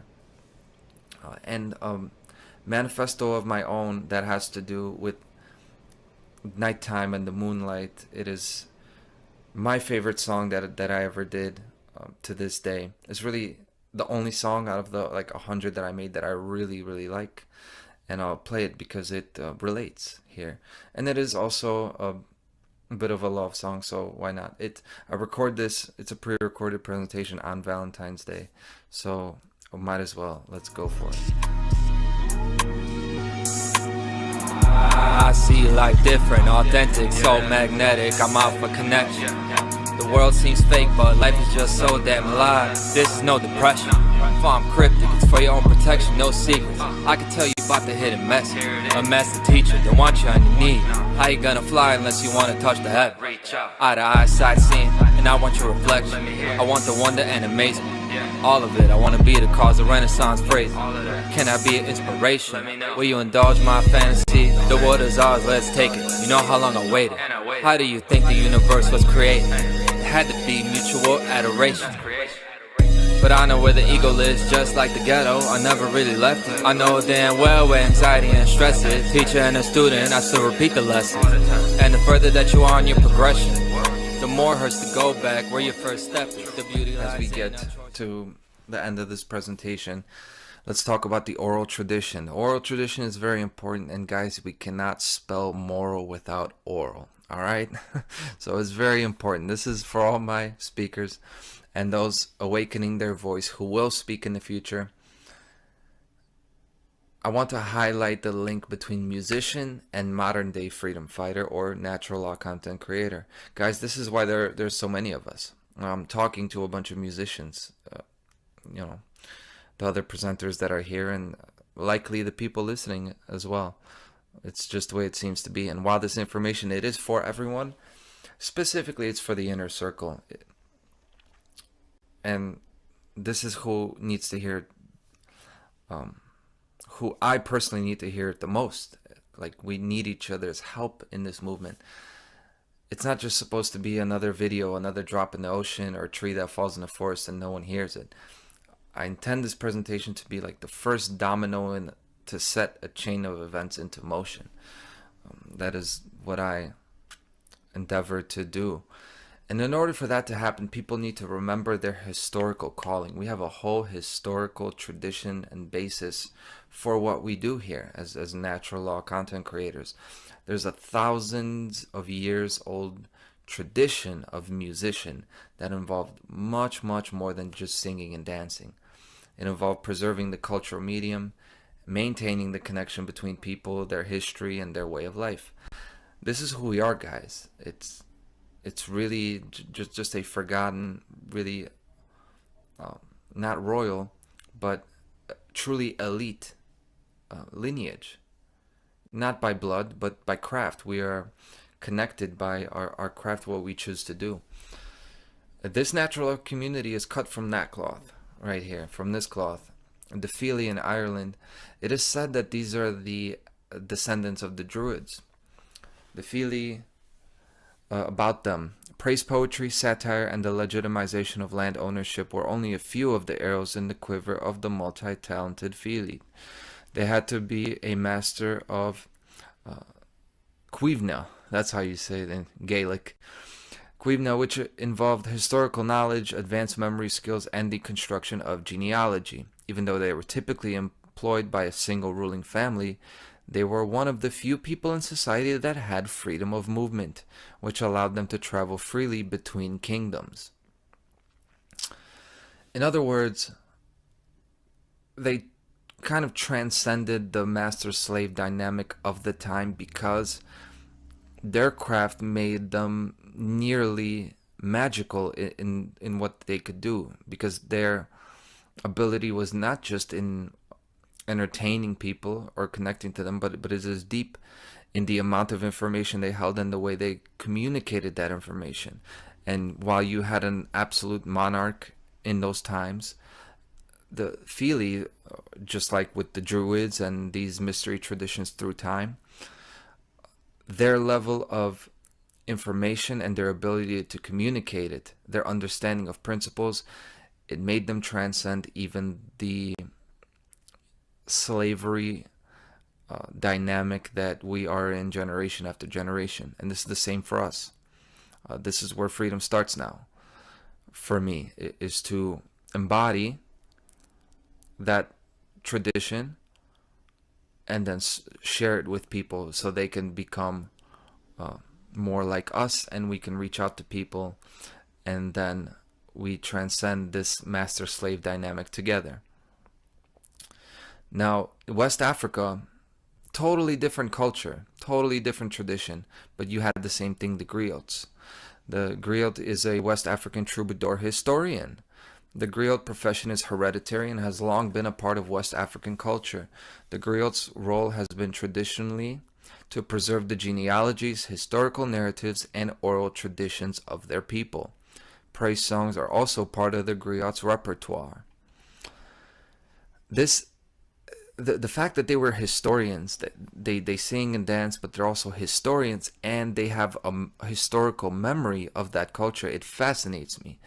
The musician was always a poet and history keeper, which only makes sense if you think about it, because if you were to teach children, influencing the growth of impressionable minds with great potential, you should inspire them and teach them how they can choose to be who they want to be, but without limiting them, without limiting what is possible. And then at the same time, teach them where they come from also. Like, why are you here? Why are we here in the place that we are? What did your grandparents, what did your parents think and feel? Where do you come from? What happened 500 years ago that changed the way things are now? That's for children. It's very important to them. But then it's for adults too, for your contemporaries, both young and old. They need to know what is happening right now, to comment on current events, and then do that in an inspiring way that's going to resonate with people. The musician is needed, this true musician, okay, is needed on a daily basis. And then when they are needed, the musician sings the songs of rebellion. And that takes us to inspiring care to action. And I want to finish really my presentation with these two quotes from a book that I read while preparing for this. It's really my single main reference. It's a book that I read with this in mind, that I was going to talk about music and sound. And it's from a book called Noise by Jacques Attali. Music is prophecy. Its styles and economic organization are ahead of the rest of society because it explores much faster than the material reality can the entire range of possibilities in a given code. It makes audible the new world that will gradually become visible. In other words, it has often been thought that music and art is a reflection of life, right? Art imitates life, life imitates art. They are reflections of each other, the objective and subjective. But what Attali says here is that music is actually prophecy. Music is actually ahead of the times of what will happen. In other words, it inspires the changes, the mass movements, the societal actions to be taken, and the changes, the way that wheel is going to roll. Music foretells what is going to happen.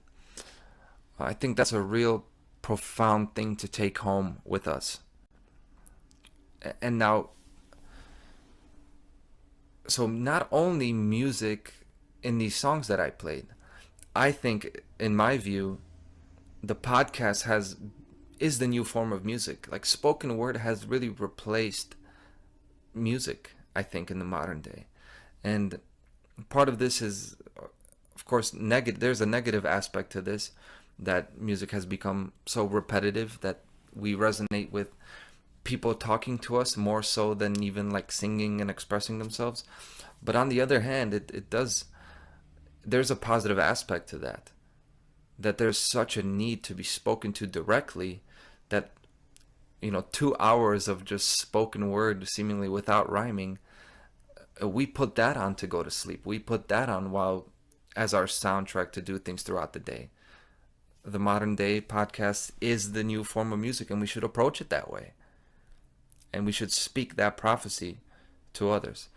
I don't mean to invoke like woo-woo, prophetic, overly spiritual language, but we are talking about magic, inspiring action. It is all connected. It's the physical, it's the emotional, it's the mental, absolutely. It is the spiritual. He says musician, priest, and officiant were in fact a single function among ancient peoples. That's what we were just saying. Poet laureate of power, herald of freedom. The musician is at the same time within society, which protects, purchases, and finances him, and outside it when he threatens it with his visions. Really interesting the way that kind of sums it all up. He's paid by these monarchs, right, to entertain, to sing and dance, and to even sing songs of praise, right, like the national anthems and things like that. But there's this power of rebellion that is held within to inspire people to change. And there's a lot of power, there's a lot of responsibility here. And This is what it's all about. A musician is connected to society intimately. We're all connected to this society, yet we can never be loyal to a society that has forsaken itself. So when it's time to sing the songs of rebellion. And this is where we are now. And this is who we are. It's time for us now to sing songs of love and war. And thank you very much. And that was my song. And it was 7 slides. Those were 7 slides of the octave. Now, I said it was a song, so if it was the octave, in order for me to complete the octave, I would have to go back to the title slide. But that wouldn't work because we've already done it, right? It can't just be circular. So the only way this works now, you having heard this song, the only way that's going to work is if you play the first note of your next song. It's time for your title slide now. I don't want any more grand pianos in empty auditoriums. We already had a sonic divorce. We don't need any more divorces. And don't be another sonic divorce. Be there. Be present. That's where you're needed. And thank you very much for your time.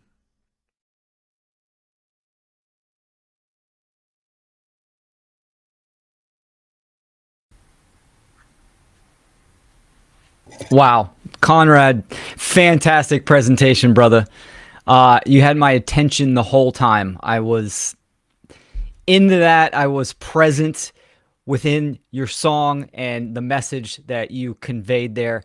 And I agree 100% with everything that you conveyed in there. I mean, you know, we talk about movements, freedom movements, truth movements, natural law movements. But in order to have a movement, you have to have the sound or the groove, the rhythm to move to. And I think this is what greatly is lacking. So I love your call to action at the end. Just fantastic. Fantastic, man. Well done. Yeah, great job pulling that full circle and, you know, highlighting so many important points. It's a great foundation. It's a great complement to my presentation tomorrow, which is also on the power of music. It, you know, just is so exciting, you know, to resonate, you know, with each other all day today with these presentations, and with yours, Conrad, really kind of recognizing how I, you know, I had a very similar idea, and they're very unique and different presentations, but there's this underlying truth between them. And we knew, Conrad and I had talked a little bit about that, and we're like, no worry, you know, our individual expressions will be unique, and that our work will complement each other, and it's, I can see it happening. It's very synchronistic and beautiful. So music is a force, you know, that creates, and we are we are holding like the choice right now about what music we're going to make, you know, what's our next move. It's great. Yeah, I'd rename it Music to My Ears, because his words were vibrating big time and rolling around in my head and linking up with everything else that was said. As Derek so beautifully likes to achieve, slipping out rhymes just coming out of his sleeve. They're popping off the walls and they're hitting us all. And it's a wonderful place to be with people that are so adept lyrically. So that was a little fresh performance, because we're about to hear from Derek Bartoluccelli, the creator of AwakenYaMind channel, which people don't know goes back more than 10 years. He's been putting out hip hop mixes infused with natural law, truth, and freedom messages all day long, all week long. Derek has been putting out just an immense amount of work in the last couple of years, especially streams running all the time. Every channel you look at, anyone that's talking about natural law, Derek's showing up. All hours of the night he wakes up. He's been a faithful member of the One Great Work Warriors for the last 2 years, and for him working from France, that means he gets up at like 3 a.m. to join us. And he's just a warrior, a true warrior in this in this project that we're doing of the One Great Work. So I have so much thanks for Derek, and he's been helping me a lot with not only my show, the podcast, making his little cool beginning and ending mixes, but preparing for this very conference. a lot of the cool little ads you've seen, and that Europa Natural Law and the fades. That's Derek's cool work.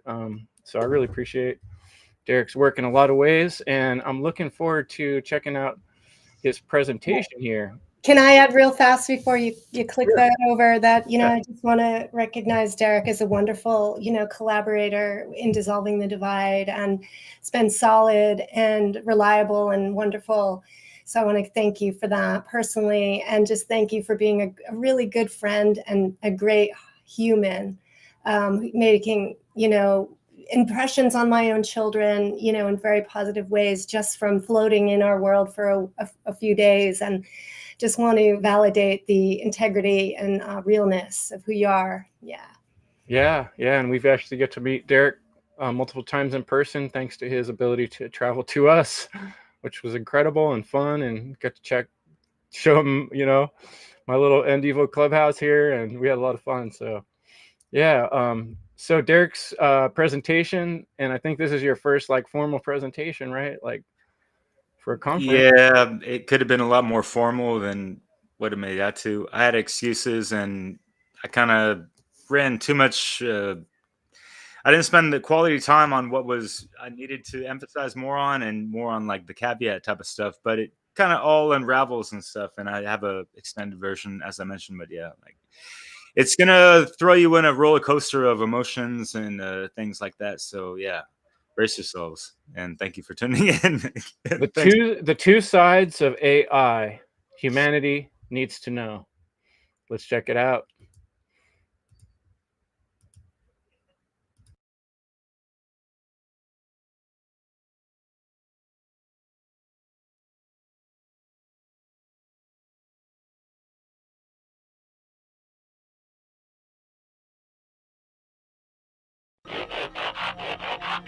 Orbital audio architect, abstract, abnormal, anonymous, obvious, operative threat to the populace, cyber metropolis. Got the prescription, but what was the cause of this outbreak?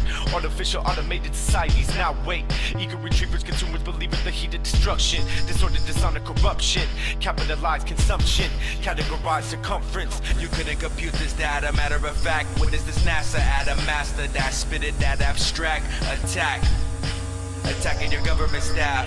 Coding, chemical carbonation, smoking, cynical suffocation. Trapped in a world of abomination. Nobody's safe when the mobs are waiting to chaos. What are they on? Artificial enhancement. Intoxicated by static. The murder within the madness.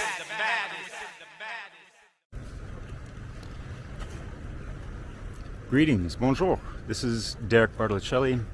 I have several platforms I'm on that I've been doing work for about a dozen years. Under the moniker AwakenYaMind, I've been doing truth-infused, conscious hip-hop and other music genre mixes. Kind of like soundtracks to awakenings and expanded consciousness and that kind of stuff. And overall, just good vibes and things that we need to be concerned about and looking for solutions towards and all that good shit.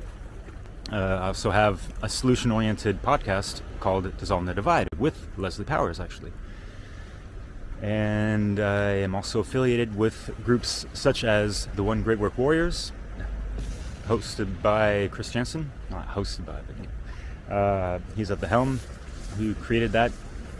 And I'm also part of groups such as Europa Natural Law, Le Francophone Connection, with Fred Gongrach, the Libercast, and some other folks in the One Great Work Network. You can also find some of my works on there because I've collaborated with a couple dozen of the content creators there.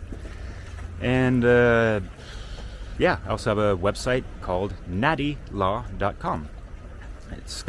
It showcases some of my music mixes, and I have a music section about artists and albums that are aligned to natural law. And we go into the Hermetica and other things that touch upon these sciences of life.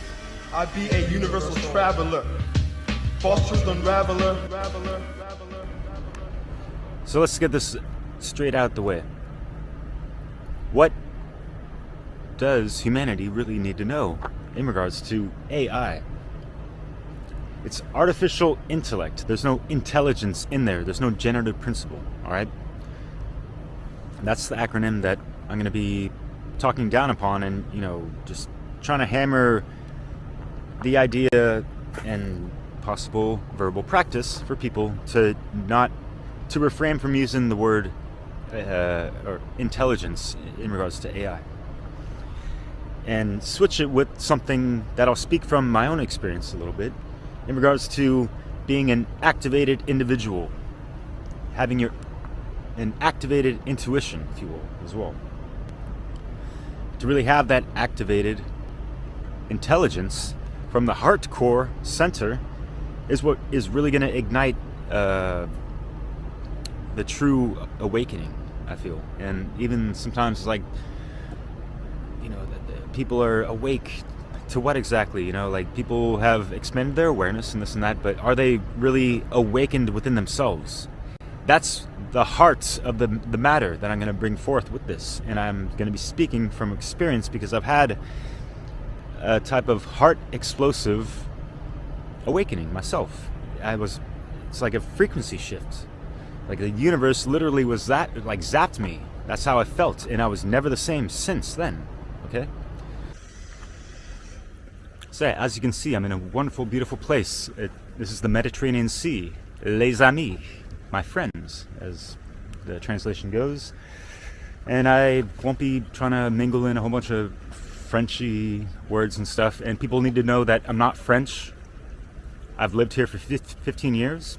And, I still get the feeling like people are giving me these stereotypes as if, I'm French and they think I'm some kind of arrogant fucking prick. Like the Merovingian. That stingy man? Remember that guy?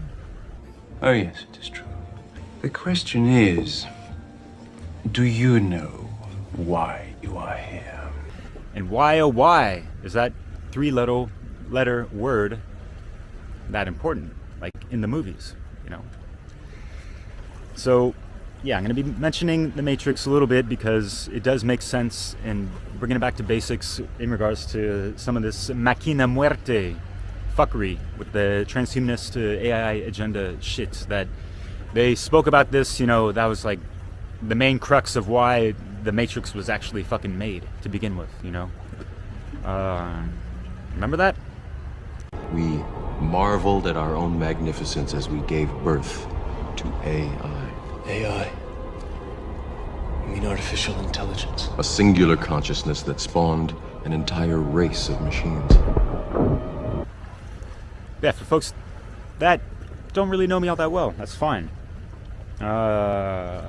Just to let you know, I am your Americano Italiano ambassador out here in France, at your door, with raps galore, talking that natural law, holding a fucking full metal Althanor. That's a alchemical furnace. Envelop you with development kits to help me to embellish the elements, dynamic into intelligence. As an expat, I've noticed also that people, when they learn a different language, one of the first things they get to learn is like all the curse words. Why? Just like the good old Merv, right? I have sampled every language. French is my favorite. Fantastic language. Especially to curse with. I got this, Nom de Dieu de putain de merde, saloperie de enculé ta mère. Mais fuck that shit. It's like wiping your ass with silk. I love it. I don't know about all that, and I don't know who the hell has even wiped their ass with silk. Suck my silky ass thing! Yeah, that last part, it's like... Saloperie de connard enculé ta mère. I'm not a big fan of that, but, to flip it towards, this Matrix miasma shit, it's like, fuck the inverted feminine womb gate of the Matrix. That's what Matrix means, womb, right? And so they've been birthing this fucking, these overlays and simulacra simulations of things within this reality that is fucking real. We're not living in a fucking simulation, alright? Fuck those fucking theories. Let's keep it fucking real and right. Are you righteous? Are you lying to natural law and all that shit, right? Universal morality. Oh, and by the way, doing this video was quite challenging, to say the least. Even just boiling down everything I wanted to say into 30 minutes. Yeah, with that being said, I have spent a couple years and many hours researching and making videos in regards to the whole transhumanist takeover and that kind of stuff. I'm from the Bay Area. I noticed and witnessed the fucking techie town takeover, a la Silicon Valley effect type of shit. Alright? I was disgusted for a long time. That was a catalyst for me to look into these things deeper beneath the surface, especially when you are kind of esoterically astute, if you will, and you are a student of these things, right? Esoteric, occult, hidden information, voila, it's not that complicated, right? Hello, it is quite complicated for a lot of people. I'm just talking about simple words, you know, the definition and etymology of the word occult and esoteric. And hey, guess what? It rhymes with Derek. Oh, and how is your rhetoric as well? Got to build up that grammar and all that shit, filter out the distortions, whatnot. So what is really important is to study the hidden laws of nature and the hidden and dormant aspects within ourselves as well. You know, take it to the law of correspondence, as above, so below, as the universe, so the soul, which is right here, right? And really understand that none of this machinery, AI, does not fucking possess that.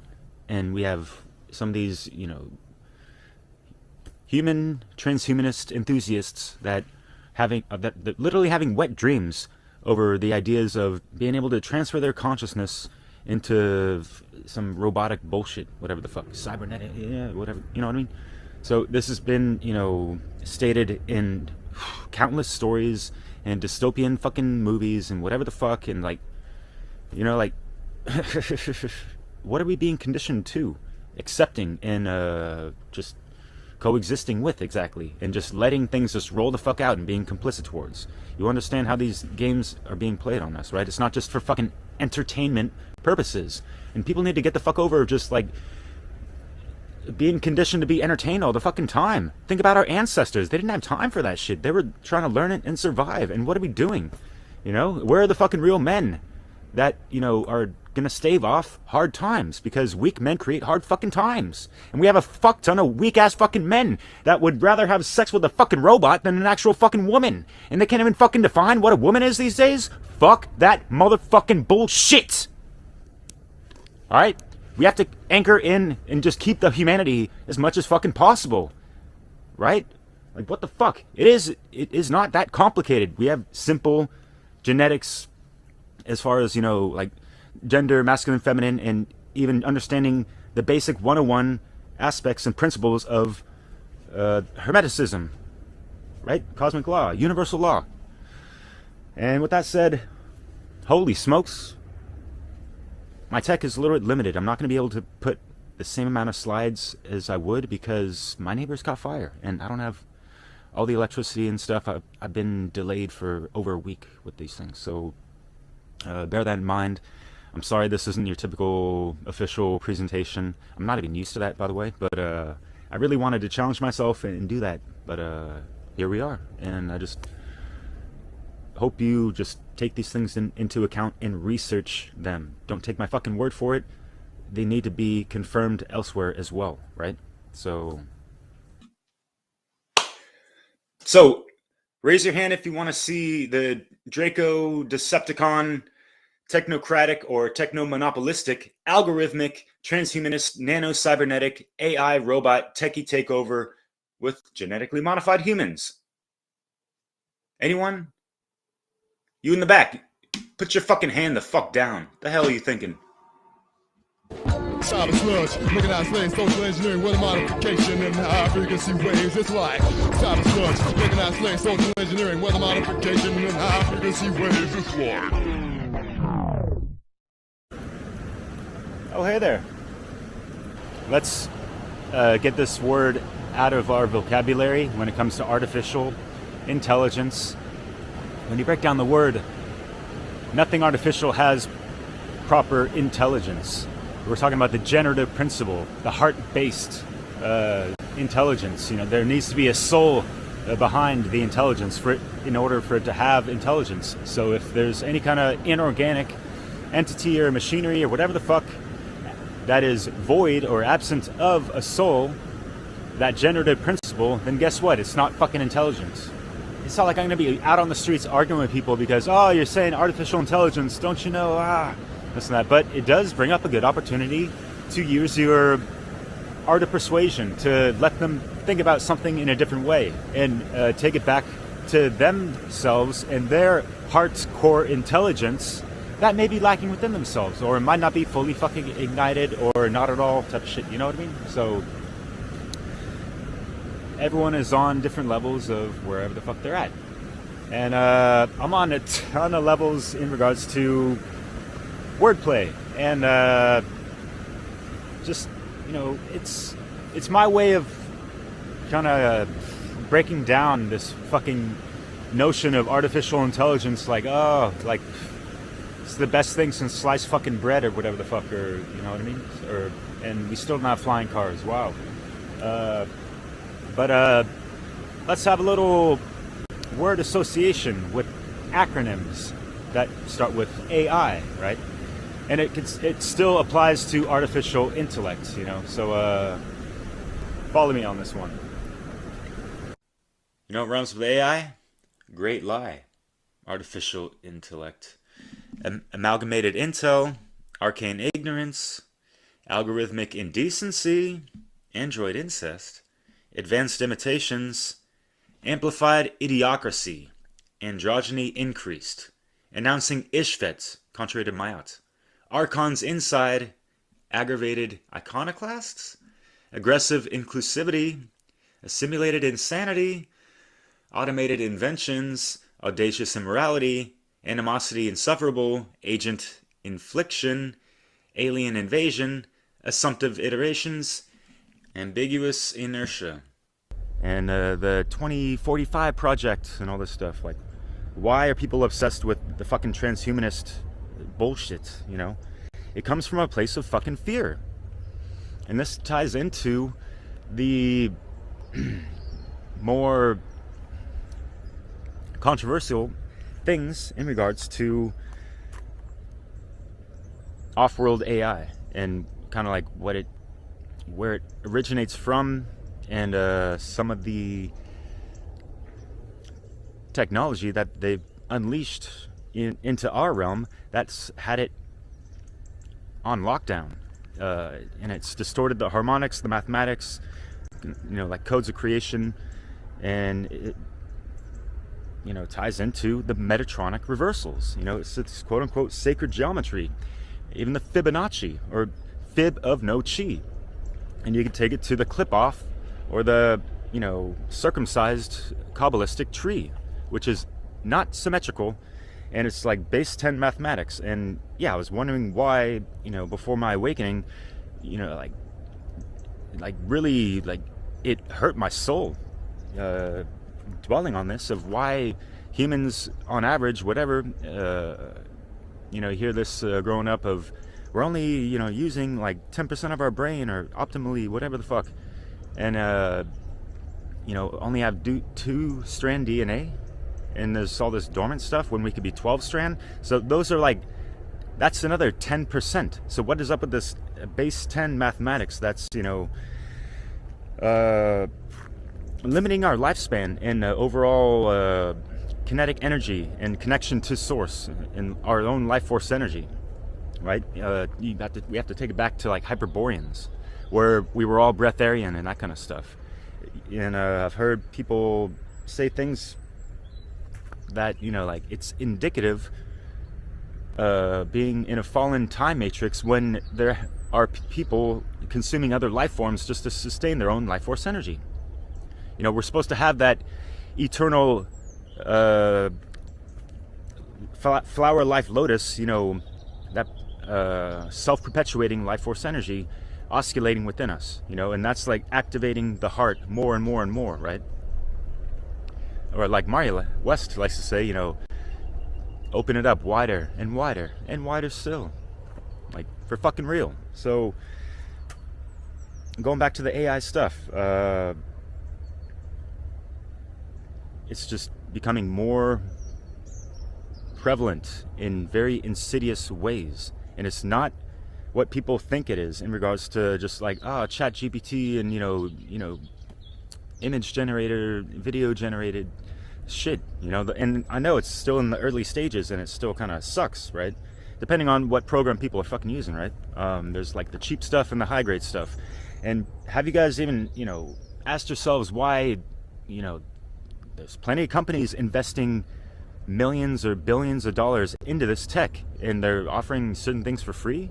You know what I mean? So think about that, and always keep in mind the parasitic modus operandi and how they function of them siphoning our life force energy, and they're using the simulation tactics and just kind of harvesting our ideas and stuff, and maybe twisting them or using them and this and that. You could take to Hollywood, and they have stacks of stories that they could pull from, that they took from these aspiring writers that wanted to have their writings and screenplays become a movie, and they didn't get to see the light of day yet. Those ideas are still there. Check out the interviews of Tom Althouse. I had him on with Zeralath Immortal and Mario West, actually. Yeah, we have to look at some of these equations, right? Did they take zero out of it? Zero, the sacred cosmic womb, if you will. Gununagap, it's also referenced as, or and think about that, with the world card and the tarot, possibly. And these are the things that Seth Exposa has been speaking about for years. So please check out his works on Black Earth Productions. And as I mentioned briefly and alluded to, a discussion he had with Nate Max and George Kavassilis, yeah, they tied in so much together, including, the Flat Earth PSYOP, okay? And some of the distortions with the harmonics and all that shit. Including our the overlays of our chakra system and that kind of stuff. We have to break free from these seals, and so we can really have our hearts open and activated, right? With that being said, I'm still very much a student, not quite a teacher. Unlike Sethicus, who I've been initiated into his school and I've benefited greatly from it, and I wish I knew about this a long time ago. I mean, it's 2025. It's been a couple of years since I've been in correspondence, but yeah, 2012 is quite a long time from my initial awakening, activations and stuff, and I was kind of misled to some of this New Age stuff as well. So yeah, I understand if people are pissed off of like, oh, well, sacred geometry, it's, there's more to it than that, and there's much more to it than what I've briefly shared. It takes hours and years to, understand these things, right? Sethicus was on Funnel 2, the conference a couple of years ago, and he spoke about the betrayal of Thoth, if you will, and how many people followed up on that and actually watched the 7-hour dissertation that is just monumental in my humble opinion, and yeah, it's probably my favorite YouTube channel that I have. I'm subscribed to like over 500, It's tough to get into these things sometimes, just knowing everything that's, going on right now. So yeah, like, to end the artificial intelligence segment of this presentation, stay the fuck away from the needlecraft, the pharmakia fuckery, and geoengineering. So yeah, there's layers upon layers of all this stuff, and we gotta break the fuck away from this stuff. We have to rise up and not fall for these things, right? Rise up, rise up, rise up. Let it shine like an amplify. Open your sight, let it multiply. No inhibition, it's just a vision, releasing your soul and letting it fly. Sonically formed, spiritually warm, lyrically heated and mentally spark. Bursting the flames of consciousness, transcending the flesh and stoke the heart.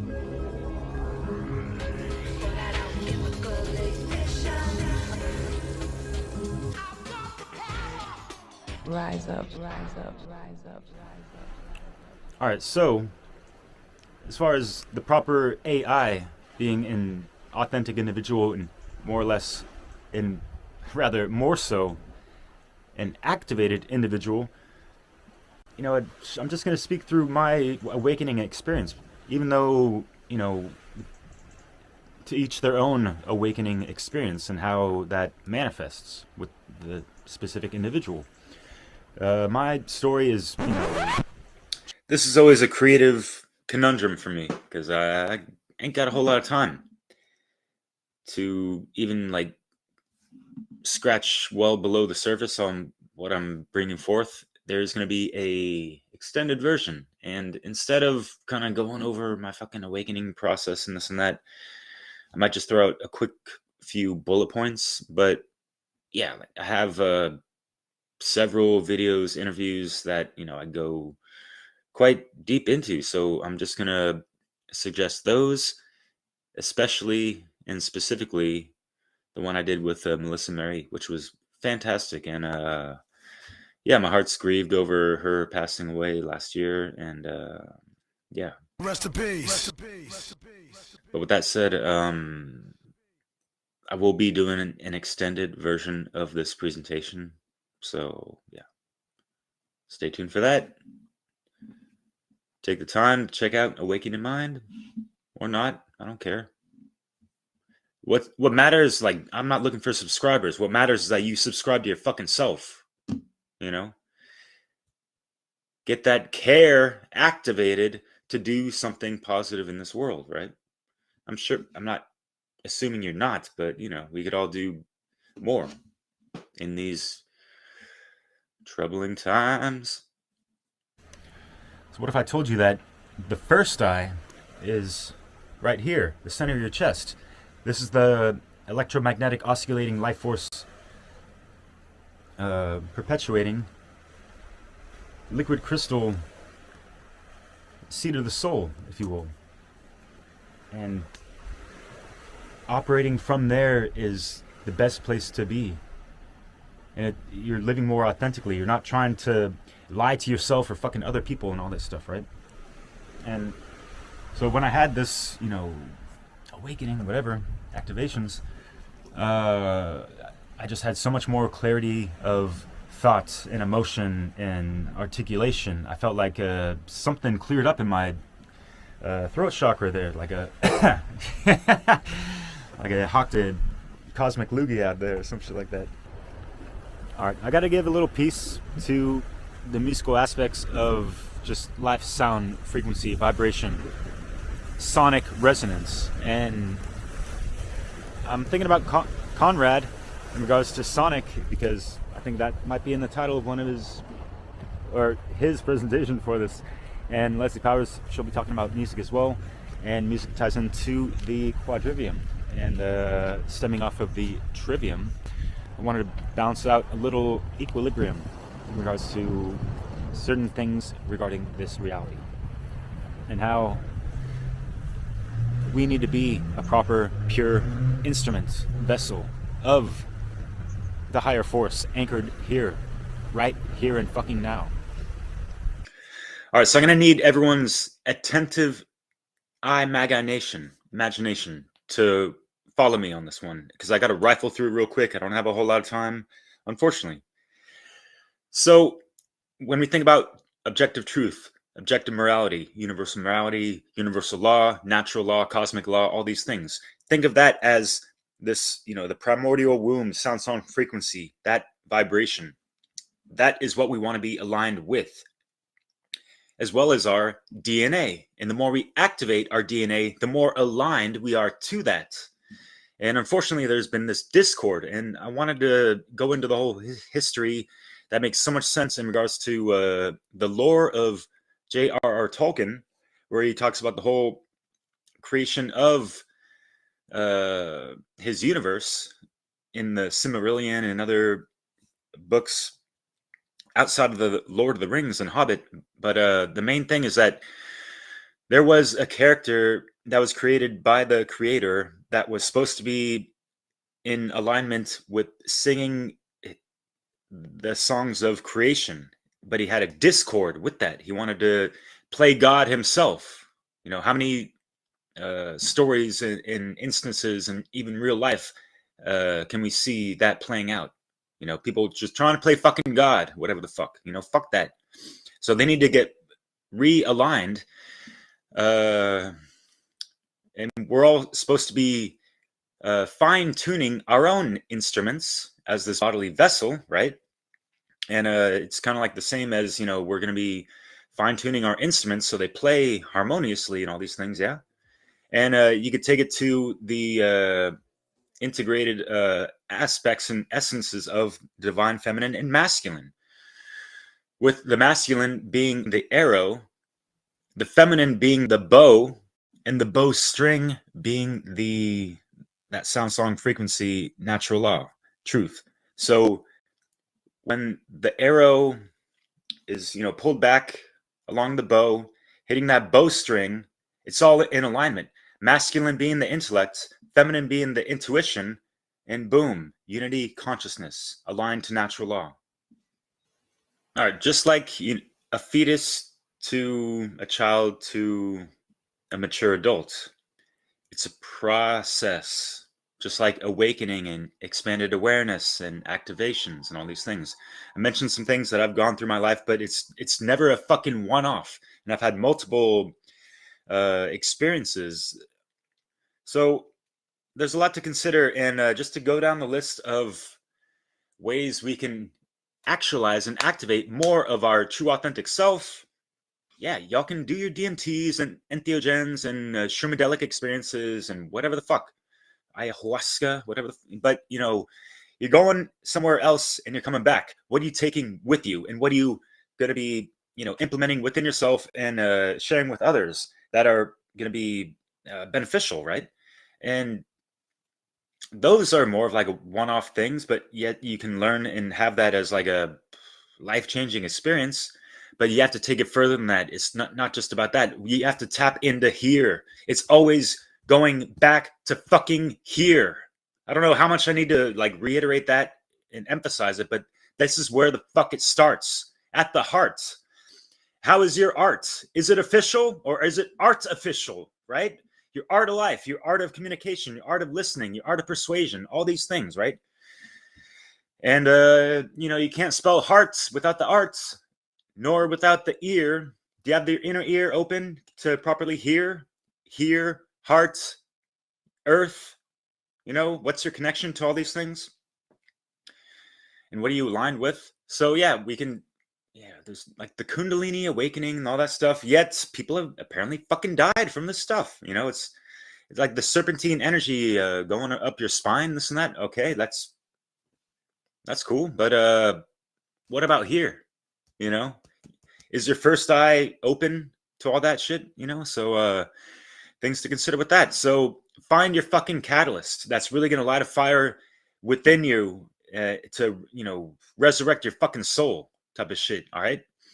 And yeah, there's like these chakra activations and things you can do to, you know, kind of manifest that, whether, you know, like just like deep meditation, contemplation, doing your breath work, whatever.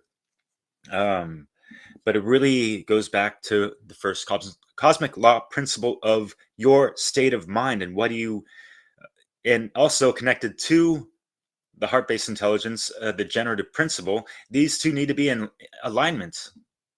Yeah, it's kind of like the Matrix when the Oracle says, Neo, being the one is kind of like being in love. It is that sound frequency, agape, cosmic love that just emanates from here and it just keeps you going, right? It's, yeah, you could say neocortex and all that, but it needs to be aligned to this. The generative principle, what the fuck you care about, you know? Are you able to inspire yourself? Whether it be from the good stuff or the bad stuff going on in the world, right? So, in conclusion, stay human. Rise up, rise up, rise up. Which world am I in? I had a vision of a future life. Activated chakra now, tell me how you feeling like. A line of murder got an energy that's infinite. Literate, I manifest source with my intuition. Inner Christ, see me on a subatomic. Space sacred, I can see the love inside it. Yeah, I said see it's visible to upper logic. Wish I could tell you how I got it, but I stumbled on it. I wonder. Mechanics of the mind, every life form connect the planets in the sky. Enlighten what I'm writing like a phantom with a fly. Watch an apparition vanish in the stand and go by. Man of old time, ancient and Akashic. Knowledge in my head go against the Metatronic. And I won't stop until the federal demolish. That's progress, never gonna stop it. What I rock, I make a fallen angelic change logic. Life comes together when the heart and the brain working together at the same time. One mind. Going deep inside, I'm gonna tell him what I find. I better tell him how to unify the heavenly design. Set him in the drive, forever be divine. I mean, I always will be, see forever in my eyes.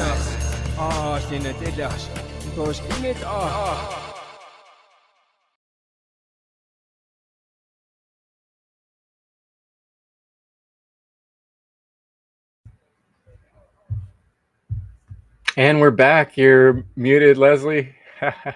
I think I muted you. That's my fault. Yeah, I just was saying, great job, Derek. It was so creative and entertaining, and I think I like that flowing, natural like style you have. And the most, the important message that you really made clear is how important it is to value being human, and that we have more creative potential and more potential for, a better life, a good life, by being fully human, and that we have so many untapped abilities that we can access if we can align with natural law principles through, have that overarching care, so that we can be safe enough, and have the opportunity to expand and grow into our full selves, and so, don't lose yourself to AI, don't lose yourself to any relationship, right?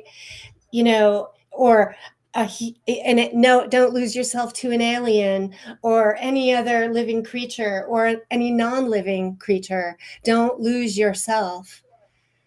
I think that's really bottom line here. Yeah, thank you. Hey, I recently went through one of those struggles where I was trying to deal with something over the phone, and you get the answering machine and, trying to tell the person when I finally got him, like, please be human. I'm a human being, just yelling that practically over and over. I'm a human being. Damn it. It's like I really felt the creative vibes, the way you put that together. I really appreciate the creativity, and it's in line with what Conrad was saying with creative, and I've talked about this creative energy before too. So beautiful work there.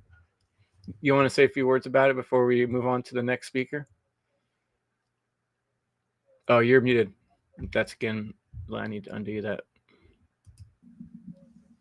Okay, we good? Yeah. Cool, yeah. And I hear what you and Conrad were saying with some of the spiritual mathematics and the octaves and this and that, and I feel like there's things that there's a more underpinning laying a geometrical pattern, or even just, like, think about just like the whole inception of creation. Like, what came first, like the creation or numbers, or like simultaneously type of thing? So yeah, there's things to consider. And I feel like thinking about Conrad's thing with the malignant masculine type of thing, it's like the masculine is seeking to control, and so with this feminine free flow energy, what kinds of containers is this patriarchal, and I say archal with the archonic aspects in mind on a multidimensional level type of thing. So yeah, there's like, when you look into these things, there's so many things to tie in and all. It's just, yeah, I just try to stay on the humble path and realize, like, hey, like, I'm gonna stay a student for possible lifetimes, and like I might speak with conviction about certain things because I have like a bleeding heart for certain aspects of initiations and experiences that I've actually been through myself. So yeah, there's just more to it than that. And yeah, there's no competition in this race, and walking ourselves home towards like the proper source, sound, song, frequency, vibration, sonic resonance, being heaven sent and anchoring that good stuff here, right? So yeah. Oh yeah, one more thing, folks, you might not know, but Derek almost died trying to make that video. There's that one scene he showed it to me. He fell down when he was out there by the water, and he hurt himself like pretty bad, where he's needing crutches right now, but he'll heal up. I'm sure he's a powerful man. But thanks for doing that hard work and actually breaking a leg to make that happen. A rock actually broke that he was He's standing there by the ocean. And he Whoa! fell off a small I was cliff. getting ready to rush. But it's not the first time someone has pushed their body and mind to extreme limits for funnel conference presentations. So thanks for the hard work and dedication. And we're just, if people, the schedule, we're just like about 10 minutes behind the marked schedule. So it looks like things will be pretty close to what it says there. So I'll let Derek introduce the next speaker, and grab your comfy place to rest and enjoy your beverage or food, and appreciate the knowledge and the love that went into all this. Yeah, definitely. And yeah, such an honor to introduce a fellow brother and One Great Work warrior who is also in the One Great Work Network. He is setting a very high standard for the art of the craft, and being in connections with him and you as well, Chris, on a weekly basis with these meetings we have, and just seeing the progress and process of the amount of dedication this guy puts into everything is just phenomenal. Not to drag on, because I know we're a little bit behind schedule, but yeah, he is a true disciplined disciple and a diligent one at that rate of a scholar and teacher of the ancient traditions, philosophies, etymology, mythology, hermeticism, symbolism, and sciences that apply to natural law, freedom, and morality. He is quite the master technician in a multitude of ways. Yeah, some of this technical jargon I'm quite blown away and impressed by his level of understanding and intellect behind all that, and how he implements it into what he's doing right now, which is a 24/7 live stream truth broadcast. You can catch it on Rumble, Twitch, and Odyssey. Something that y'all ought to see. And he has been asking around, yo, you got that natural law? Because if not, you better find that. And we're pointing back at ourselves with that proper responsibility, and try to do that with proper agility. So without further ado, let's get it rolling. Looking forward to this one. Thank you, Brendan. Chris.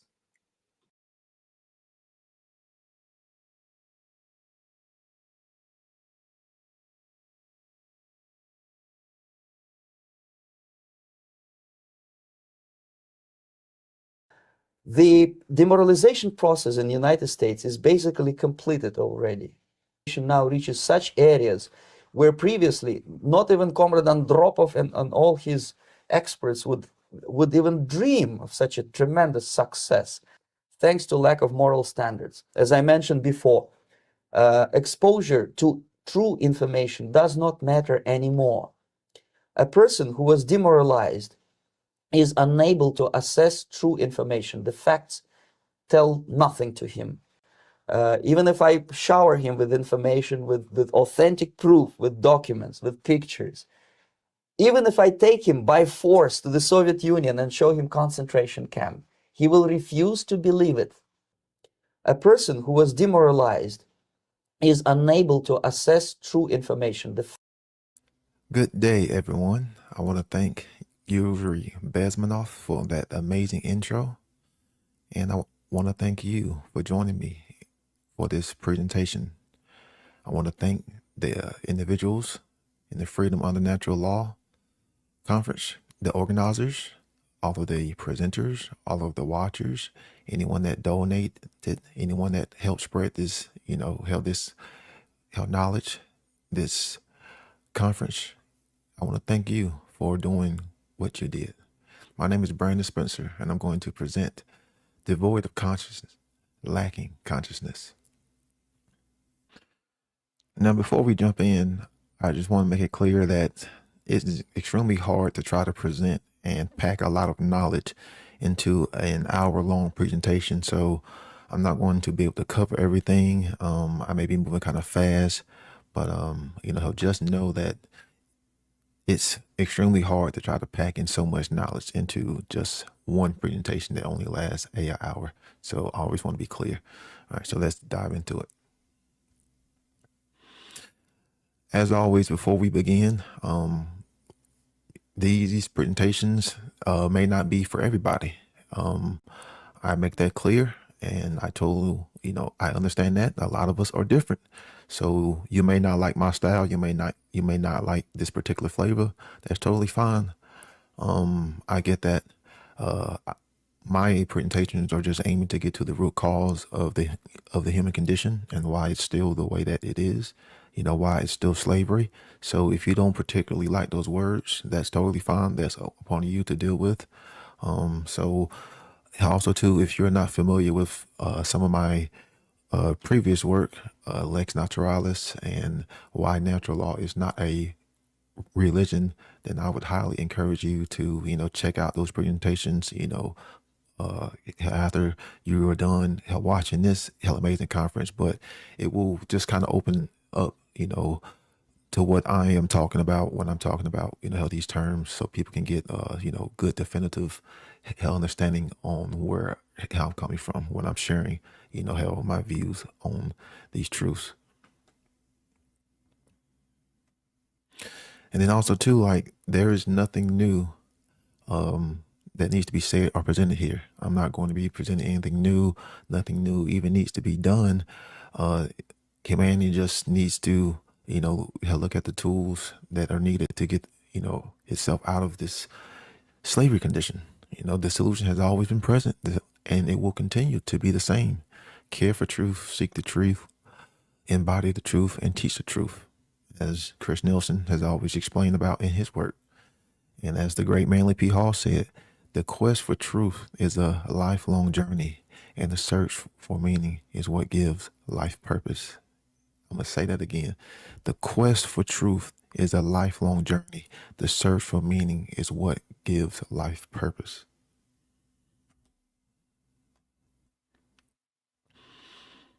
So, as always, starting off, I like to break down the term that I'm going to be using to give people a good idea on what I am, trying to portray, the ideas that I'm trying to get them to think about, coming from a concrete, definitive knowledge in definition. So these are the meanings that I come to know these words are from, not just going by what I believe or what I perceive them are. These are the definitions of these words. So again, it's important to understand these words, because when we are trying to convey this information, if we don't have this even understanding of definitions, then we will always misjudge context. We will always take things and misrepresent them and not truly understand what these words are truly meaning in reality. So that creates a lot of confusion. So we should always be defining our terms and, of course, understanding the etymology of these words and what these words really mean in reality. That way we can come to understand things in reality better. And what better way than etymology and definition? So when I'm using the word devoid, what does that mean? You're lacking, not possessing, to remove, to void, to vacate. Something isn't present, something isn't there. So what is devoid? Conscious. Or what is conscious? Knowing what is right, to know together, knowing what is moral, knowing what is morally right. Together, science, to know, conscience, to know together. Well, what should we be knowing? That which is morally right. And that's why we say conscience, he or she followed their conscience, because there is only conscience, but there are different levels of consciousness, which is the next word, So what is consciousness? Knowing, being aware, the quality, the state of being, of knowing, being aware of your existence. So the state of being aware. So those are the definitions that I am using for explaining these words.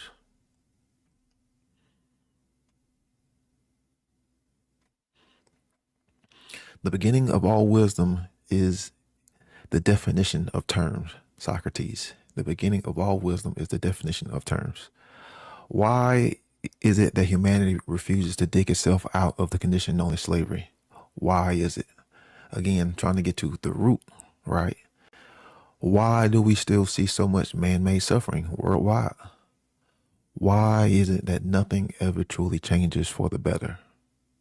You know, we have to ask ourselves, why is it that nothing truly really changes? We keep doing the same thing over and over and over and over, but nothing truly changes. Nothing truly ever really materializes. Why is it? We should be getting to the root, the reason, the cause. And why is it that man continues to engage in behaviors that do not benefit man and his environment?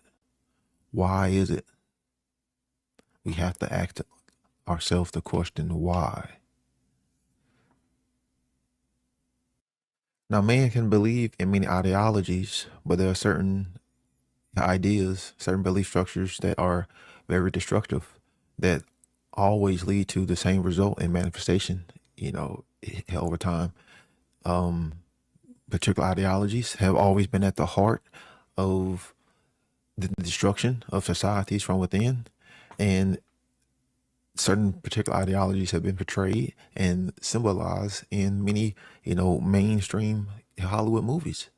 You know, like in Lord of the Rings, you had the Eye of Sauron, you know, being portrayed as authority, you know, because people always want to wield that ring. People think they can always wear and manage that ring. People think they can always, you know, put man's law over the natural laws. So what is at the main particular root of this ideologies that we have seen that are so destructive? Moral relativism. Moral relativism is that ideology, along with solipsism, of course, but moral relativism has always been at the heart and destruction from societies from within. Whenever you saw great societies fall, whenever you saw societies collapse from within, moral relativism was at the center. Moral relativism is that destroyer. Moral relativism is what destroys freedom, because it prevents the conditions of freedom. It keeps them dormant. It keeps them dead. Moral relativism kills the ideas so that freedom can't grow within the mind. It is the belief that morality is relative to some particular standpoint or degree, relative based on time, relative based on culture, relative based on situation, relative based on race, relative based on class, relative based on religious sect, relative based on who's in authority, in charge, who's in power, or relative based on the position in society. You know, we still have cultures all over Earth, you know, that still fall into this relativistic mindset when it comes to trying to dictate morality based on these positions in society. To some degree, you believe morality is relative. You believe man can create or change what is moral. At some degree, at some level, if you subscribe to moral relativism, you believe that man at some level can change what is moral and what is right. And that right there is one of the hallmarks of every tyrannical civilization, every tyrannical government, all forms of external government. Moral relativism. Moral relativism is a mind virus. It is a mind virus. It is a mental virus that invades one's perceptions, one's thinking. It penetrates and creates worldviews, distorted worldviews. It distorts how you view yourself. It distorts how you view others. And it also will distort your behaviors. It is fueled by the ego and selfishness. The mind virus is not only controlling and shaping the way you think, it is also controlling one's behaviors. Because your behaviors are going to be shaped largely on how you think. So moral relativism is one of the mind viruses that creates that physical, violent structure of authority. That's why whenever you start putting people in charge, in positions of power, in positions of authority, you know that the mental virus of moral relativism is there and being spread. Because at the heart of all external authority, of all man-made authority, is this mind virus of moral relativism. That the king can determine what's right. The president can determine what's right. The Führer can determine what's right. The Pharaoh can determine what's right. The judge can determine what's right. Every culture in society subscribes to this mind virus at some degree, at some level.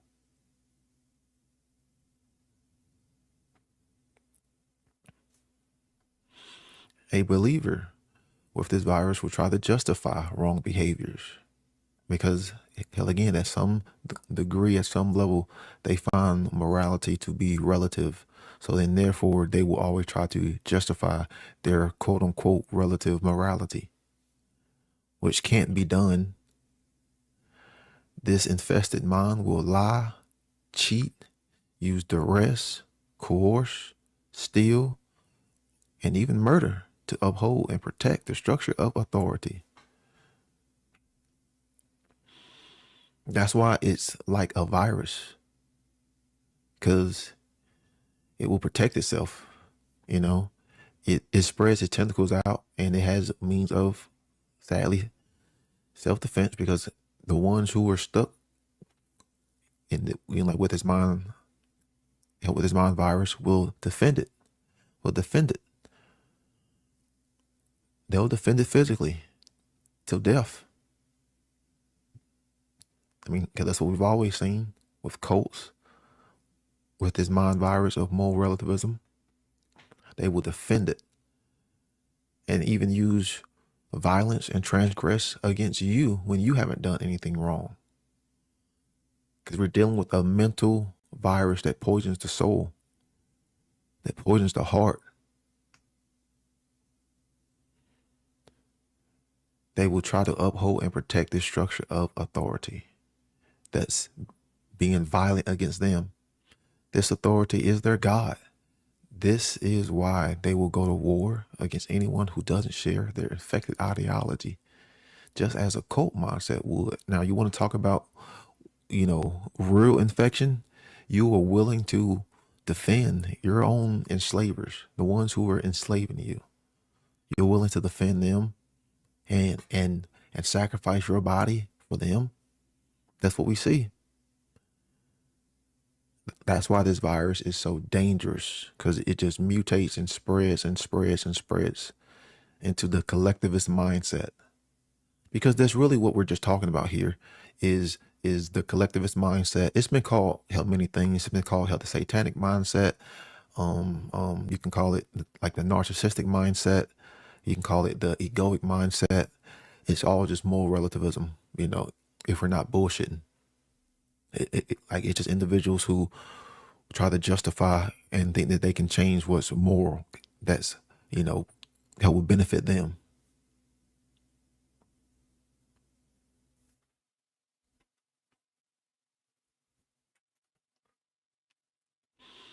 So again, let's bring some more clarity. What does the word moral mean? We're not talking about what you think it means. Like, what does the word mean? Well, let's go to etymology. Right, behavior, from Latin, moralis, proper behavior of a person in society. Not just society, but a proper behavior of an individual in reality. What's moral, what's right? How do you conduct and condone your behaviors when you get around, groups of people? That's what's moral. The right behaviors. Because when we get around groups of people, we start to harmonize, or we're going to disharmonize. So how do we learn this form of harmonization? Well, we observe the behaviors on how people act in groups that bring about that harmony.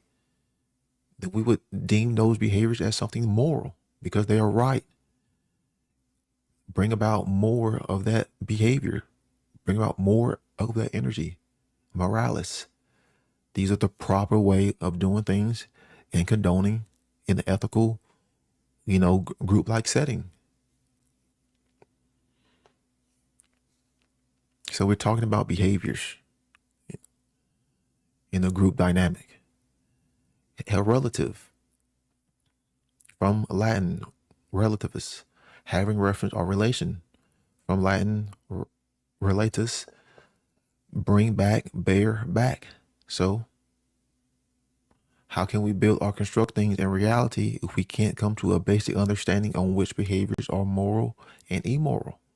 Because to the more relativist person, they'll always try to justify and try to bring back or go back or change what is moral, which is the right behaviors in society, which can be observed, which can be understood, which can be weighed and measured and validated in reality.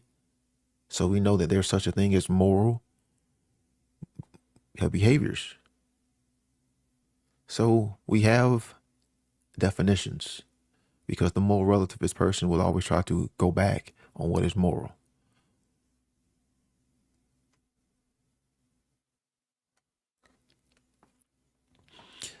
And then, like I stated earlier, moral relativism has been described in so many different ways. It's been symbolized in so many different forms. It's been talked about by pretty much like every ancient culture.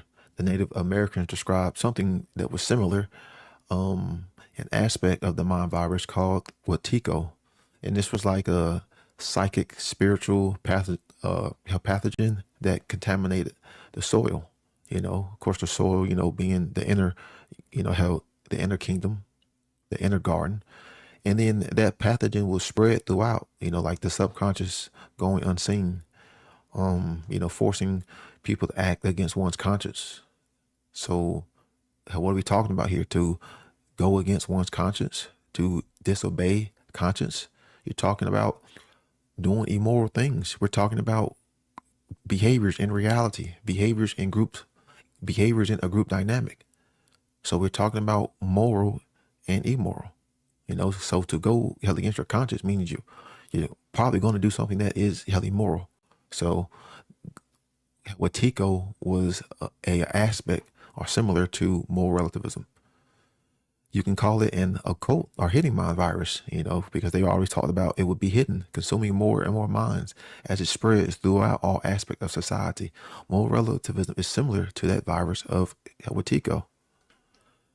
How can I exploit others for my gain? How can I get more? More ego, more greed, more consumption, more control, more. And they also talked about how there was like no description of Watiko. It was no being. It was just like the spiritual vampire, or like the spiritual energy that would possess the individual. It lived in the human psyche. So a moral relativist will always find a way to justify the violation of property rights. They'll try to come up with all the justifications to try to violate another person's property rights. And a lot of them had never even really thought that far. They're just going off conditioning. They're just going off of programming. So this is the main core understanding of what rights are and what they are not.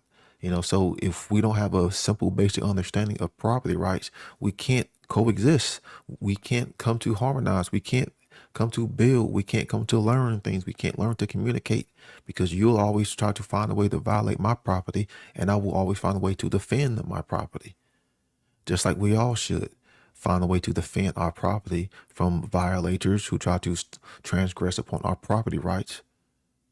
But you see, when you have this mind virus, you don't care for the truth. You don't care for facts. You don't care for property rights. You don't care for principles.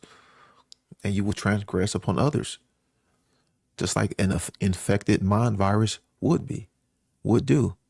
So how can we build? How can humanity come to solve its problems? How can we learn to build? How can we be neighbors if we can't agree on fundamental principles of property? It will always just lead to more confusion and cataclysm. Because rights are a form of property that must be defended at all times, in all places. They have to be defended.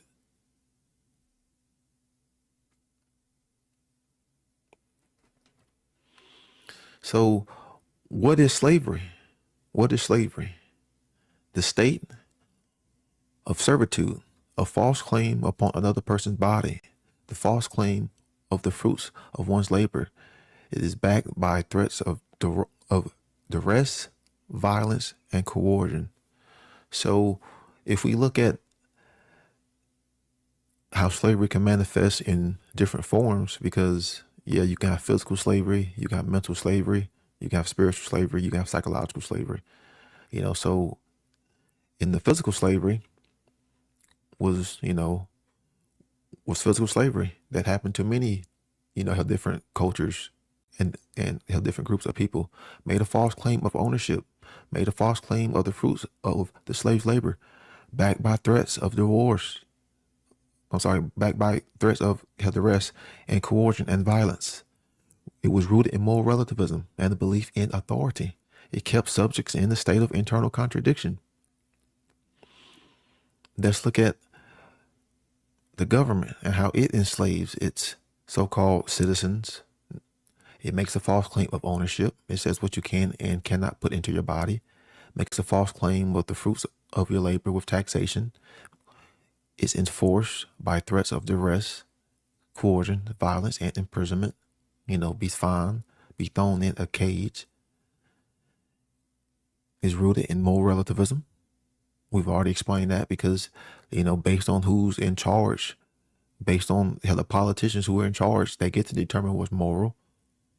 The belief in authority keeps its subjects in a state of internal contradiction.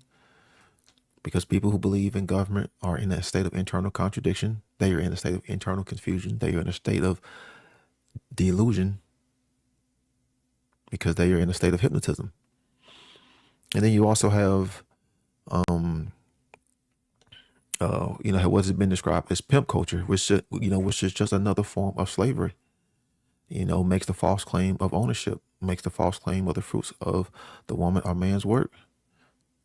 Backed by threats of duress, coercion, violence, and fear, rooted in moral relativism and the belief in authority, because they believe that the pimp has more power. Keeps the man or woman in a state of internal contradiction. So it's still like the same mechanisms when it comes to slavery. Doesn't matter if it's physical, doesn't matter if it's mental, which you can't have physical slavery without the mental slavery, or if it's just emotional. It's the same tactics. It's the same principles that are at play here. The same principles, no matter how you look at it. Slavery is a false claim of ownership. Use fear, use tactics of manipulation, use coercion, use threats. Keep them in a state of fear. Keep them in a state of ignorance. So this part is called the demoralization process in action. And I call this slide the cremation of care. And when I'm describing it, I'm not just talking about a particular ritual at the Bohemian Grove or, like at the Bohemian Club. I'm talking about the collective involvement that the individuals partaking when it comes to these massive, like group rituals. Rather it could be certain ceremonies that come on television or be at music festivals or like at large gatherings. These are what I would consider like more darker type, like cremation of care, events that people partake in like unknowingly, they dedicate their time, they dedicate their attention to these dark rituals, and these rituals are usually tailored to, the cremation of care, destroying people's, ability to empathize, like destroying their, spiritual, nature, destroying their care, destroying their empathy, destroying their will, destroying their ability to think outside the box. So these are symbolic representations of that destruction being, showcased all over the television and government and, mass media and education. And I just call all those, from a collective standpoint, the cremation of care, because all of those interactions, all of the energy is being contributed toward a dark purpose. So the many ways society is being led astray, because that's exactly what's happening. Like the Pied Piper, we're just following those tunes, being led. Of course, religion is one of the many ways, possibly one of the biggest way, that more relativistic, dogmatic ideology has been, brought about into man's consciousness. Religion has been one of the biggest spreaders of this mind virus. Each religion claims to have its code or doctrine of morality. All the religions claim to have, their own particular code when it comes to morality. So which is correct? Which are you supposed to choose from? Which are you supposed to know, which is the correct code? If each particular sect has their own, specific code that you were supposed to adhere to. This code of doctrine usually comes from a book, text, or a prophet. These individuals do not hold their insiders to that specific code, so they're hypocrites. It's always, do as I say, not as I do. So religion wants you to believe in this code and not discover what true morality is. They want you to believe in this, religious doctrine, but don't hold their own individuals held accountable. A lot of these religious contradict themselves in their so-called code, so, hell again, you are contradicting yourself in what you say by what you are doing. So there is some form of disconnect. There is some form of duality going on here. You're not harmonized. Each sect may and will have different variations of this code or doctrine lacking consistency. We see this in, like Christianity, y'all have like different, codes and, like have different subjective interpretation when it comes to certain things. So which are you supposed to follow? Does that not create more confusion? Because it does. These codes may not involve the theft of another's property rights, therefore distorting rights as wrongs. So these codes may not necessarily involve the taking of property, the actual taking of rights. And hell again, this is putting off a very distorted version of what's truly right, because in order for something to be wrong, there has to be a loss in property rights. So a lot of religions will distort this by not getting at the true heart and the meaning of property rights when it comes to, whatever so-called wrongs according to their doctrine. Will make the claim some external deity or entity made them engage in immoral behavior, trying to negate or shift personal responsibility.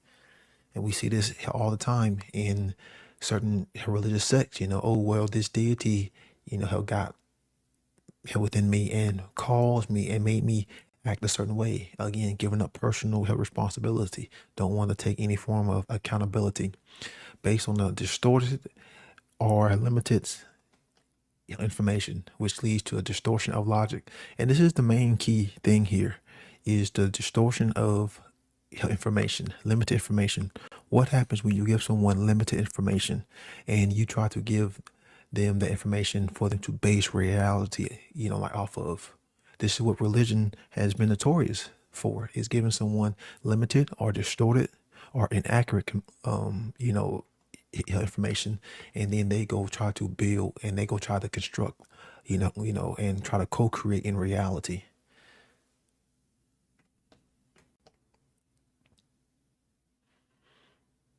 False religion has always been a plague to mankind, getting man to blindly believe and accept distorted worldviews, ultimately denying one's true inner kingdom and sovereignty. One of the more insidious influences of religion, aka the mind virus, is this notion of proxy care. Like this whole fake care that a lot of so-called, have religious or, caring individuals seem to put off. They claim to be there out the kindness of their heart. They claim to be doing good. They claim to be doing God's work. They claim to be the mediators between you and the divine, between you and nature, between you and God. But by thy fruits you shall know them. Always look at the fruits. Then you can really truly know, like where their hands have been and where their hands are going. So religion is one of the biggest components of or one of the biggest institutions that is spreading moral relativism. And the quote by J. Krishnamurti, when you call yourself an Indian or a Muslim or a Christian or a European or anything else, you're being violent. Do you see why it is violent? Because you are separating yourself from the rest of mankind. When you separate yourself by belief, by nationality, by tradition, it breeds violence.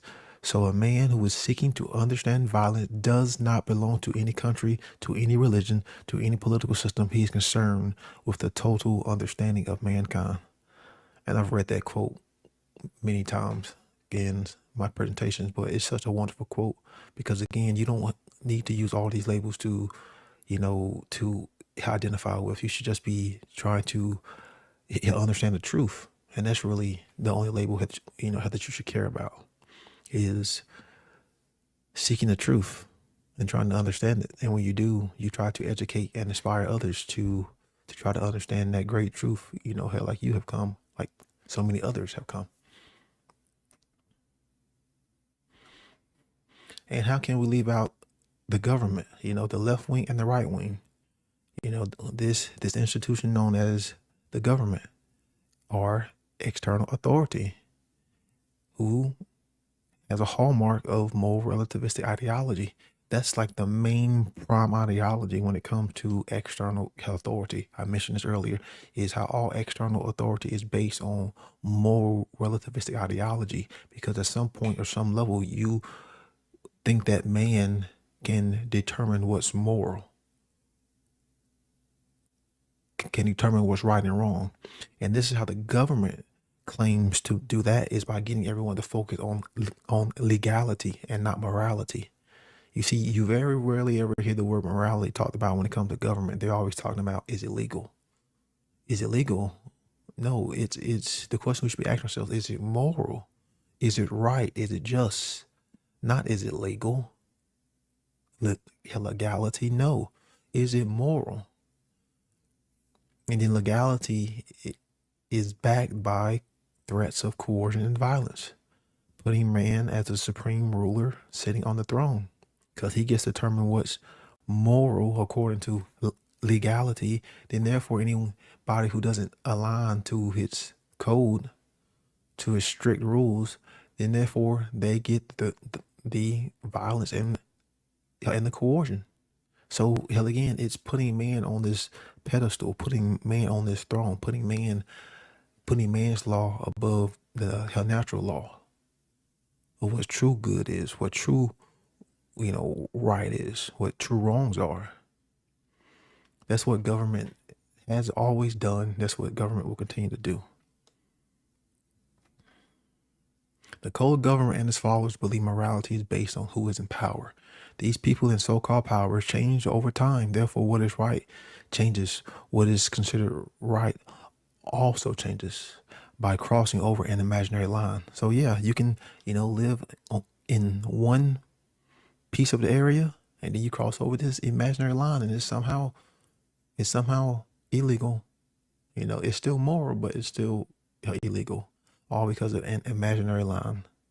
One thing can be right in one place, and you can go a mile to the next area, and it could be considered wrong. Yeah, that makes a lot of sense. You want to talk about how the confusion and contradiction that's being, put forth here. So let's look at what the word demoralize means. To corrupt, to undermine, to undermine the morals, to remove the morals. So where does this usually take place? If if you wanted to demoralize, if you wanted to corrupt, if you wanted to undermine, particular societies, her morals, where would you start? Where would you start? Wouldn't you start with the youth? So where does this corruption start? It starts very young. It starts in the schooling system. And I know many individuals have spoken about the dangers of the government schooling system, but what it does is it breaks the child's will. The schooling system breaks you down. It gets you to conform. It breaks your will. So when you come out of it, you are a broken individual. So what does the word broken means? It means separated by force, not whole, not integral. So what is, what is the child? What is the individual being separated from? True thought, true creativity, true willpower, the true human essence, the true human experience, consciousness, being able to think outside the box, being able to see the bigger picture, holistic intelligence, true intelligence. And the schooling system is very demoralizing. It is very dehumanizing because it puts you through all of these animalistic trials and rituals and means of obedience to conform by way of repetition, by using positive reinforcements and negative reinforcements, and the whole operant conditioning, which was perfected by B.F. Skinner and the whole behaviorists and, like their whole theories on the environment shaping, how we think and behave. All that was tailored toward the control of the environment to tap into our animalistic qualities as a means to manipulate. And that's what we see in the school system. And that's why it is so dehumanizing and demoralizing, and it breaks you down. It makes you feel like you are lesser than a human being, and it treats you as though you are a animal. And the word school, what does that word mean? What does the word school mean? It has two pretty much connotations. The second noun just means training. Schooling means training, but the second noun means a group of fish or other, mammals. The Proto-Indo-European prefix skill, skel, to cut, to split, to turn, which is very interesting. That one of the connotations of the etymology means to cut, to split, to turn. Yeah, to break. To cut something means to break it. To split it means to break it, to separate it. It's not integrated. It's not integral. It's not whole. So then you have the noun one form, which would be the training. The Proto-Indo-European prefix segh means to hold, to possess, to make. Hell, again, you're talking about another definition that's not associated with anything that's typically good. So what's being held? What's being possessed? The child's mind, the child's creativity, how they think, that willpower, that human essence, how consciousness is being possessed and being, kept on and molded by some other form of life outside of the child and the parents. So here you are treated less than, you're forced to line up, you're forced to obey, you're forced to react to a bell, just like the pigeons in Skinner's box, you're forced to conform, just like in all of the behaviorist experiments, you're forced to conform and react to a bell as though you are an animal. And this is where your will is broken and authority is shaped and molded and sculpted within your mind. So this right here is the crux of this presentation right here. This slide right here, or this picture is the most important thing that I want anyone to take from this presentation, because the corruption starts so young. It's nothing short of evil. But in reality, what has happened is the ones who are in control, the social engineers, have poisoned the stream of information, the flow of knowledge, the well of knowledge that we all drink from. They poison it with garbage data, with garbage information, toxic information, distorted information, limited information, information that isn't tailored toward higher states of consciousness, stuff that's, more focused on self, health service to self, like monetary possessions, a lot of stuff with violent, like information, a lot of violent images, a lot of news stories, that are just, all about ego and just all of this garbage data. Okay. So you have this flow of information that just exists into the ether. That's where all the aggregate data is. And we pull from that data. We draw from that, that stream of information. We drink from that well of information.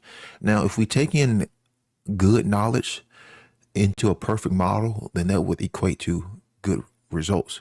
But because that well, because that flow of information, because that stream of information has been poisoned, it's been distorted, it's been corrupted, we ourselves, the way man thinks, man's conscience itself is, you can say, a damn near perfect model created by nature, created by reality, created by, God, health consciousness itself.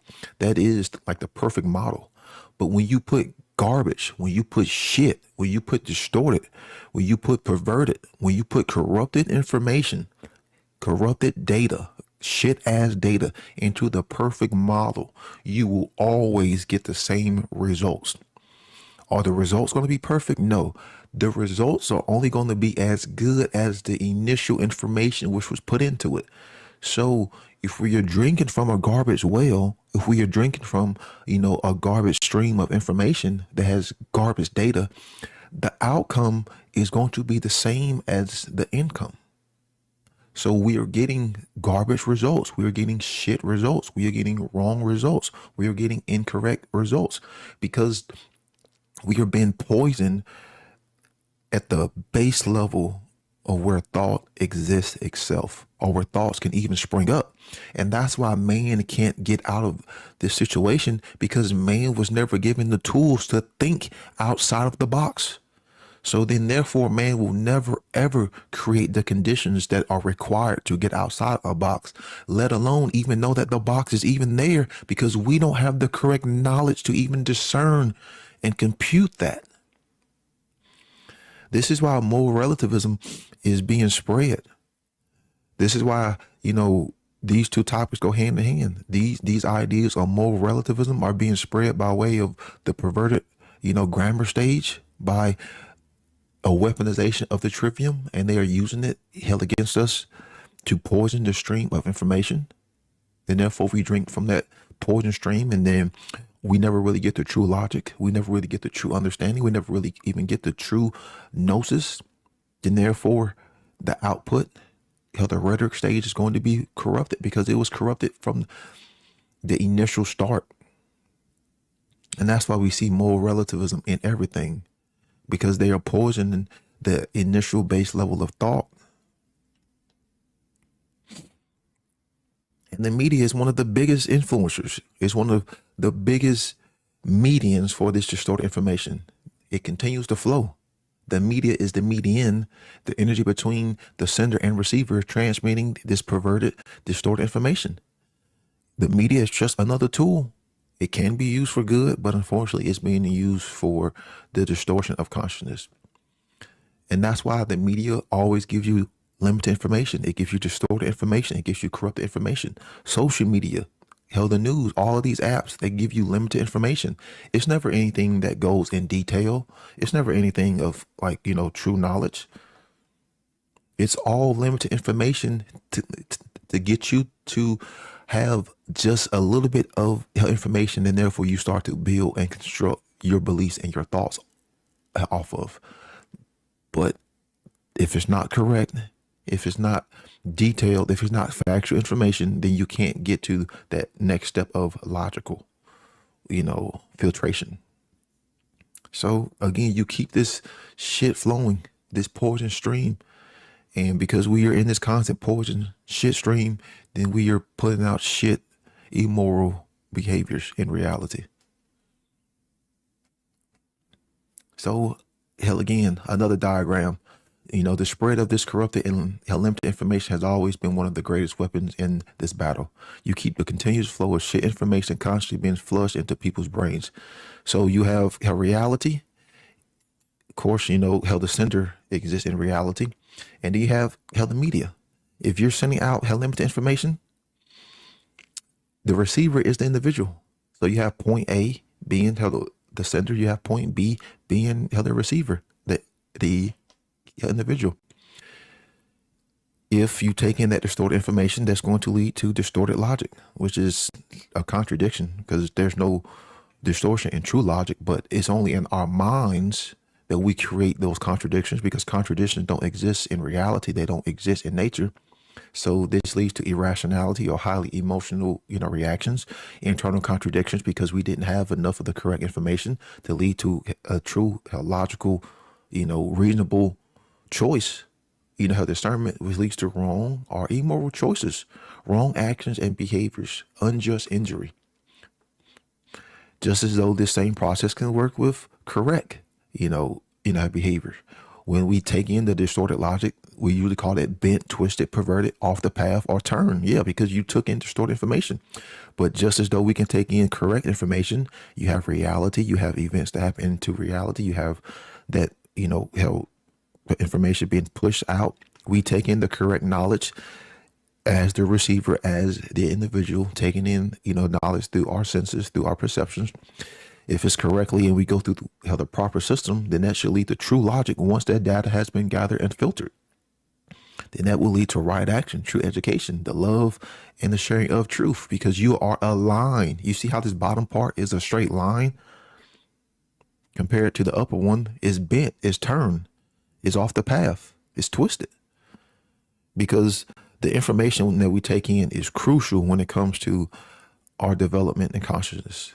It is crucial. It's one of the main components. That the information that we take in is one of the main components when it comes to the evolution and advancement of consciousness. And lastly, you have the entertainment, who keeps the shit, who keeps the shit flowing, who keeps the shit show flowing, who keeps all this shit plastered, like everywhere, like all over the media. You got people just looking down at the shit, constantly reprogramming themselves with positive reinforcements, with the shit, with the limited information, with the distorted information, with the corrupted and perverted information, which I'm using all those terms, synonymously. But what does the word limited mean? It means fixed. It means to restrict, to bound. Limited information is the data and information that is tailored to the restriction of thought, creation, and will. So pretty much limited information, distorted information, perverted information, corrupted information is data and information which is used to suppress human consciousness, to stop the flow of consciousness, to stop the advancement and evolution of consciousness. That's what I am talking about when it comes to limited, distorted, corrupted, and perverted health information that is being used to keep man in this animalistic, moral, relativistic mindset. You have to control man at the level of information. Therefore, anything that comes out of that information thought is going to be control itself. So a demoralized individual doesn't care for the truth. Just like Yuri Bezmenov said at the beginning, they are not concerned with principles. They only care to serve their purpose and goal. They have abandoned consciousness because the mind is being broken off from the truth. They have abandoned consciousness because they was never connected to consciousness to begin with. That information was never given to them. It was never present. So they are pretty much stopping us from becoming human beings. Because what is a man? What is man? You have different connotations, because you got like man in the collective, man as, the sex man, then you have man as the individual. So you have human being, you have the adult male, then the Proto-Indo-European man, the prefix man, M-E-N, was thinking, to stand out, to tower over. Because our thinking is what gets man to stand out when it comes to other individuals in nature with other animals. Our thinking is what gets us to stand out. It's not even close. If you was to look at all of the individuals underneath a microscope and just observe them, man's behavior and creation would stand out compared to all the other, life forms in the animal kingdom. We would tower over. It wouldn't even be close.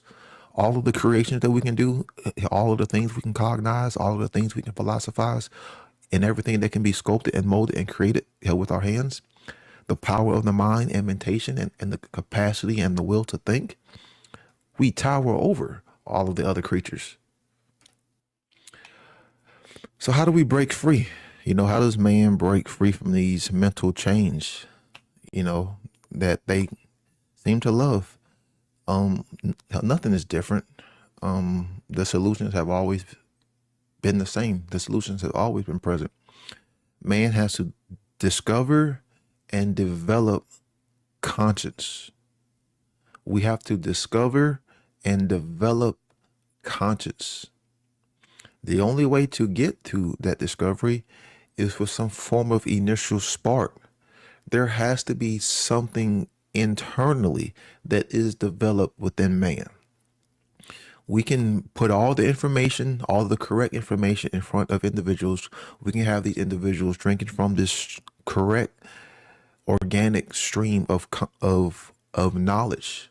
But if they don't have that initial spark to even start, to even lift that cup up to their mouths and to drink, they will never ever start that journey. The discovery of natural law is the solution, breaking free from this mind virus. That is the only solution. Is man has to discover and have the definitive knowledge of what is right in behavior and what is wrong in behaviors, and the consequences that follow, no matter if he chooses to align with the right or if man chooses to align with the wrong. There's going to be consequences invariably for both. So man has to have this knowledge in order for true creativity to even start. Because how can man come to create with other man if there is no baseline understanding of actions and behaviors in the ethical capacity when it comes to building? You have to understand this dynamic. We have to learn to create with each other. So there has to be some baseline of morality for us to understand, for us to discover.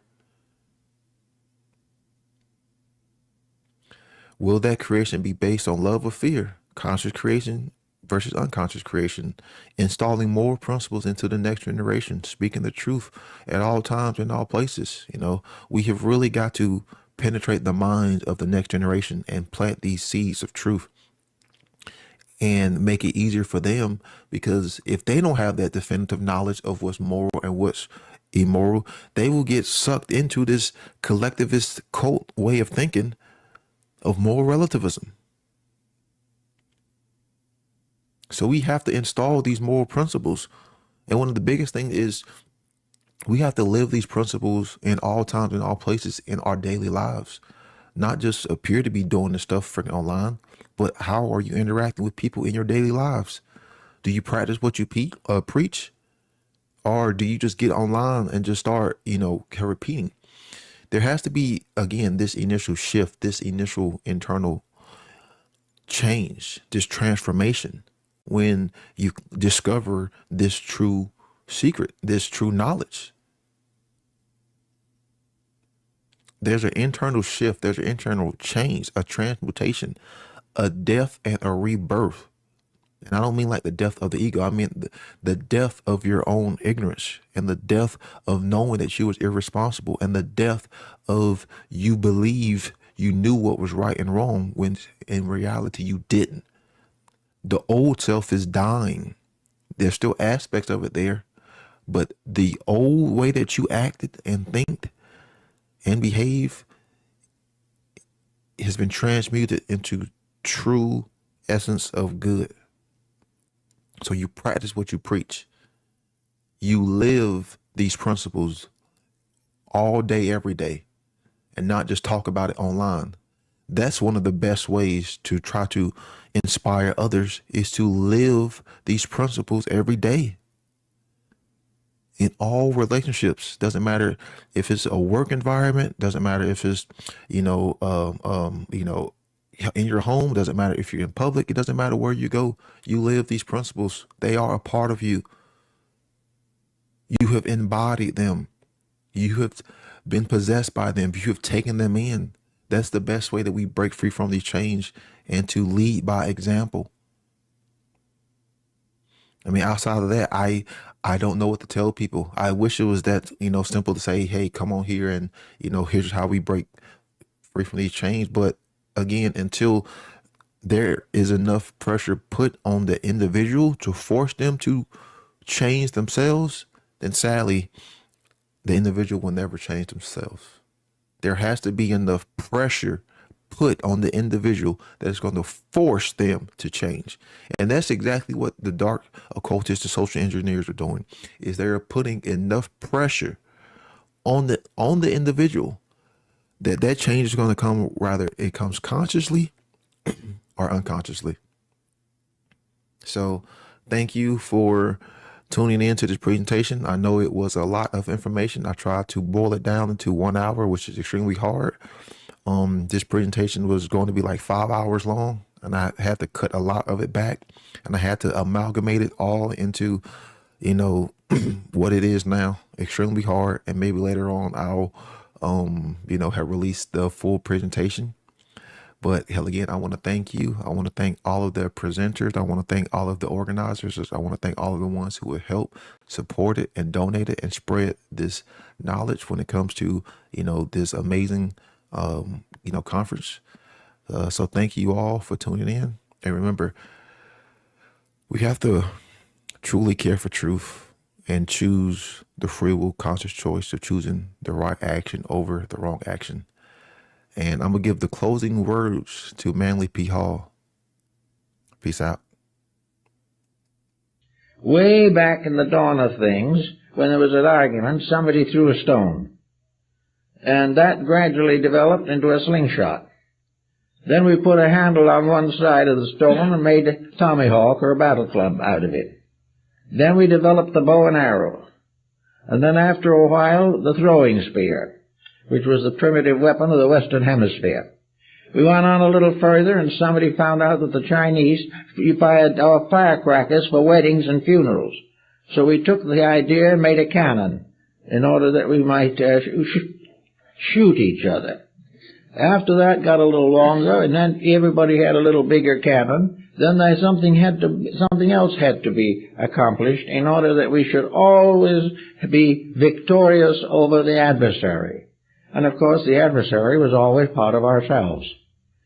So we gradually broke up humanity into a mass of conflicting units, each struggling desperately to survive according to rules that were essentially wrong.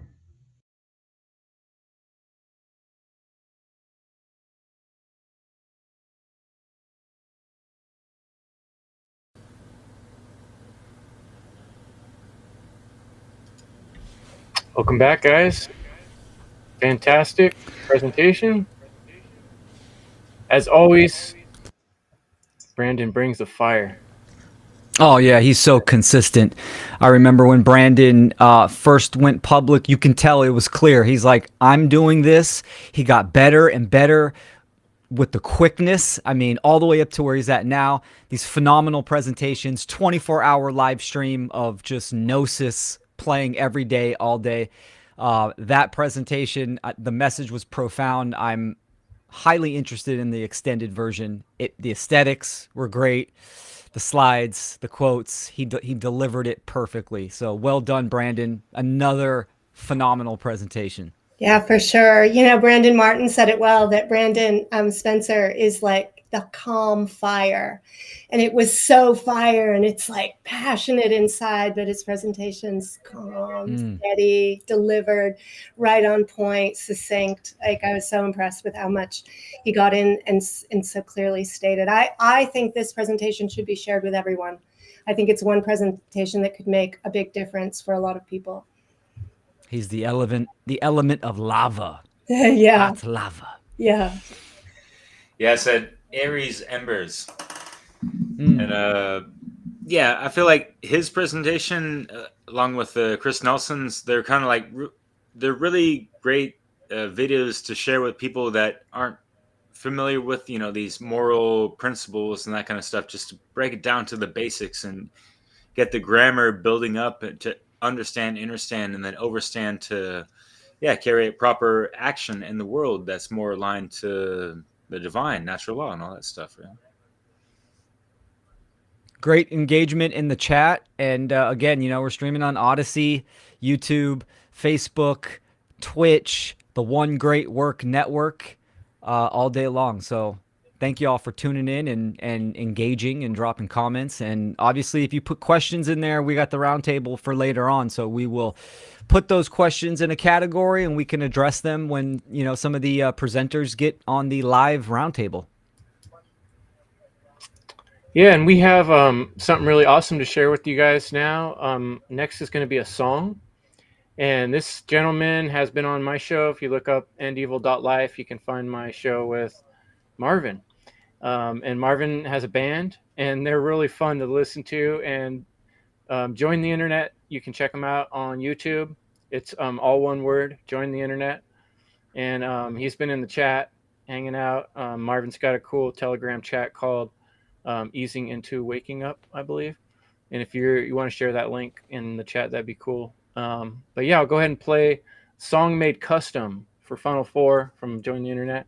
And then after that, I'll let Will introduce the next speaker. So let me turn off our faces for a minute and I'll put the music on. All right.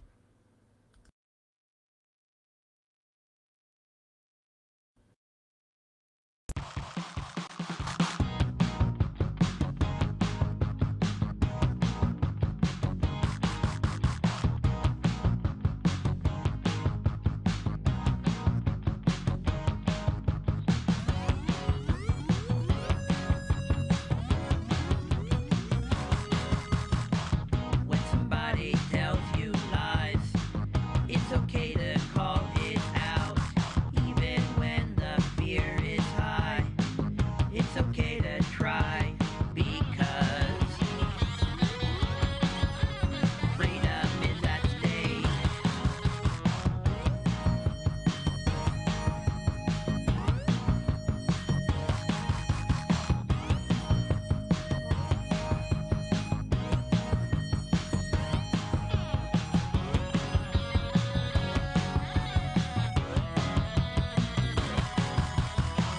Every moment I'm alive, it's the time I have to learn all of who and what I am and why I'm put here on this earth, because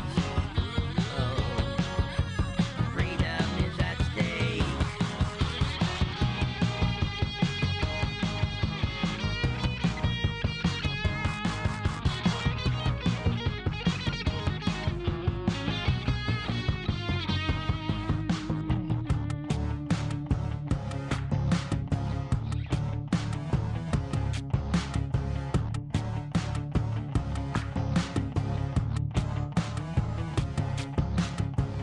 My soul is mine, my rights are mine, my freedom's mine, my body's mine, my soul is mine, my rights are mine, my freedom's mine, my mind is mine.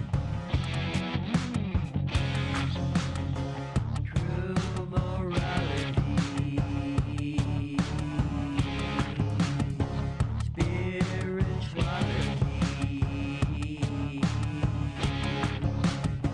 true morality, all I wanna teach.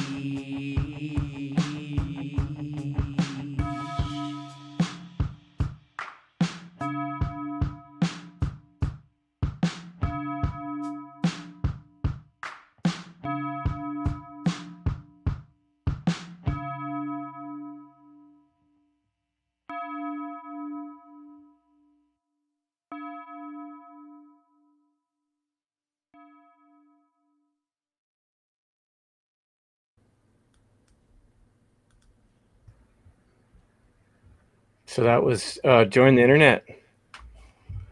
Very cool. True Morality. Funky. Custom song.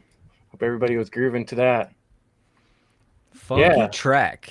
Right And, on, Marvin. All right, I guess we are ready to move on to our headliner for tonight. Will, you want to do that introduction? You ready for that?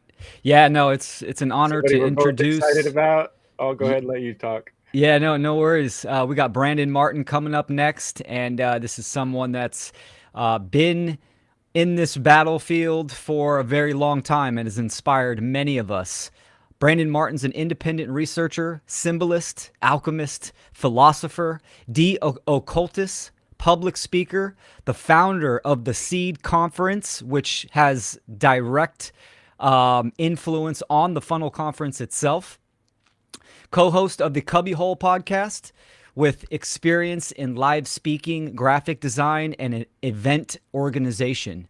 He's an activist for natural law, Freemasonry, and the mystery traditions, and recently became a father, the ultimate journey of his life so far, and we wish him and his family well. So here comes Brandon Martin, and his title is The Declaration of Liberation and Abolition.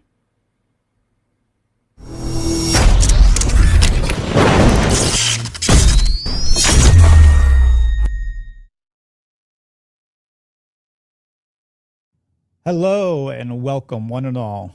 My name is Brandon Martin, and I will be presenting to you today a short but concise declaration of liberation and abolition by free and sovereign beings.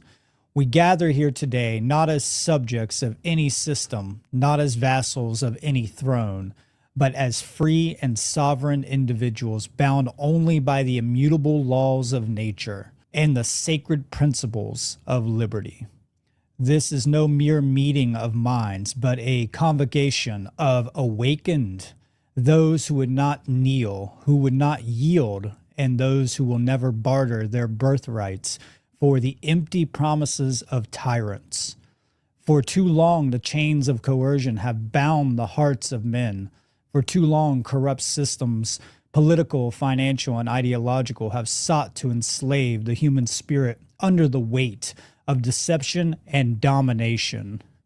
But today we proclaim what has always been true, what no government, no despot, no self-proclaimed authority can erase. We stand upon the foundation of natural law, upon the eternal self-evident truth that no man has rightful dominion over another, that no institution, no empire, no apparatus of power may trespass upon the sovereignty of the individual.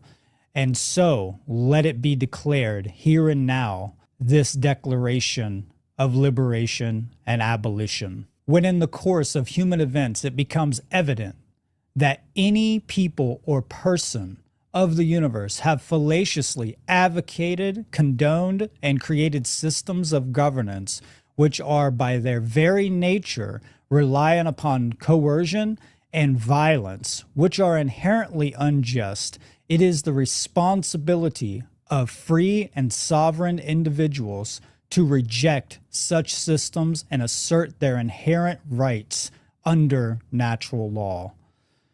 A decent respect for the immutable truths of existence compels us to declare the principles that guide this rejection of tyranny and the establishment of true liberty under natural law. The sovereign and autonomous individual recognizes only the legitimacy of the inherent rights of individuals, aka moral agents, and the moral law of nature as the foundation of a free and just society. I, as an autonomous and sovereign individual, also known as moral agent, hold these truths to be self-evident, that all human beings are created equal in rights, that they are endowed by the very nature and virtue of their existence with immutable, inherent, and innate rights. Among these, but not exclusive to, are moral life, liberty, rightful property, and the pursuit for moral happiness. These rights are inalienable, thus cannot be granted or taken away by any individual, collective, or institution. Any attempt to deny or infringe upon these rights is a violation of the sovereign's autonomy and natural law principles, and is therefore null and void and can be met with the necessary use of rightful force or self-defense. No individual has the right to rule or be master of another, nor can any institution claim such a right. All authority in proper context of the master-slave relationship, which is rooted in coercion, is a violation of this immutable truth and must be rejected entirely. What is natural law? Natural law is a set of universal, inherent, objective, non-man-made, eternal, and immutable conditions which govern the consequences of behaviors of beings with the capacity for the understanding of the difference between violence and non-violent behavior. The understanding of natural law is centered upon bringing our conscience into alignment with objective morality. This means definitively knowing which behaviors are right because they do not initiate violence upon other sentient beings, and which behaviors are wrongs because they do initiate violence upon other sentient beings. When human beings live in the aggregate, in harmony with natural law principles, and therefore are moral, they become and remain free. When human beings in the aggregate live in opposition to natural law principles and therefore are immoral, they become and remain enslaved. Let it be known to all those who cherish liberty that the measure of a people's freedom is bound inextricably to their morals. As righteousness flourishes among men, so does their liberty expand, unrestrained by the yoke of tyranny. But when vice and corruption take root in the hearts of the people, the ground beneath them erodes, and the despot's chains are fastened upon their limbs. No nation was ever enslaved by foreign conquerors before it had first decayed from within. It is not by the strength of kings nor the arms of oppressors that the people lose their freedom. It is by their own abandonment of moral principles, by their submission to fear, and by their willingness to exchange duty for indulgence. When the spirit of virtue wanes, the tyrant finds no resistance, for the people, having forsaken their own discipline, soon beg for the lashes of a master to order their affairs. Let this, then, be the unalterable truth upon which all free men must stand. As the morality of the people rise, so too does their liberty. But as it declines, so follows their enslavement.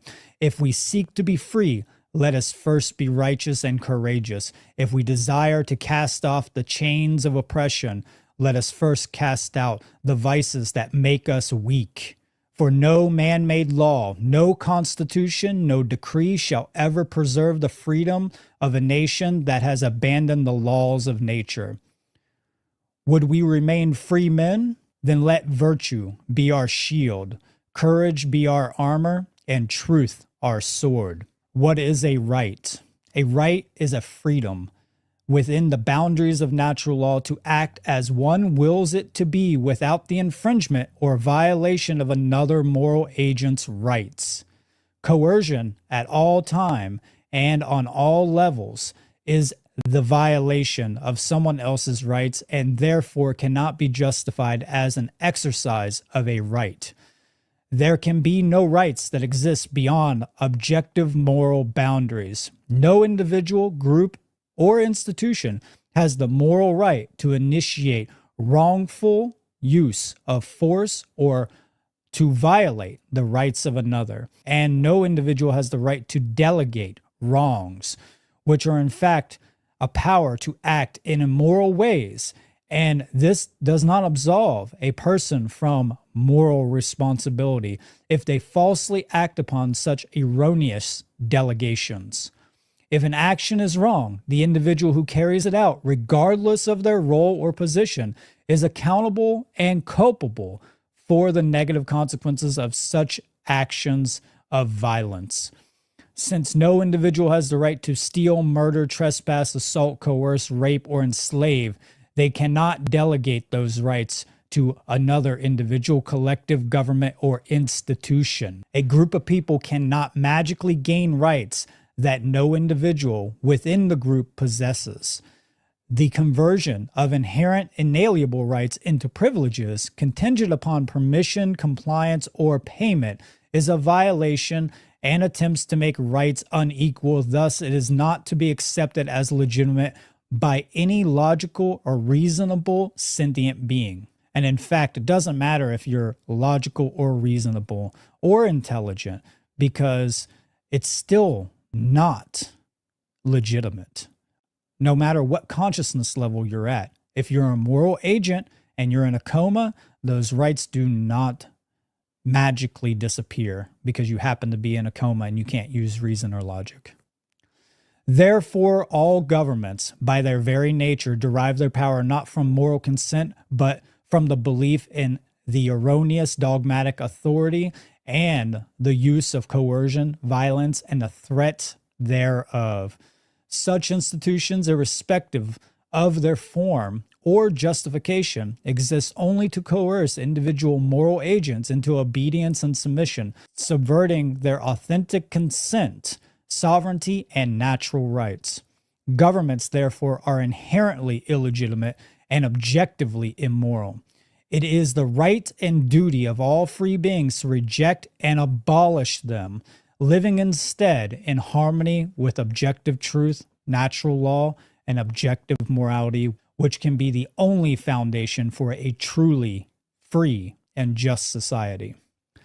The history of governments is a history of repeated violations of natural law, systemic and systematic oppression, and the denial of the innate sovereignty of individuals. To prove this, let the essence of the facts be submitted to the candid world. Governments have enslaved individuals using coercion and violence to deny, restrict, and or restrain our inherent rights. Governments have stolen the fruits of our individual labor through taxation, forced tribute, and other forms of legalized theft. Governments have created a monopoly on violence, disarming individuals, criminalizing self-defense, and reserving for themselves the unchecked power to use force against the people. Governments have restricted free markets, interfering with voluntary exchange through licensings, tariffs, regulations, and corporate favoritism, stifling innovation and prosperity. Governments have conspired with monopolistic entities, creating centralized economic systems that benefit the powerful while oppressing the independent and the free. Governments have imposed arbitrary laws and regulations, compelling obedience under the threat of violence, regardless of whether these edicts align with natural law or morality, which is moral relativism. Governments have waged wars, spilling innocent blood to expand power, control resources, and enforce domination over others, while profiting from the enslavement, death, and destruction that has taken place from their expansion. Governments have manipulated currencies and created systems of fiat debt currencies or fiat debt slavery, debasing the value of honest labor and subjugating individuals to perpetual financial servitude. Governments have restricted freedom of movement, thought, and speech, erecting borders, prisons, and surveillance systems to control and oppress the people. Governments have fostered divisions and dependency, using propaganda, fear, and coercion to maintain control over individuals while undermining voluntary cooperation and mutual aid. Governments have perpetuated a monopoly on justice, denying individuals the ability to seek fair resolution and restitution of disputes outside of the purview of the state-controlled courts, which often serve the interests of the slave masters, those in power, rather than truth and morality. Governments, in collaboration with central banks, have created a monopoly on the medium of exchange, which is fiat currency and money itself, through the manipulation and centralization of currency and the limiting of competition in the markets. They have stolen the power of free individuals to control their own economic destinies. I affirm that all individuals, institutions, and entities that collaborate with governments or any form of authority that is perpetuating coercion, violence, and the subjugation of free beings are morally culpable of the violations committed by those governments. This includes, but is not limited to, politicians, lawmakers, and most importantly, law enforcement officers who create, uphold, and implement unjust laws and regulations. Corporations, banks, and other financial institutions that conspire with governments or the state to manipulate the economy, monopolize resources, and perpetuate systems of debt and financial enslavement. Media organizations that serve as mouthpieces for propaganda, actively distorting truth, lying, and misleading the people to maintain the status quo of government control. Any individual who directly or indirectly participates in the enforcement of unjust laws or actions, whether through compliance, collaboration, or silence. Let me repeat that part. Any individual who directly or indirectly participates in the enforcement of unjust laws or actions, whether through compliance, collaboration, or silence. I do not claim the seat of final judgment upon humankind, for to do so would be to fall into the very despotism I oppose. Yet in the face of tyranny, I assert my innate right to defend myself by whatever means are necessary against those who would trample, usurp, and or erode liberty. The aggressors, whether through willful malice or blind submission to unjust authority, bear responsibility for the role in perpetuating coercion and must be held to account in proportion to their culpability and complicity. But the acknowledgement of our shared fallibility and culpability in such systems that have permeated the whole of the world must be recognized. We all have played our part in creating the conditions that we are experiencing. Thus, I do not presume to be the ultimate judge of humankind, nor can any individual or group in reality claim to be such. Justice, to be true, must never serve as a new engine of oppression. Then so it must be stated that accountability must be correctly guided by the objective principles rooted in natural law, which safeguards us against the corruption into mere retribution and vengeance. Lest we replace one master with another. If we seek a world without rulers, let us be ruled by nothing but truth under the properties and faculties of holistic intelligence, reason, and conscience. And let the justice be that of the free, not the decree of new tyrants in the guise of avengers.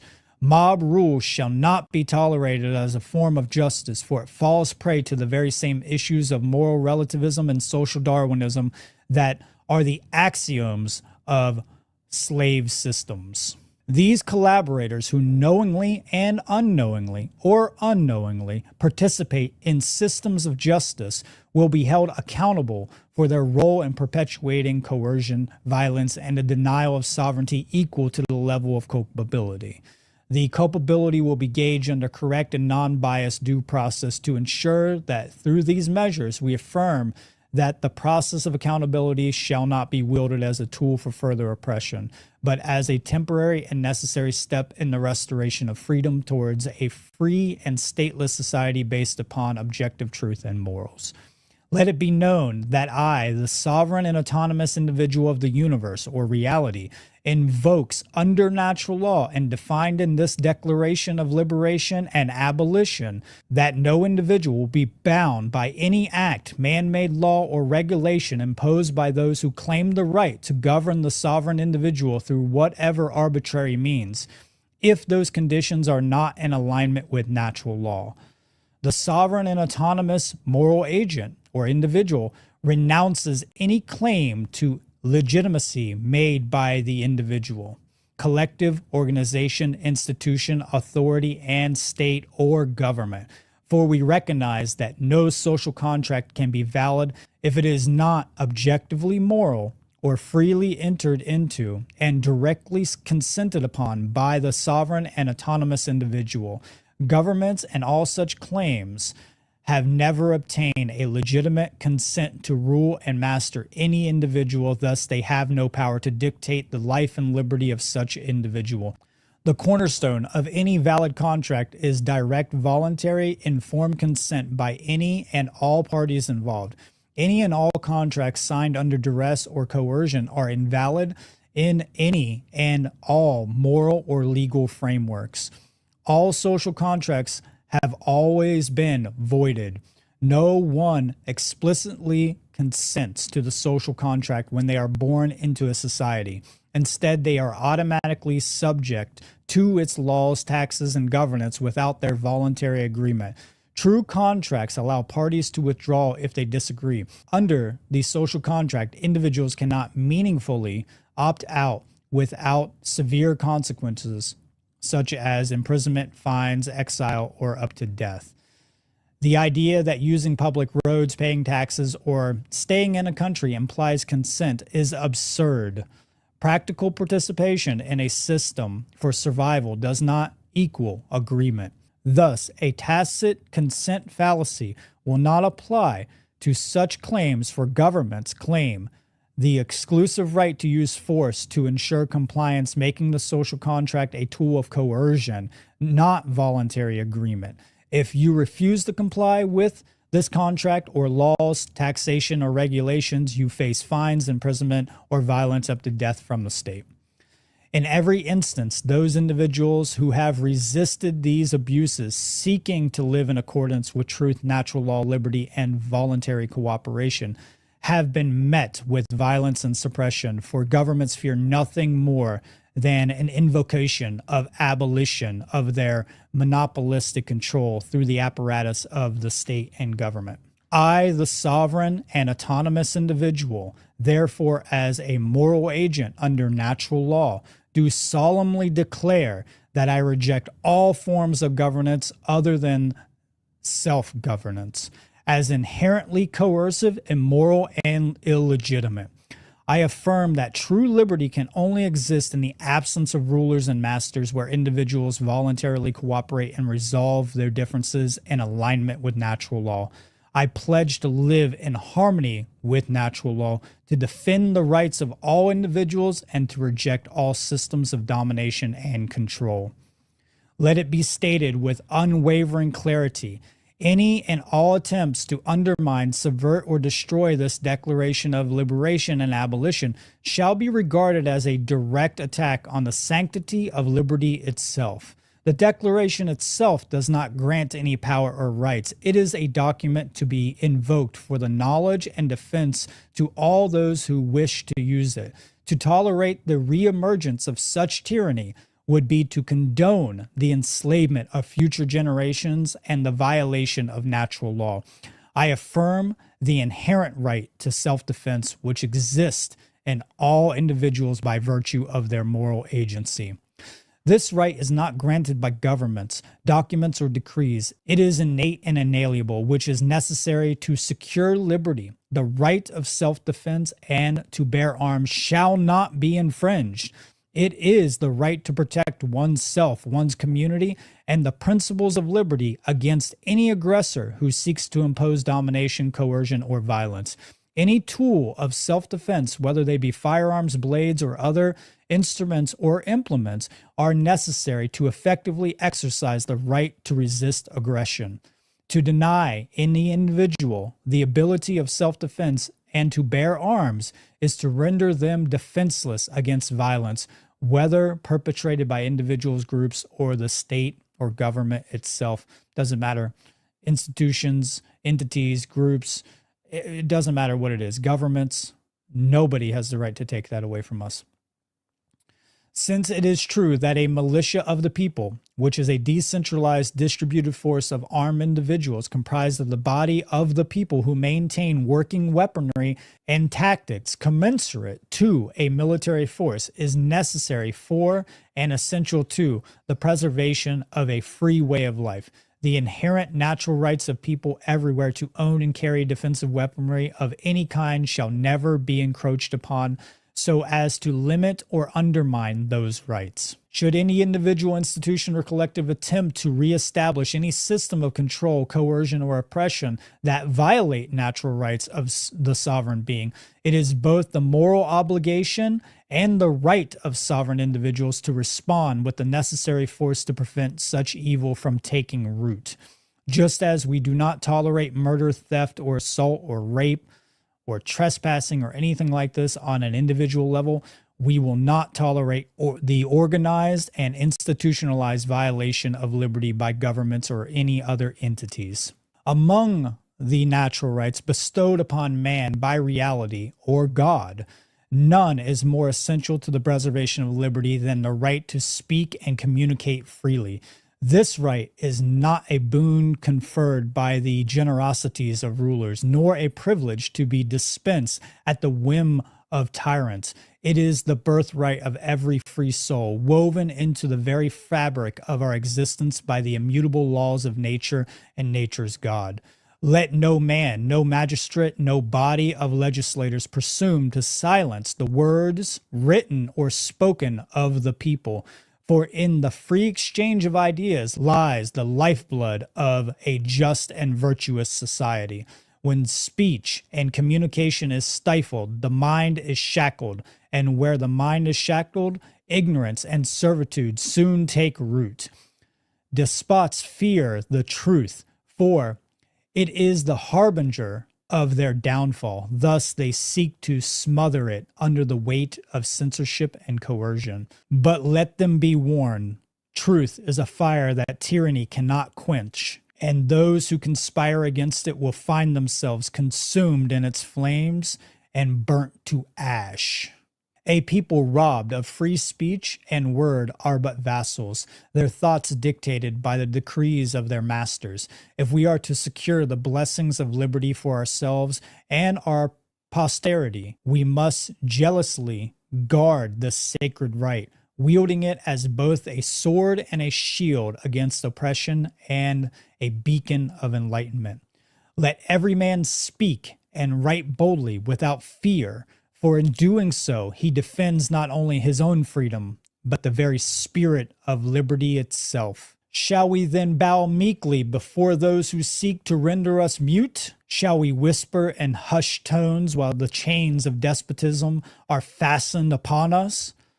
No, we shall not. Let our voices rise as a thunder in the storm, unyielding and resolute. For free speech and word is the sentinel of all other liberties.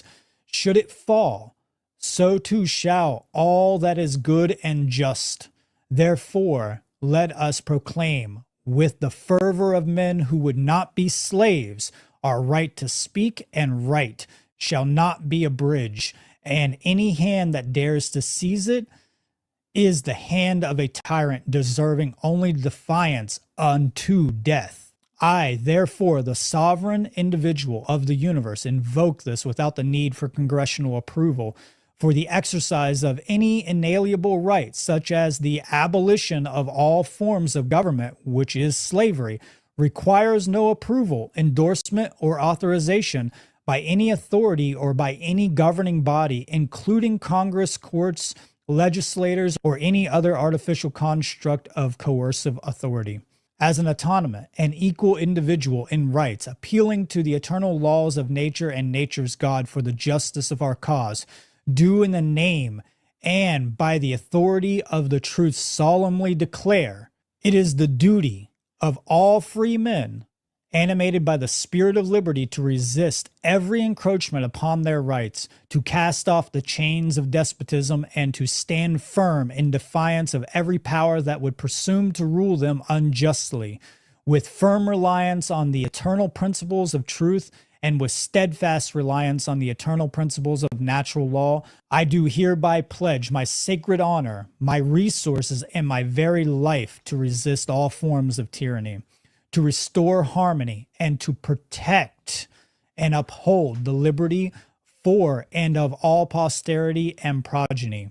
And may posterity, looking back upon this declaration, say, in this age, as in all ages where tyranny has reared its head, there were men and women who would not submit, who would not yield, but who stood as vigilant guardians of freedom, unwavering in their resolve until liberty was secured and the domination of tyrants cast into oblivion. That is the Declaration of Liberation and Abolition. This declaration will be free and open source for any individual to use. It will be available on my website. I will be adding downloadable links for this, and I hope everybody enjoyed this. Normally, I would put together a very lengthy presentation, but I didn't have time for that this year. I hope that all of those who came here today very much enjoyed and learned from this declaration, and it is nothing but an honor to stand beside all of these amazing speakers at the Funnel Conference yet again, who are standing for liberty. This declaration goes out to them. I dedicate this to all beings, all holistic, intelligent beings who have ever stood in the face of tyranny and did not bow down. And that's it, folks. Thank you very much, and I hope everybody enjoys the rest of the Funnel Conference.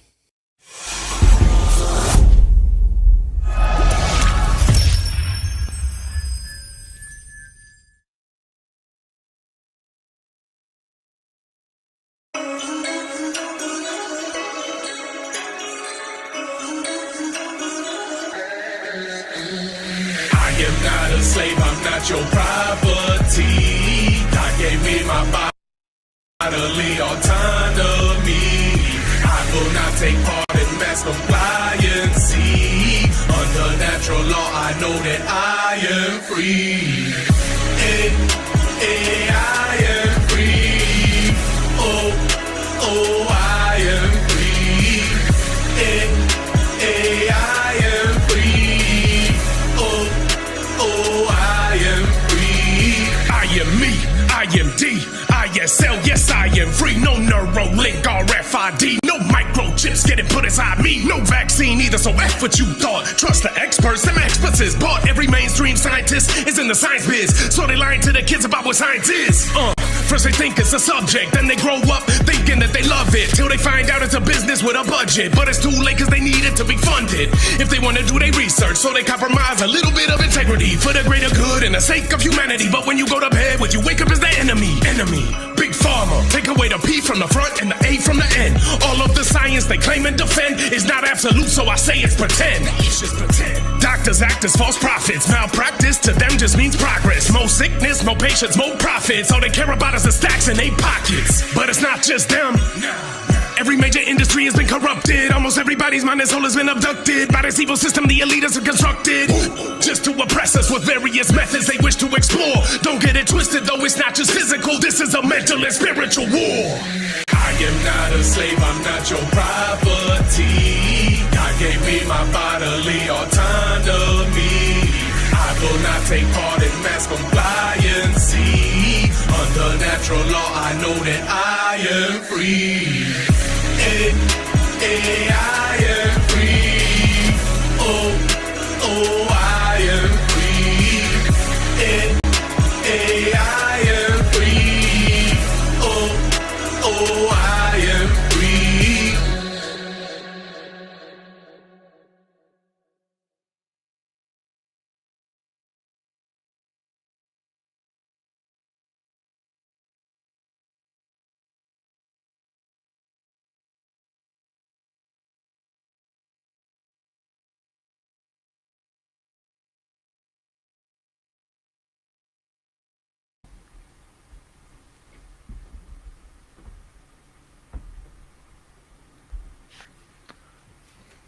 All right, here we are.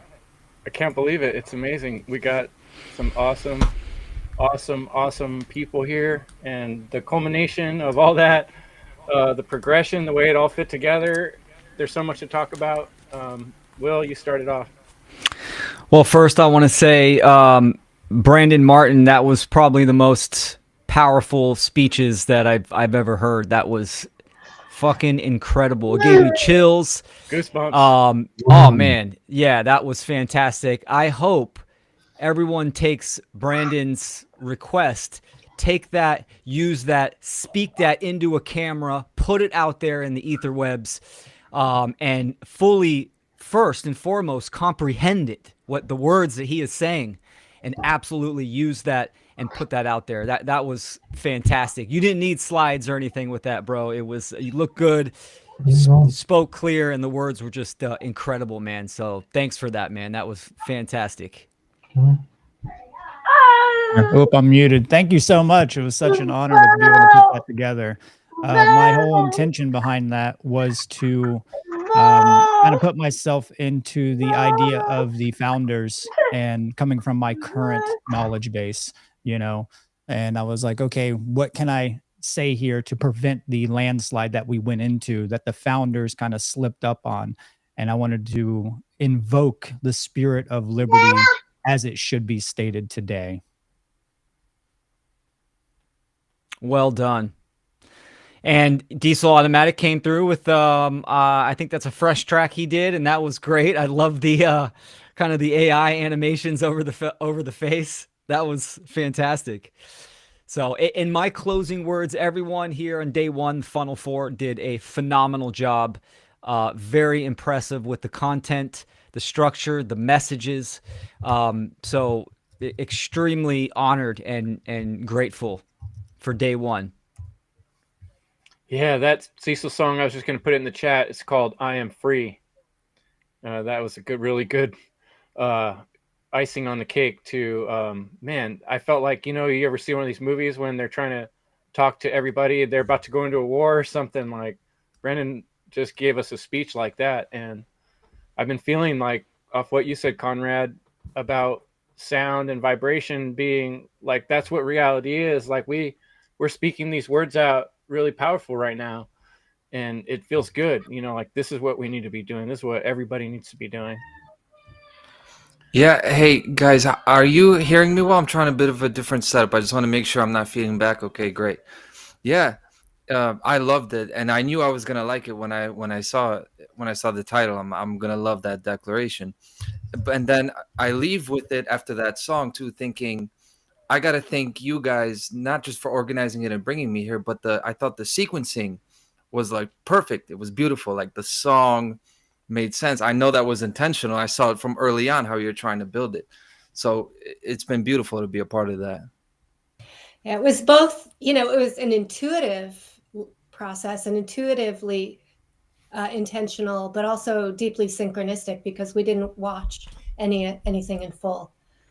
Yeah. Oh, wow. I find that to be like really amazing. It makes me feel like there's magic, you know, kind of happening here that amplifies the messages, and it really just today was so powerful and wonderful, inspiring. I want to thank all you guys who presented. It's just really a kick-ass. So good. That's a treat for us too, right? I mean, we're organizers putting this event on. We're also, you know, viewers and students of all these presentations. So sure, we check them out, make sure audio, video is all good. There's going to be no issues. But then we're watching this whole conference, you know, with all of you guys as well. So we appreciate all the engagement, the questions and the comments and the chat and people that showed up. So Chris, go for it. I like this question a lot because, you know, after creating some presentations, it's like, I wonder if people realize how much time these presenters put into the work they do to get this final result. And how many people in the world out there in today's world have the spiritual armor and willpower to sit there for hours and hours on end editing. And, you know, here Brandon's got a infant, you know, brand new baby and a new relationship. You know, look, Chris is managing his children, you know. Leslie's got 3 kids, you know, like I got a chicken. Got a chicken. And a daughter and a cat, and I don't know what other menagerie. Yeah. And, you know, Brandon Spencer, the amount of work that he puts in and the hours, I've seen it myself. You know, he's dedicated, very dedicated man who inspires me every week. So, but yeah, we'll send it to Brandon Martin since the question is for you. How long of a time period did you spend on this document from concept to finish, from Youngblood Elixir? I would say that it was accumulation of my life's work. So it's not something I could quantify into just a short period of time.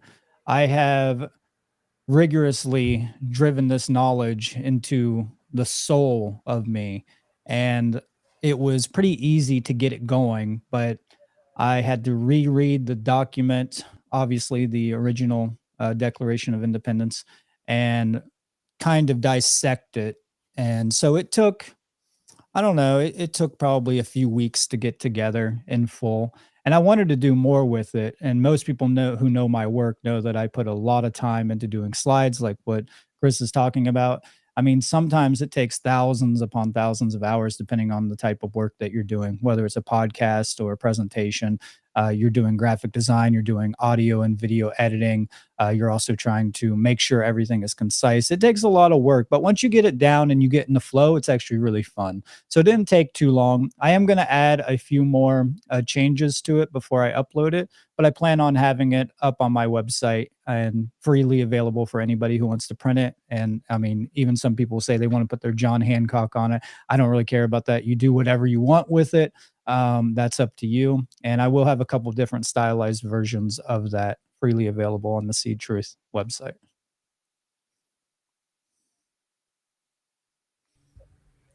Yeah. Do any of you, I mean, we should kind of go back to the beginning of the day. Let's do that, because I want to go back to Chris Nelson.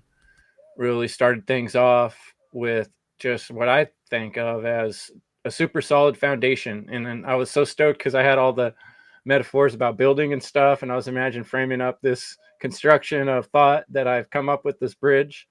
So where I see it. And then I just knew by Chris's title and the way he does his work that he would set this foundation that would make me feel like then what I'm going to say is going to be better received if, so I really appreciate the way you laid it down, Chris, and the way you do so often, and even popping on my podcast live shows and just always being there with like stuff you've really thought about, even if you have to disagree with someone, you'll say exactly what you think. I really appreciate your style and your hard work you've done to come to that point of thinking mastery.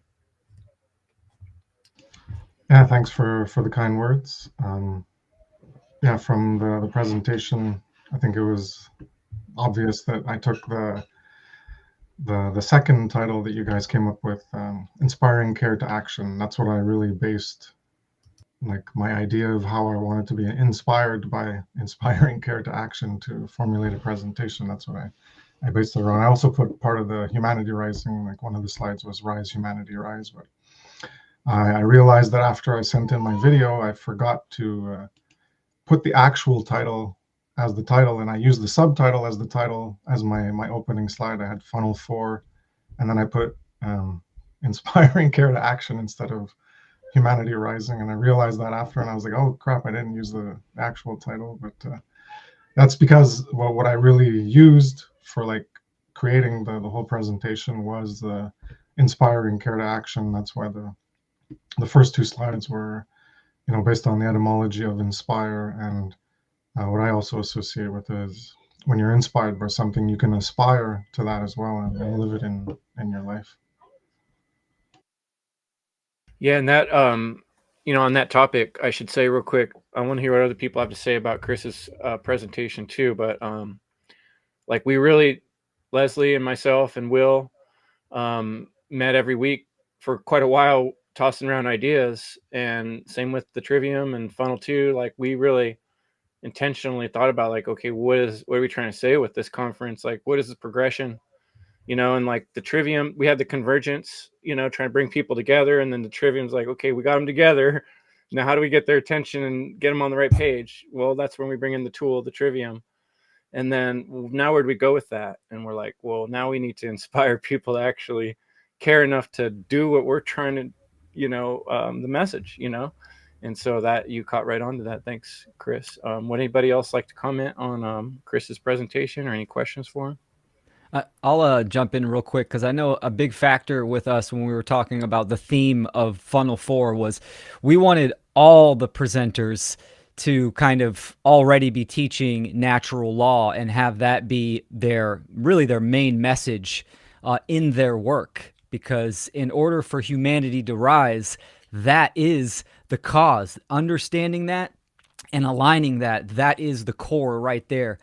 So that had, a lot of weight into, of course, the whole conference is freedom under natural law, but you can bring in other presenters that touch on it, but, dive into different categories or come from different, sectors. But this one, we wanted to really make sure that, that everyone was rooted and the majority of their work was focused around natural law.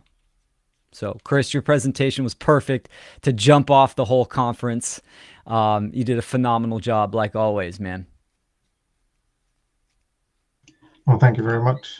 I'm glad to have been invited and honored to be part of a panel of great speakers who, in their own right, put out their own work and do part of the great work of trying to end evil and our collective enslavement that we're chained by the ignorance of others, and that's the goal, and that's why education of natural law is so important. That's the only way the ignorance is going to be diminished and alleviated, so that we can hopefully eventually, maybe in a few centuries, reach true freedom for humanity. I'm not too hopeful for the short term, but there's always the potential for it happening eventually. Yeah, well, you're raising your own seeds over there, and that's great to see over there on the Canadian side of things, brother. And yeah, it's just interesting, looking at all the presentations going on, and it just hits on so many different things that I myself, as well as with Leslie, with Dissolve and Divide, or my own presentations, I released a conscious hip hop mixtape titled, "The Breath of Life." And Chris, when you introduced your presentation with like aspire, respire, and all these things, like, I was joking around, and I cut this out of my own presentation of like, hey, like joking around but kind of serious, like, hey, I'm trying to aspire to be a breatharian, and that's kind of like a double meaning type of thing, and kind of contradictory in and of its own self. And so, yeah, it's funny of just, and yeah, it goes back to what you were saying, just breathing in the breath of life into this reality. Like, what are we actually trying to actualize within our own lives and, within our own immediate environments type of thing. So yeah, it's just hearkening back to the whole theme of inspiring true care to action, the generative principle, aligned to natural law, not just like, oh, there's so many different aspects of care that's been hijacked, right? So yeah,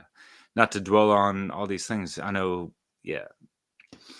I'll jump in here if I can on inspiring and aspiring, because it made me think the 1, 2, 3 doing the trivium, and then like where do we go from here?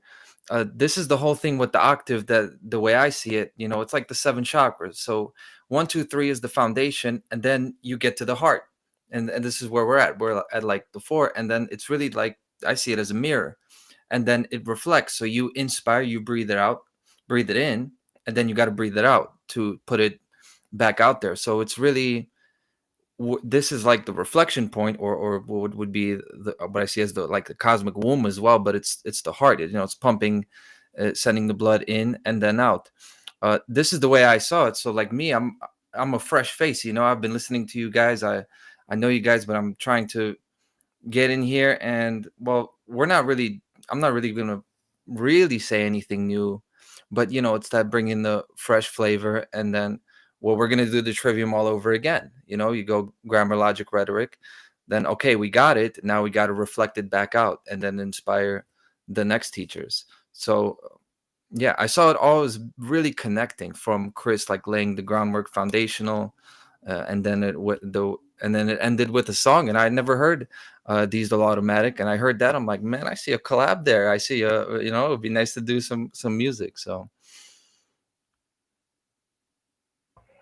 Yeah, so many opportunities. And I remember in past conferences, everybody came out inspired. And our original idea for Funnel Conference was inspired by watching the Seed Conference that Brandon Martin and seedtruth.com put on. And so that's what I feel like is, someone's asking in the comments about, it is, you get low traction and low views on truth and freedom and natural law. And how do we reach more people? Well, this is one of the ways. You put in a lot more effort, like we got to connect with more people, talk to more people, keep reaching out, even though it's hard and even though we get frustrated with people. But I would like to go through and talk about every single presentation. I don't know how much time we have tonight. Maybe we'll be able to do that, maybe not. But I would like to hear from each of you here a little bit. I don't think we've heard from Sarah yet. And then Brandon Spencer. And then after that, we can see where the conversation goes. And we got a couple questions in the comments. So, Sarah, thanks so much for coming. Your presentation was fantastic. I really enjoyed it. Oh, thank you. Yeah, that was something. Well, the article itself I've been working on for a couple of years, and it's developed. And sometimes it's like that. And I guess the accumulation is today's presentation. How was the process of constructing a presentation like this, Sarah? Well, first I had to really, I would have preferred to draw out all of my images, but there wasn't enough time for this particular conference. So I would have preferred to do that, but I used an AI program. I actually to create the actual images. So I cheated in that respect, but I had to get a little bit firm with the AI program that was doing it to give me my images that I wanted. So I actually used in between the Instagram one and the Copilot one. So eventually, after a few weeks, I was able to actually get all the pictures that I put together. I had an article that I had already been working on, and then I worked on that a little bit more as well to try to just make the details very, exact the way that they should be and clear as much as I could get them. And then I went through the process of finding the imagery that I wanted. So it took me a few weeks to do that. But the article itself is something I've worked on for a couple of years. I mean, like Brandon was saying, sometimes the stuff is just an accumulation of what you're putting together through your life experiences and pulling from your own past. So there's a lot of things I never even really figured out until now. But I realized they're things I understood without knowing them from my past. So it's kind of like that. It's weird. Someone's presentation really, I can't remember whose it was that really put that in my head, that it was Brandon Spencer. The journey is the learning. When you make one of these presentations, it's our own soul journey. Every time I've made one, I'm going through this process. Like, how do I say this? What is it I'm trying to say? And when you push yourself through that process, you learn something from it, So Brandon Spencer, you lit the place up. It's still hot, and where I'm at, like, I'm sweating in my shirt, and then Brandon Martin coming after you didn't help. It's just like, bam. The heat was on.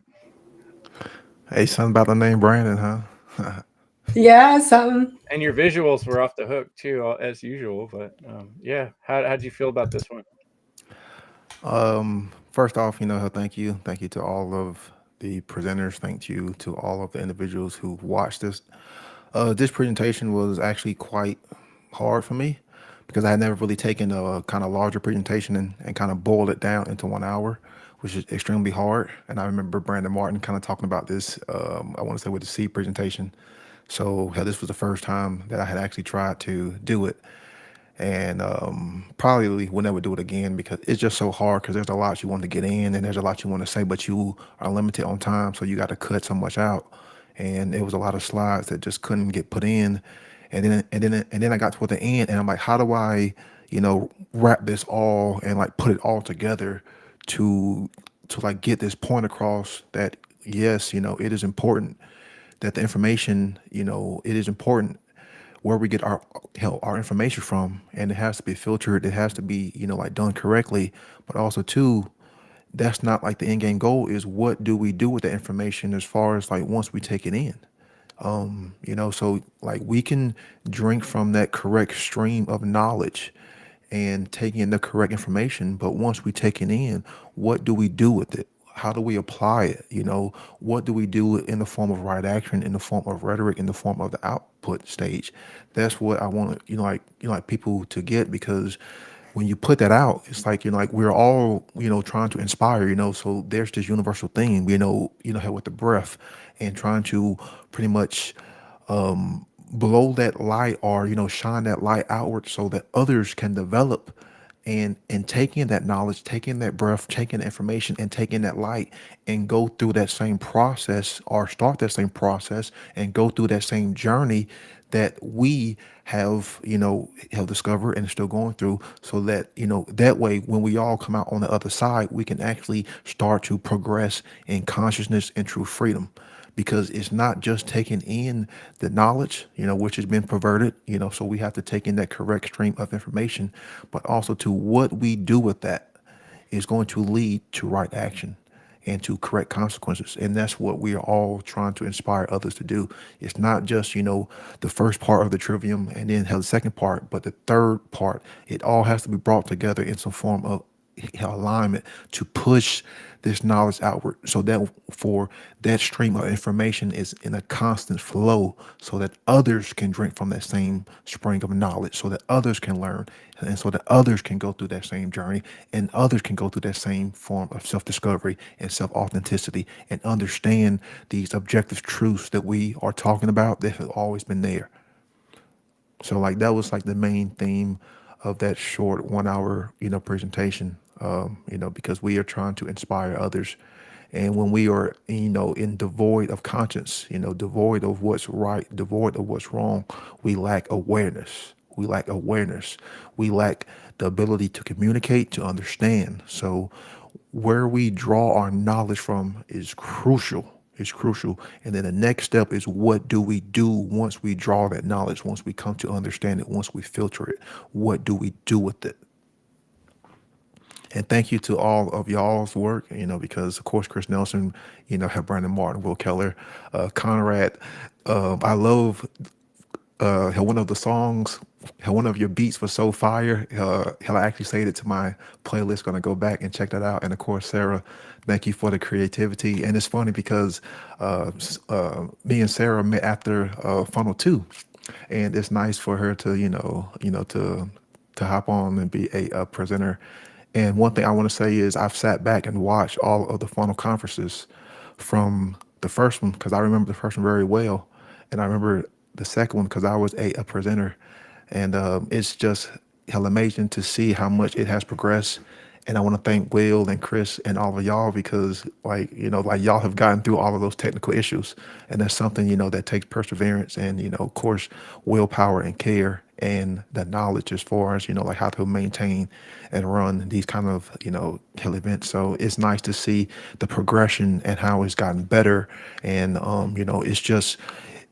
it's getting bigger and better. And I like the investment and I like the improvement, because I've actually, sat and watched it behind the scenes, because I remember funnel 1, 2, and 3. I remember them all because I've always, kind of sit back and watch things behind the scenes. So much appreciate and much love and much respect.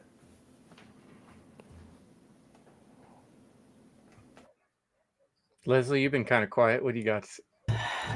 Well, I have said a lot of feedback already today, so I think I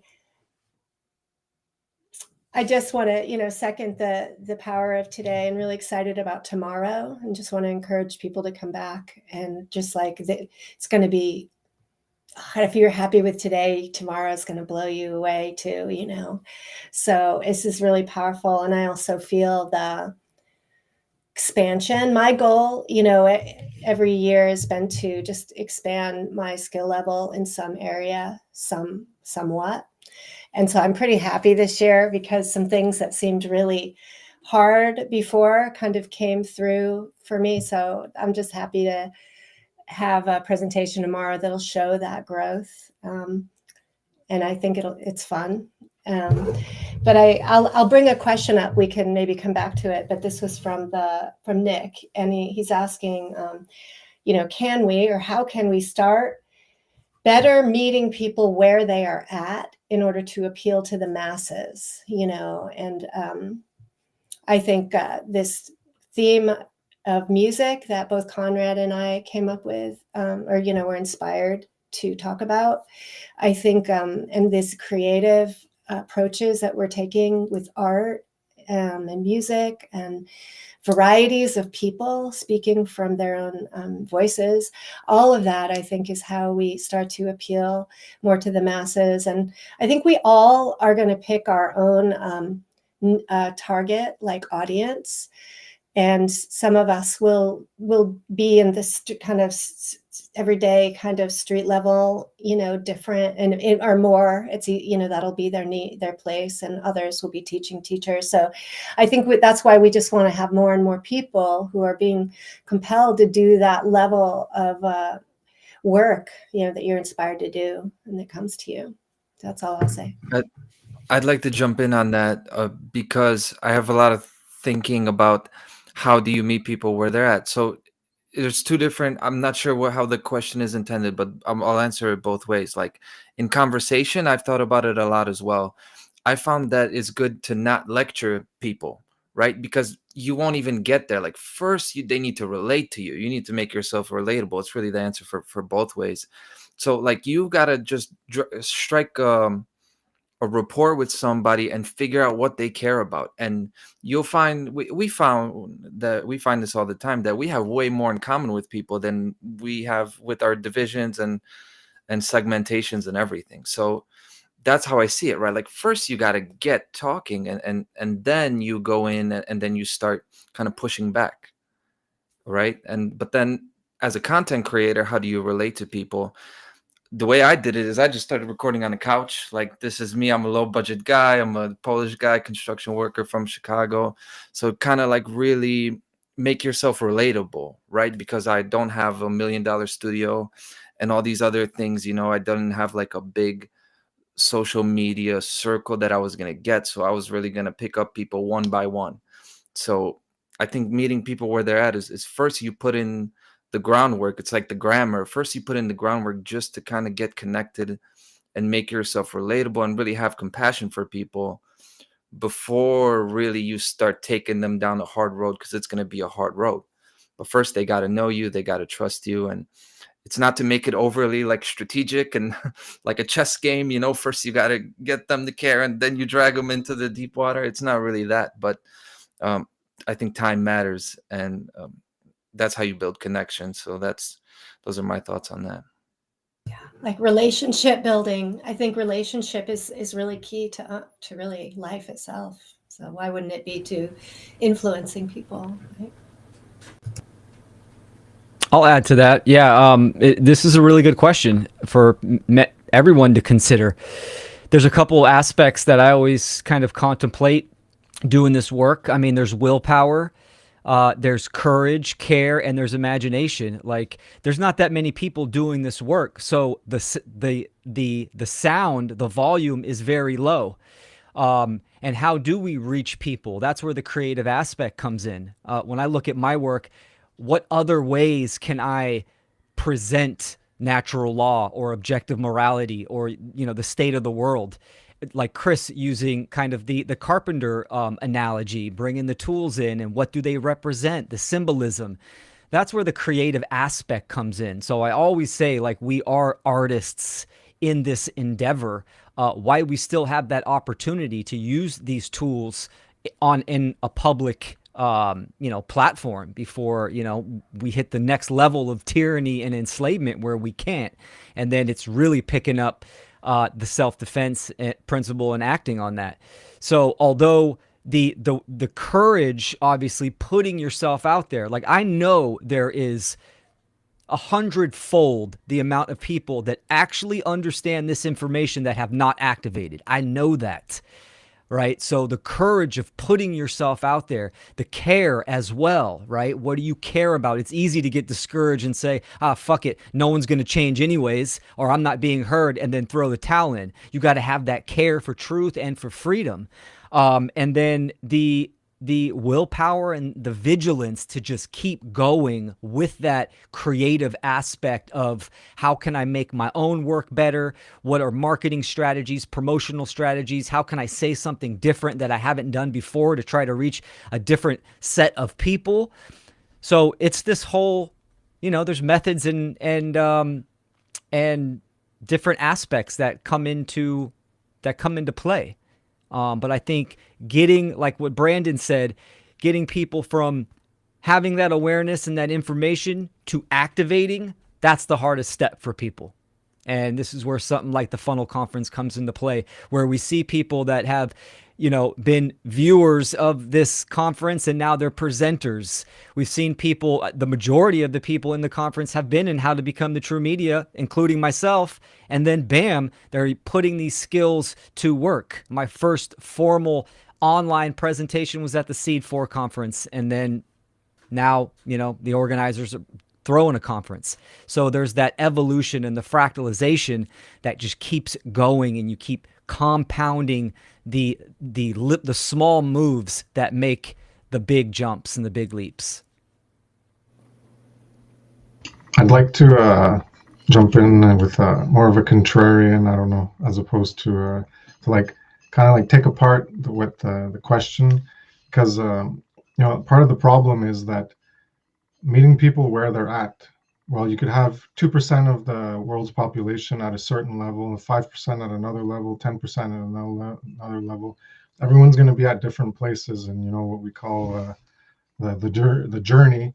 So they're on their journey in life, and some of them might get some things, and some of them might not get other things. And so you can target. You could try talking about natural law, and then they don't get it, or they make excuses for why that doesn't exist. So then instead of they don't like the term, so instead of talking about natural law, you just talk about right and wrong. And then then when you bring up examples, well, they might engage in logical fallacies to try excuse things. So then you got to switch it up to like, okay, well, then you gotta actually, what you need to be doing is teaching them how to think, because that's the big problem under all of this is, why do people not understand right and wrong, and why do they make excuses for the wrongs? And underlying it all is how come you can't discern right from wrong? Well, because you don't have a properly developed capacity to think through things. So we've all been through there, and that's ultimately what it comes down to, because you got to be able to discern truth from falsehood. And if you can't do that, well, then you're just going to be led by information, and you're going to just believe in it. So there's all these aspects, and the trivium is a good foundation for that, and learning logical fallacies and cognitive biases that keep you trapped. And like you bring in things as excuses and non sequiturs that have nothing to do with the point being made. And so people need to learn how they're in their own way, as being their own opposition to the advancement in their learning, by understanding all these biases and these fallacies that they engage in, that keep them holding themselves back, because they don't even have the foundation of knowing themselves. Know thyself. Well, that's part, being able to reason properly, that's an important part of that. So that's how I would say that, it's good to try to meet people where they're at, but then you have to get to know the person. And as you're conversing with them, then you can see all these barriers that they have to the acceptance and the realization of the truth. And then you got to always shift and move things around. So there's no like one size fits all to meet people where they're at. And certainly if you're engaging in one-on-one conversations, you have the opportunity to do that. But if you're doing the most effective means, which is a one-to-many relationship where you put out content and then many people can reach it throughout the planet in whatever format, be it writing or art or audio only, or video that has audio, and then you could have art in there and you're speaking words, so that could be the part that's only writing, and you can mix it all up in the video. So this mechanism of creating content is the most efficient because it's a one-to-many relationship, and in that capacity you're not engaging in a like an interpersonal development of a relationship between a specific individual, so you can't really tailor it to that specific individual. So you just put out the content, and whoever comes across it has the opportunity to learn from it and develop themselves at their own pace. And so you can tailor a bunch of content. That's what I've done. I've focused on things of consciousness and understanding how to think better, and I've done morality and many aspects that I view as the most important to help get people to understand morality. But in the end, it's each person's own capacities that have to lead them there. They have to want to seek out the information. And people have reached my information. People have reached a lot of the presenters' information out of nowhere. Some people have come across my work without knowing Mark Passio. So if you put it out there, you have the opportunity for people to come across it, as opposed to a one-on-one rapport that you're trying to build and trying to get someone to understand something. Hey, it just fired me up. I'm sorry to stack my answer, because I agree with you. You're so right, and we're really up against it. Like, we're not gonna break through because our subject matter is attractive to people, because people gotta face, look themselves in the mirror and look at their shadow. So we're up against it. Like, we're always gonna be up against it. So the unfortunate answer is, we gotta do it with. We gotta compensate for it, with our technical, how we look, how we sound, and with our really that appeal, which is really hard, because that's difficult to do. I see someone commented on it, and I saw it too. Douglas Martin, you're the background, it looks awesome and everything, and how we look with the microphone and everything, and the audio, this stuff is really difficult to excel in, and it seems the mainstream's got the upper hand in that too. So it's we're behind the 8 ball with that. But really, if we're trying to get to people, it's got to look good, it's got to sound good, and we got to make the shit appealing, which is really difficult. This is not easy. We're in the foxhole with this stuff. It's just how I feel about it. I would like to add in something on that. I think a lot of people have an issue with ego expectation of instant gratification. So what happens is that people go out and they do this work, and then people don't listen, and they continue to support the immoral, oppressive systems such as the state. And then they decide to just go back into their nihilism and apathy and self-loathing afterwards, because they don't see anybody making a change within themselves, doing the shadow work, and then manifesting that into the world. One thing we have to do is to make sure to mitigate that within ourselves, so that when that does happen, because this is a long-term battle, this is a spiritual war, and this is not going to happen in one day, that when we recognize those things, when we become aware of that within ourselves, we mitigate that so that we can continue to be motivated to do the work, because our service is to truth itself. And despite whether or not the majority understands natural law or not, which is the ultimate goal, to get people to be in alignment with natural law, to get them to understand the cosmic principles. Even if you're the only person on the planet who's speaking these things, don't ever lose the spirit of freedom. That's what the Declaration was about. And I like the old Sam Adams quote. He says, it does not take a majority to prevail, but rather an irate, tireless minority keen on setting brush fires of freedom in the minds of men. And that means humanity, men and women, children, everybody. So just keep being persistent. That's what we have to do. We just have to keep being persistent, because the ideas are what is important, and progeny will take those on. That's why I called my conference the Seed Conference, because it's about planting seeds of truth. It's not your responsibility to nurture and give nutrients to those seeds of truth. That's their personal journey to do that. You can provide them with the knowledge of that, of how to do that, where to find the nutrition, the sources. You can even teach them these things, but it's not about you doing that work for them. So we have to get out of this ego expectation of this. And the other thing is, my work, I don't appeal to people. I think it's great to like make things stylized and stuff like that. And it is true that we should be more so on the appealing side than not. But coming from my background, I'm like, it doesn't matter. You either like it or you don't, and my work will stand for itself.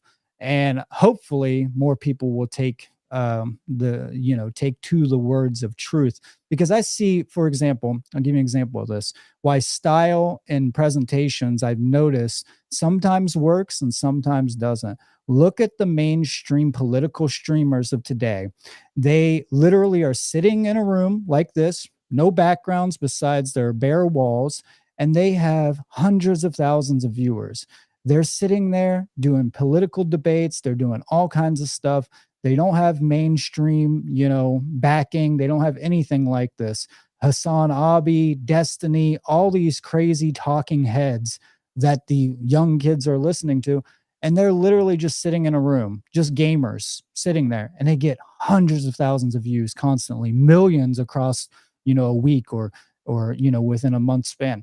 So just make sure you understand that the content is the most important, and then the style. Then you add your creativity of the style and the color to that to really add the cherry on top, so people, like the cake a little bit more. But yeah, I think what you guys said is all on point, especially the teaching people how to think. And I also wanted to just say it's awesome to see all these great faces here. I think the conference is amazing. I said it in the comments. It inspires me to continue the Seed Conference. This has been a feedback loop between, us in this great work community. And I'm like, yes, now I'm ready to do mine, like I got to get this out for people and get you guys involved. So I just wanted to thank all of you. Some people new here, like Conrad, I really liked what you had to say about music. I grew up in the underground music, industry, specifically punk. And I just love seeing so much creativity and music and, amazing, thoughtful, heart-filled, heart-based consciousness individuals here coming together. And thank all you guys for doing what you do. Thanks, brother. I was kind of excited to find out, Conrad, you do construction too. I love tools so much. And on that question you're talking about, I often think of what we're up against as a big giant brick wall that goes as far as you can imagine, every direction, and it's hella thick. And it's like, we know it's almost like an impenetrable wall, and it can be kind of defeating. But we also know deep down that there is a such thing as freedom, and it can be broken. Every wall can be broken. So how do you break an unbreakable wall? Well, you start chipping away at it. And the sooner you start chipping away at it, the sooner you start figuring out the methods that work better than others. And so we've all been trying different things. None of us know. I pound my head against the wall often, like, man, why I'm still not getting, But look, the funnel conference gets a lot more. I've never seen this many views on my restream button before. You know what I mean? But you bring enough people together and you try different combinations of things. You try everything you can. That's like in construction. I had this video. I'm going to share the link in the chat. But it's basically called Conceptual versus Instructional Thinkers. And I've noticed this on the job site. Some people want to follow instructions, and that is the authoritarian mindset that's been just tortured into people from childhood. Literally tortured into people's minds through repetition and coercive methods, manipulation, and subtle methods of manipulation. So this instructional, like, tell me what to do. Like, there's a lot of people that are stuck in that. And this is, in terms of how do you talk to people, I think this is one of the first things my mind does. It goes, is this person a relativist? Go to Brandon's presentation. If they're a relativist, I'm not even really going to waste my time, honestly, because there's a lot of people out there that aren't a relativist that are willing to listen or willing to have the conversation or open. If someone's a complete relativist, you're not going to get anywhere. They're nowhere near being open. But then the next thing is, are they a conceptual thinker or are they an instructional thinker? Can they understand a concept or a metaphor, or do they just go back to instructions every time? Because if they're going to do that, you're not going to get that far. You're not having a back and forth. There's not a real communication. There's a one-way street. They're just going back to something in their head. And that's, you know, when they're ready to get around that, that has to come from within. That has to come from will. And so the only thing that I can come up with is inspiring care. And we do that by example. But we don't know the answer. Keep trying different tools. Keep trying something. Be a conceptual thinker. You know, that's what I would like to say on that. We got another 5 minutes here before the stream kind of runs out. So free for all, whoever wants to talk about whatever, it's fine with me. I just wanted to add on that same topic a bit, because, you know, in Brandon Spencer's video at the end, he talked about embodying the principles. And I think that that is very important. I think it's essential.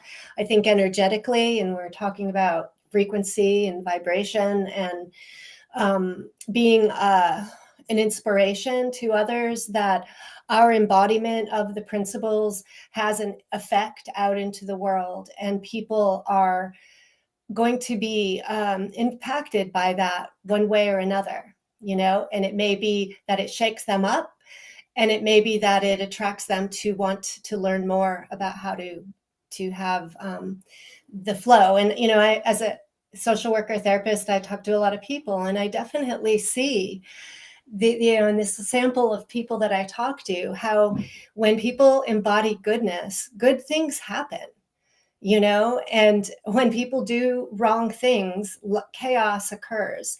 And so we can start to talk to people, as we're talking to people both on, you know, on podcasts and number, but as well individually, really bring it home to real life examples, you know, of how natural law principles operate in our day-to-day life, because those things are there. And but I think that bringing our authenticity and our honesty and being as, you know, continuing to grow and value our growth is really a part. So being the model of what we're trying to promote.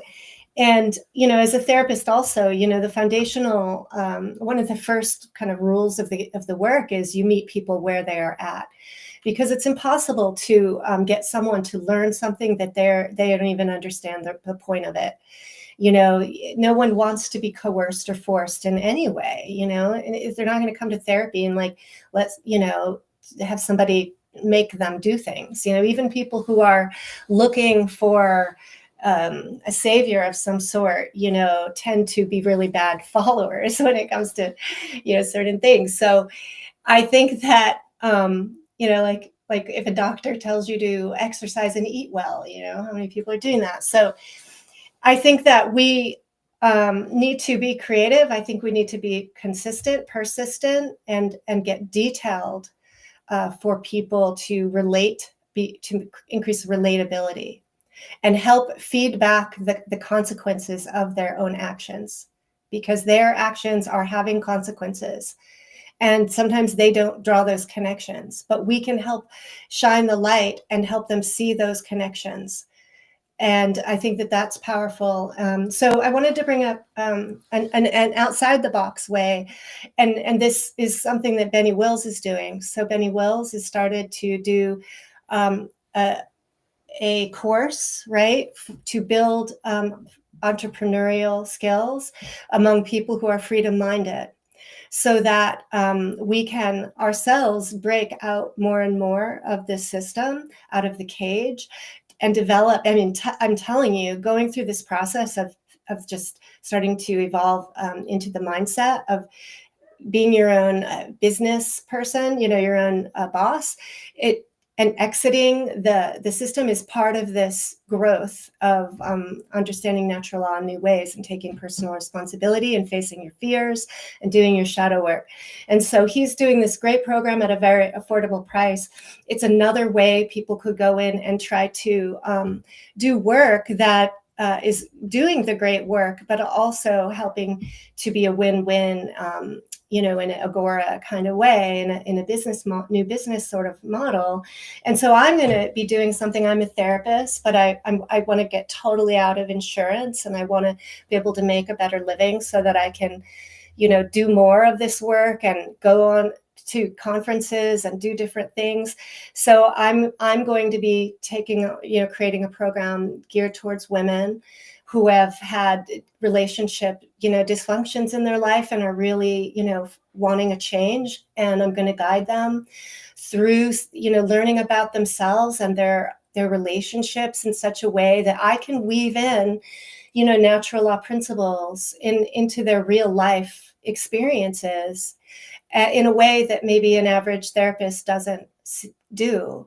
But we who understand sort of how natural law operates in all our lives, I think through compassion and patience, and yes, meeting people, where they're at to some degree, can help move the dial, more so. So that's all I'll say.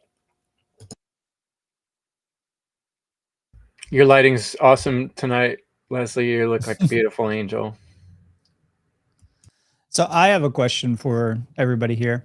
What is the biggest resistant response that you get from people when you approach individuals on natural law? I think it's go ahead. No, you go ahead, Leslie, please. What I see is the belief that it can only be solved through existing government structures. Like, people just can't make that shift out of the belief that this is the way it's always been. This is the only way we can do the work. I had someone tell me the other day, people are just animals, and this is a mother of three. It's crazy, but not in any kind of malicious way. But it's just like deep down, that is our innate metaphysical view, is just that people need to be told what to do. So a lot of people will hear me and they say, "Hey, I agree with everything you're saying," but then I see them not actually applying it. It's one thing to see something, hear it out. You'll see a movie. You can even be inspired by it. You can even, take an action based on it. But it still hasn't changed your habituated behavioral response that develop over the course of your life. And people still got that. So that's the number one resistance. It's really not that it's the resistance.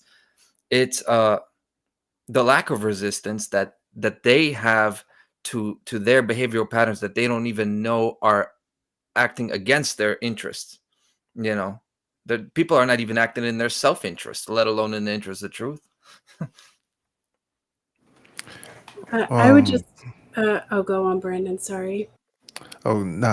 Just real quick, to answer Brandon's question, is getting them to see things from a objective standpoint, and rather, from their subjective, perception, because they've been conditioned to just interpret things from just a subjective, form of belief, constantly. That getting them to see the bigger picture and the connectedness, like the harmoniousness that we all share, has been one of the biggest barriers, because the whole satanic mindset is fueling their ego, and they are just so connected to it that they don't want to let it go. So getting them to see things and from a bigger picture, a different perspective, has been one of the hardest things, as far as trying to spread this knowledge of natural law and objective morality. Sorry about that, Sarah. No, I always like to hear what you have to say about stuff. Derek, you're a warrior. I see you hanging in there. My only answer that I could give to that, Brandon, would be it's a fear-based response. But I think that people see this from a lot of different angles, and my angles, because primarily what I see is like one-to-one person activity in the physical community with people. I mean, being online is a really great way to reach a lot of different people and allow them to take personal responsibility for the information and either take it in or not take it in. But one-on-one interaction can actually affect people in quite a different way, like just sitting there in like a circle and, you know, distracting them even with like some kind of minor activity, group activity, and doing this kind of work with them has so much power in it to really heal people. And so like I work with a lot of people. I end up, well, working around a lot of people where it's all a fear-based response. And whenever they hear information like this, it's not that they don't want to take it in or accept it as true. A lot of them, it's more about fear because they're afraid of what will happen to them and them being left behind. And that's a lot of the people I end up kind of working with and being in those circles, because most of you know my background is more in the medical circles, with, you know, chronic patients and stuff, and just dealing with those sorts of circles. But it really isn't that they don't want, like from my experience working with people like that, it's not that they don't want to know this information. They're afraid of what it means if they just accept it outright, because they're really just afraid of being left behind. And I get that a lot. And I've had people who will resist me. They're like, you're out of your freaking mind. And then like, you know, but something I said affected them. And 6 months later, they come back and they're like, and I think personally, I think that is like a really, really beautiful thing that happens with people, because it's very organic and they got to it almost on their own. And it just took one thing, you know, and a lot of the people that I know, they're not even online. They just don't go on the internet. So I really would encourage people to be out in their community as well, you know, as stifling as sometimes that might be, but it really is a beautiful process to see that in person. So that's how I would answer that. It's a fear-based response. And I feel like it's about feeling like being left behind because they're not where maybe some of the rest of us are. So that's how I hope that helps. I think that's perfect what you're saying. The reason I get frustrated sometimes when people talk about the freedom movement, I don't really think we have a freedom movement yet. We're trying to get one started. But when you see a freedom movement happen, you're going to see problems being solved in the world. And that's when people are going to start realizing that the ship they're on is sinking and there's a better one, right? But that takes these levels of trust and communication that most people aren't ready to bridge that gap. It really does take communicating with someone to build trust, and it takes trusting someone to, you know, build communication. Both things are back and forth. It is relationships. It is building relationships with people, but we have to start with quality, on the same page with the same principles in mind. And if we don't, we're on shaky ground. It's all full of holes. We're walking across a bridge that has big giant holes in it. We're not agreeing on the path. We're walking in two different directions, you know? So how do we do that? It's not easy, you know, but one thing I really appreciate about this is hearing 9 brains work on it is a lot more powerful than just mine.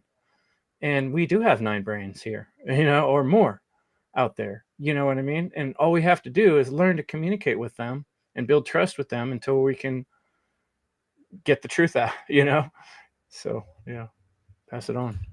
That's how they do it to us. You know, they got people, keep people in all aspects of life. So if you don't get the person interested in politics, they're going to get them in entertainment. They're going to get them here, or it's going to be somebody that affects you in relationships. So, you know, we got to do the stuff that's known to work, which is you got to have a lot of different voices involved. And it's the same thing in construction. You got all the subs in all their trades. All the trades got to come together. And not everybody's, there's a point at which you reach kind of a ceiling, and then somebody just needs a different voice. And then that it's all about timing, right? So that'll be the person to get through to them. And this is why there is strength in numbers. It's not just the quantity that makes a difference. It's the range of qualities that are included in that. Douglas Martin added in the chat about, a short way of describing the cause of the barriers to people understanding natural law, and that's mind control. And I think that's accurate.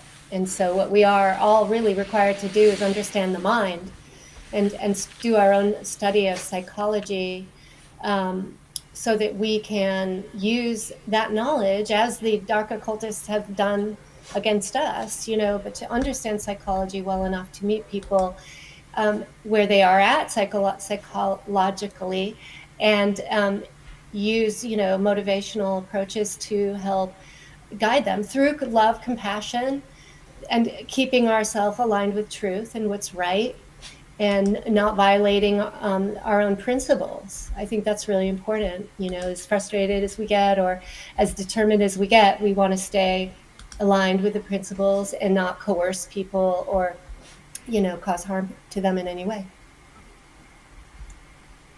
I wanted to add to the question from earlier. I think that the Socratic method is very good for people. I've got very good results when it comes to meeting people at their own consciousness level. Rather than telling them the answers, try to get them to, invoke the answer from within, so that they're critically thinking and they're trying to engage in the mental faculties that will strengthen their problem-solving methodologies. So we fall into this habit of telling people what we know, when in fact, if we can get them to feel as if they came up with the idea themselves, then they're more likely to be engaged in it, because of the emotional spectrums that come along with that. Because we feel like this energy that comes from within us when we discover something. It's this all moment from our child spirit, really, is what we're invoking. And I mean, I'm a new dad right now, so I see that in my newborn right now, where he has these all moments looking around at the world. And this is a very powerful aspect of the human consciousness and human experience. And this is what ancient totemic cultures and nature cults and societies would try to invoke in people, rather than just hammering it into them over and over and over. Some people need the hammer and some people don't. You just have to figure out and kind of surf the chaos when it comes to that. You have to gauge people's own capacity for the knowledge, and yes, meet them on their own level, and have a good vocabulary and vernacular, because not all the same, all the words that work for certain groups or a certain individual will work for everybody. So when I see people have an issue with the word anarchy, I use volunteerism, and then slowly Socratically move them over to the idea of anarchism, just by questions. And I think that's a very good methodology, one on one. And I like what Sarah had to say about watching the people, come back, because I've had a lot of one on one in my personal experience. And some of you guys know about my background. And it's really nice to see people come back to you and be like, wow, I get it. It took me a minute, but I finally realized. And you see this beautiful light blossom within them, and their whole consciousness, their aura, their energy just explodes. And that's really when it's resonating. Some people can learn the information and it just goes in one ear and out the other, and they can repeat it to you like a robot. They'll tell you, oh yeah, I understand this. They don't really understand it because it hasn't been integrated, as what Conrad was talking about. It hasn't been habitually put into their character, their virtues. It hasn't been programmed in the subconscious, is what it comes down to. So I think I just wanted to add that in there. Yeah, another big thing is principles. The concept, talk about conceptual thinking, is a foreign one in today's world, of a principle being more powerful than a result. And sometimes we do things that we don't know if it's going to work out well for us, but we know that the end result matters more than the immediate pain or suffering, And so, for instance, as a parent, once you become a parent, you realize that at any moment you'd be willing to die for your child to live. And that is the aspect of what we're trying to do here. There is a certain aspect of sacrifice to it. You're not going to always see the result of doing what's right in your lifetime. and we can't get so stuck on that. And that's what I hear people doing. To answer your question, really, people are their mind is totally based on results and material results. If they can't see it in front of them, so how are you going to do that? That's the immediate question people say when you start talking about natural law. Well, how are you going to do that? And they start this thing up right away. Okay, if we took everybody and put them on an island and say, okay, here we go with the island thing. All right, I mean, I can rock that. I'll get into the convo, but like, it's not really about how's it going to work out tomorrow or the next day. It's about, are you doing the right thing or not? Chris, you invoking self-defense and protecting children just makes me, I think I am terrified of death, but not the kind that they're gonna kill me when I stand up. It's the death every single time I knew to speak up and I didn't. Every single time I knew I was being a coward. This is the death that I fear, and I've trained myself to really hate that every time that I wasn't what I could be. And now it's just easy to do the right thing. At least when it comes to this, it's just gotten easy. And I know when the time comes, I'm going to be willing to do what other people are not willing to do, because the death that most people fear is really an illusion. The thing that we should fear, we actually all do it every day. So, a million little deaths. And I just wanted to add real quick, just to add to what everybody is saying. I think, especially when interacting and affecting other people with information like this, it might be good to consider, instead of using a scenario like, well, maybe what if a dragon situation, blah, blah, blah, instead just be firm in how you're standing or how you're presenting yourself, to whether it's online or in person. Be firm about what you're putting forth and lead by example, because even if the people who you are trying to reach are not quite getting what you're saying right now, or maybe it takes them some time or whatever, they're going to learn faster by your own example of how you behave and present yourself and conduct yourself in the world. I find people learn a lot faster that way than if you just tell them. Some people can learn that way, but most of us cannot. We've got to see how it gets done. And then it's like, oh, okay. So like I call it the what if a dragon situation, because it's something, it's just like making up a situation that is not necessarily based in any kind of a fact. It's a fantasy that's, exaggerated to the very extent of the exaggeration, which is often not the case in real life. So I just wanted to add that to it, because thought maybe that might be something to consider.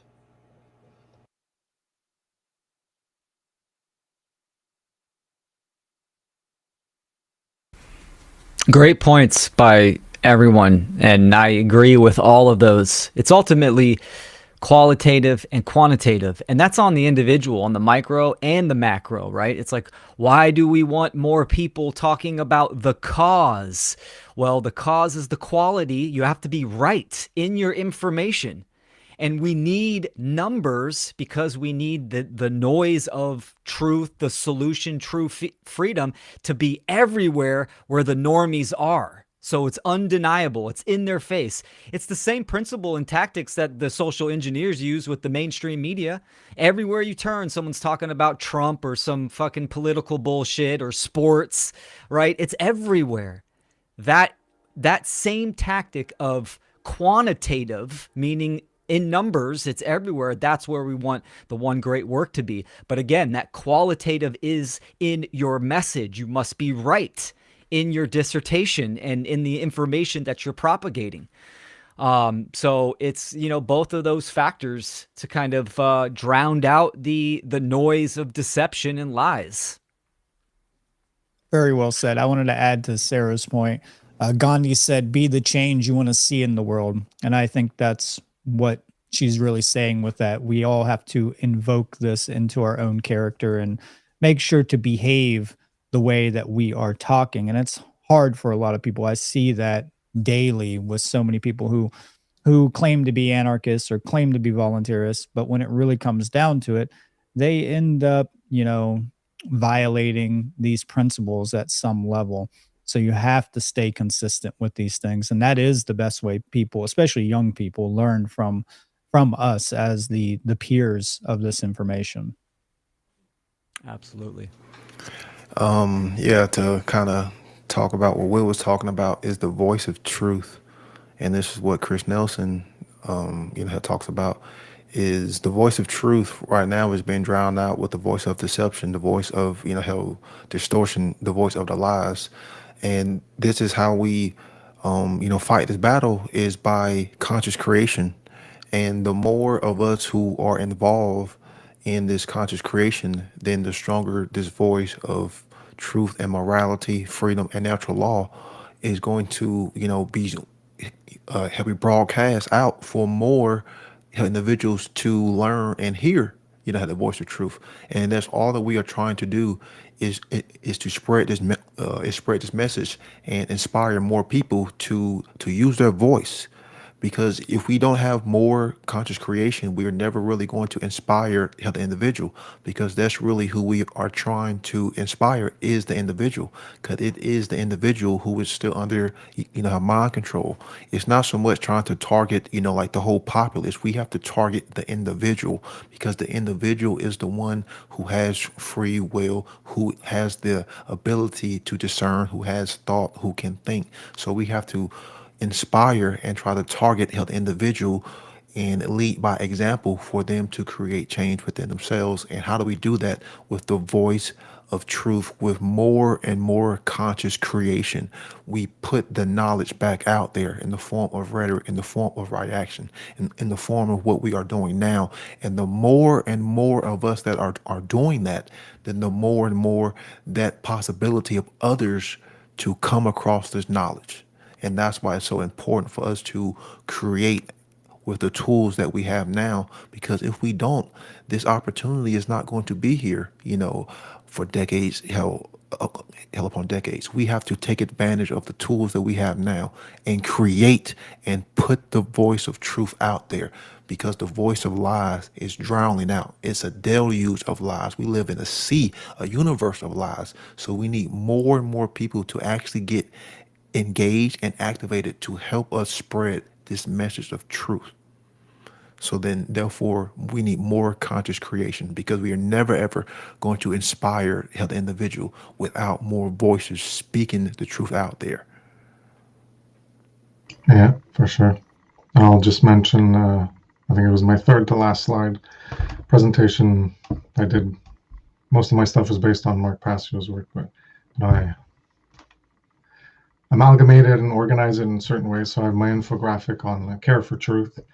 So, step 1, care for truth.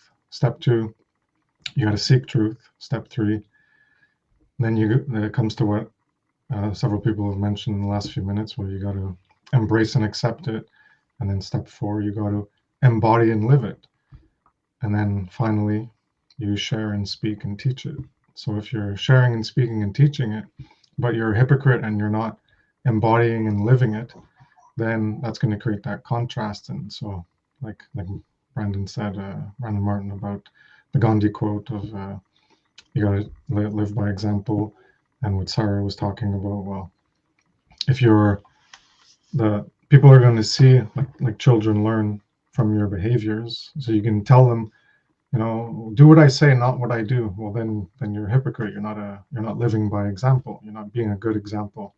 So if you're trying to speak or teach or share information, but you're not in alignment with it yourself, well, then you're, I guess, putting the cart before the horse, because those are the steps. Is you got to care and seek, and then embrace it instead of rejecting it. So you accept it, and then you got to embody and live it in your life, and then you can talk about it. But if you're acting in contradiction to what you're expecting other people to do, well, then you're failing at your own message that you're trying to get other people to do, because you're not even doing it yourself.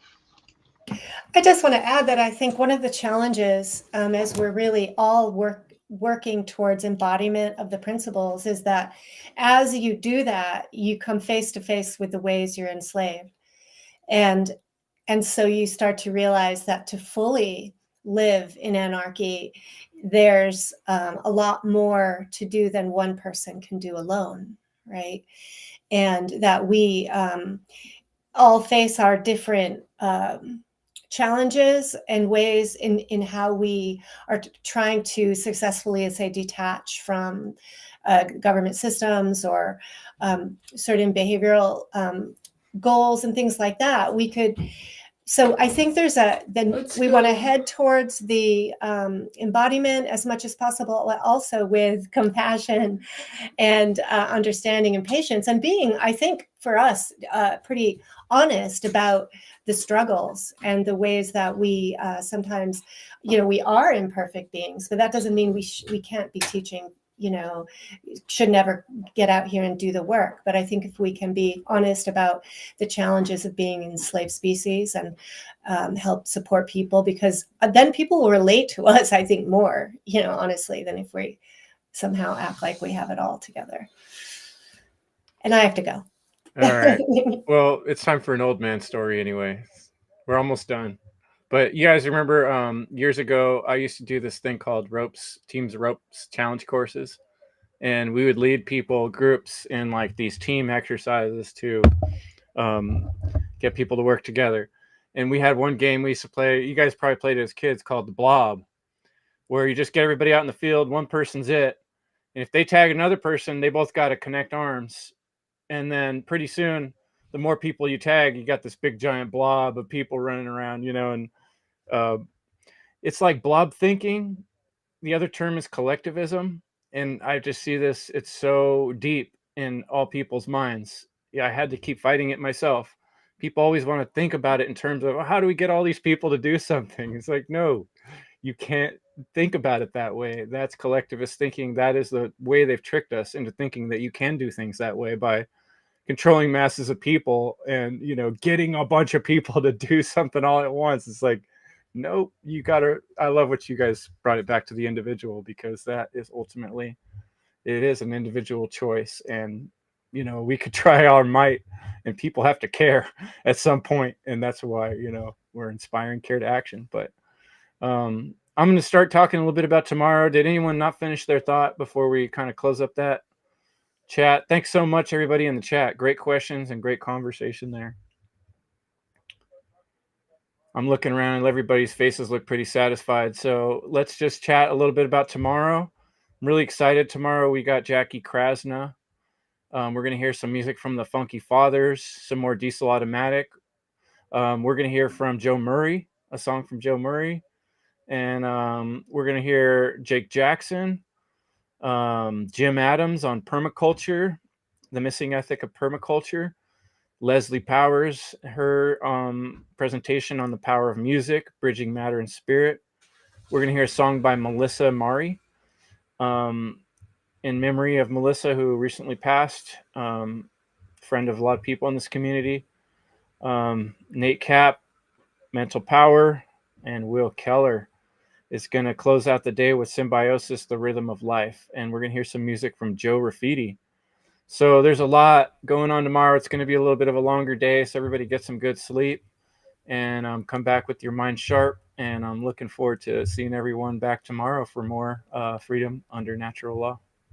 Hey, Chris, real quick. Also tomorrow, we're going to premiere a new video related to Mark Passio's upcoming event in November. So everyone tune in tomorrow. It's going to be it's a really cool little treat. Oh, yeah. For day two. Etienne is going to join us live from Mexico if all goes smoothly. That's the plan. Yes, absolutely. Howard Lickman, Etienne de la Beauté. So look forward to that.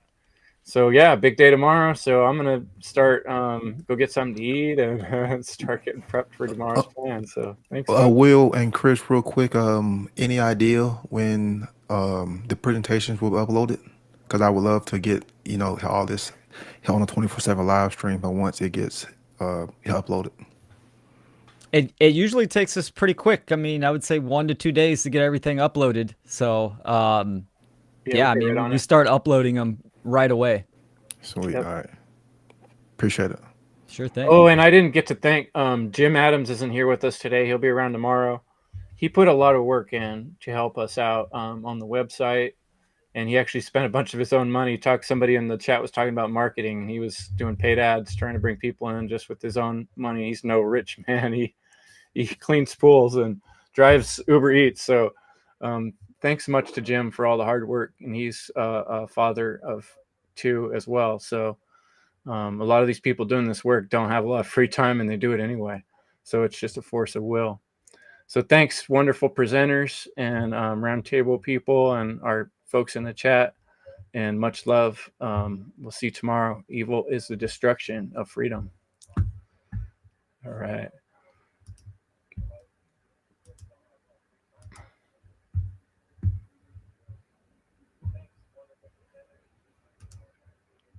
I'm going to try to bring in some music, but having a little trouble finding it.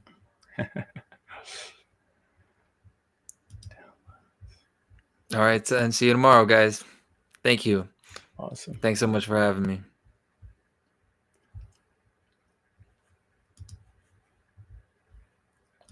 There it is.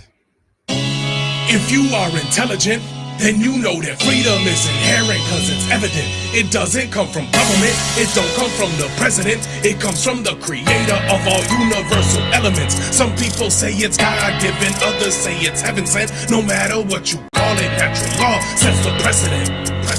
Subjective morality's a fallacy. There's laws that we cannot see, like gravity, that people accept happily, but tragically they believe that freedom has to be granted to them magically by royalty or majesty. It's sad to see people willingly give up their liberty, cause they don't really see the enemy that's on a killing spree. The state, it hates sovereign individuals, cause those who follow natural law and abide by all its principles are mentally invincible, immune to the brainwash. We liberate ourselves and then help others break the chains off. We ain't soft, we go hard, like when the thunder hits. Guns and clips ready in self-defense from the government and the elitists running it.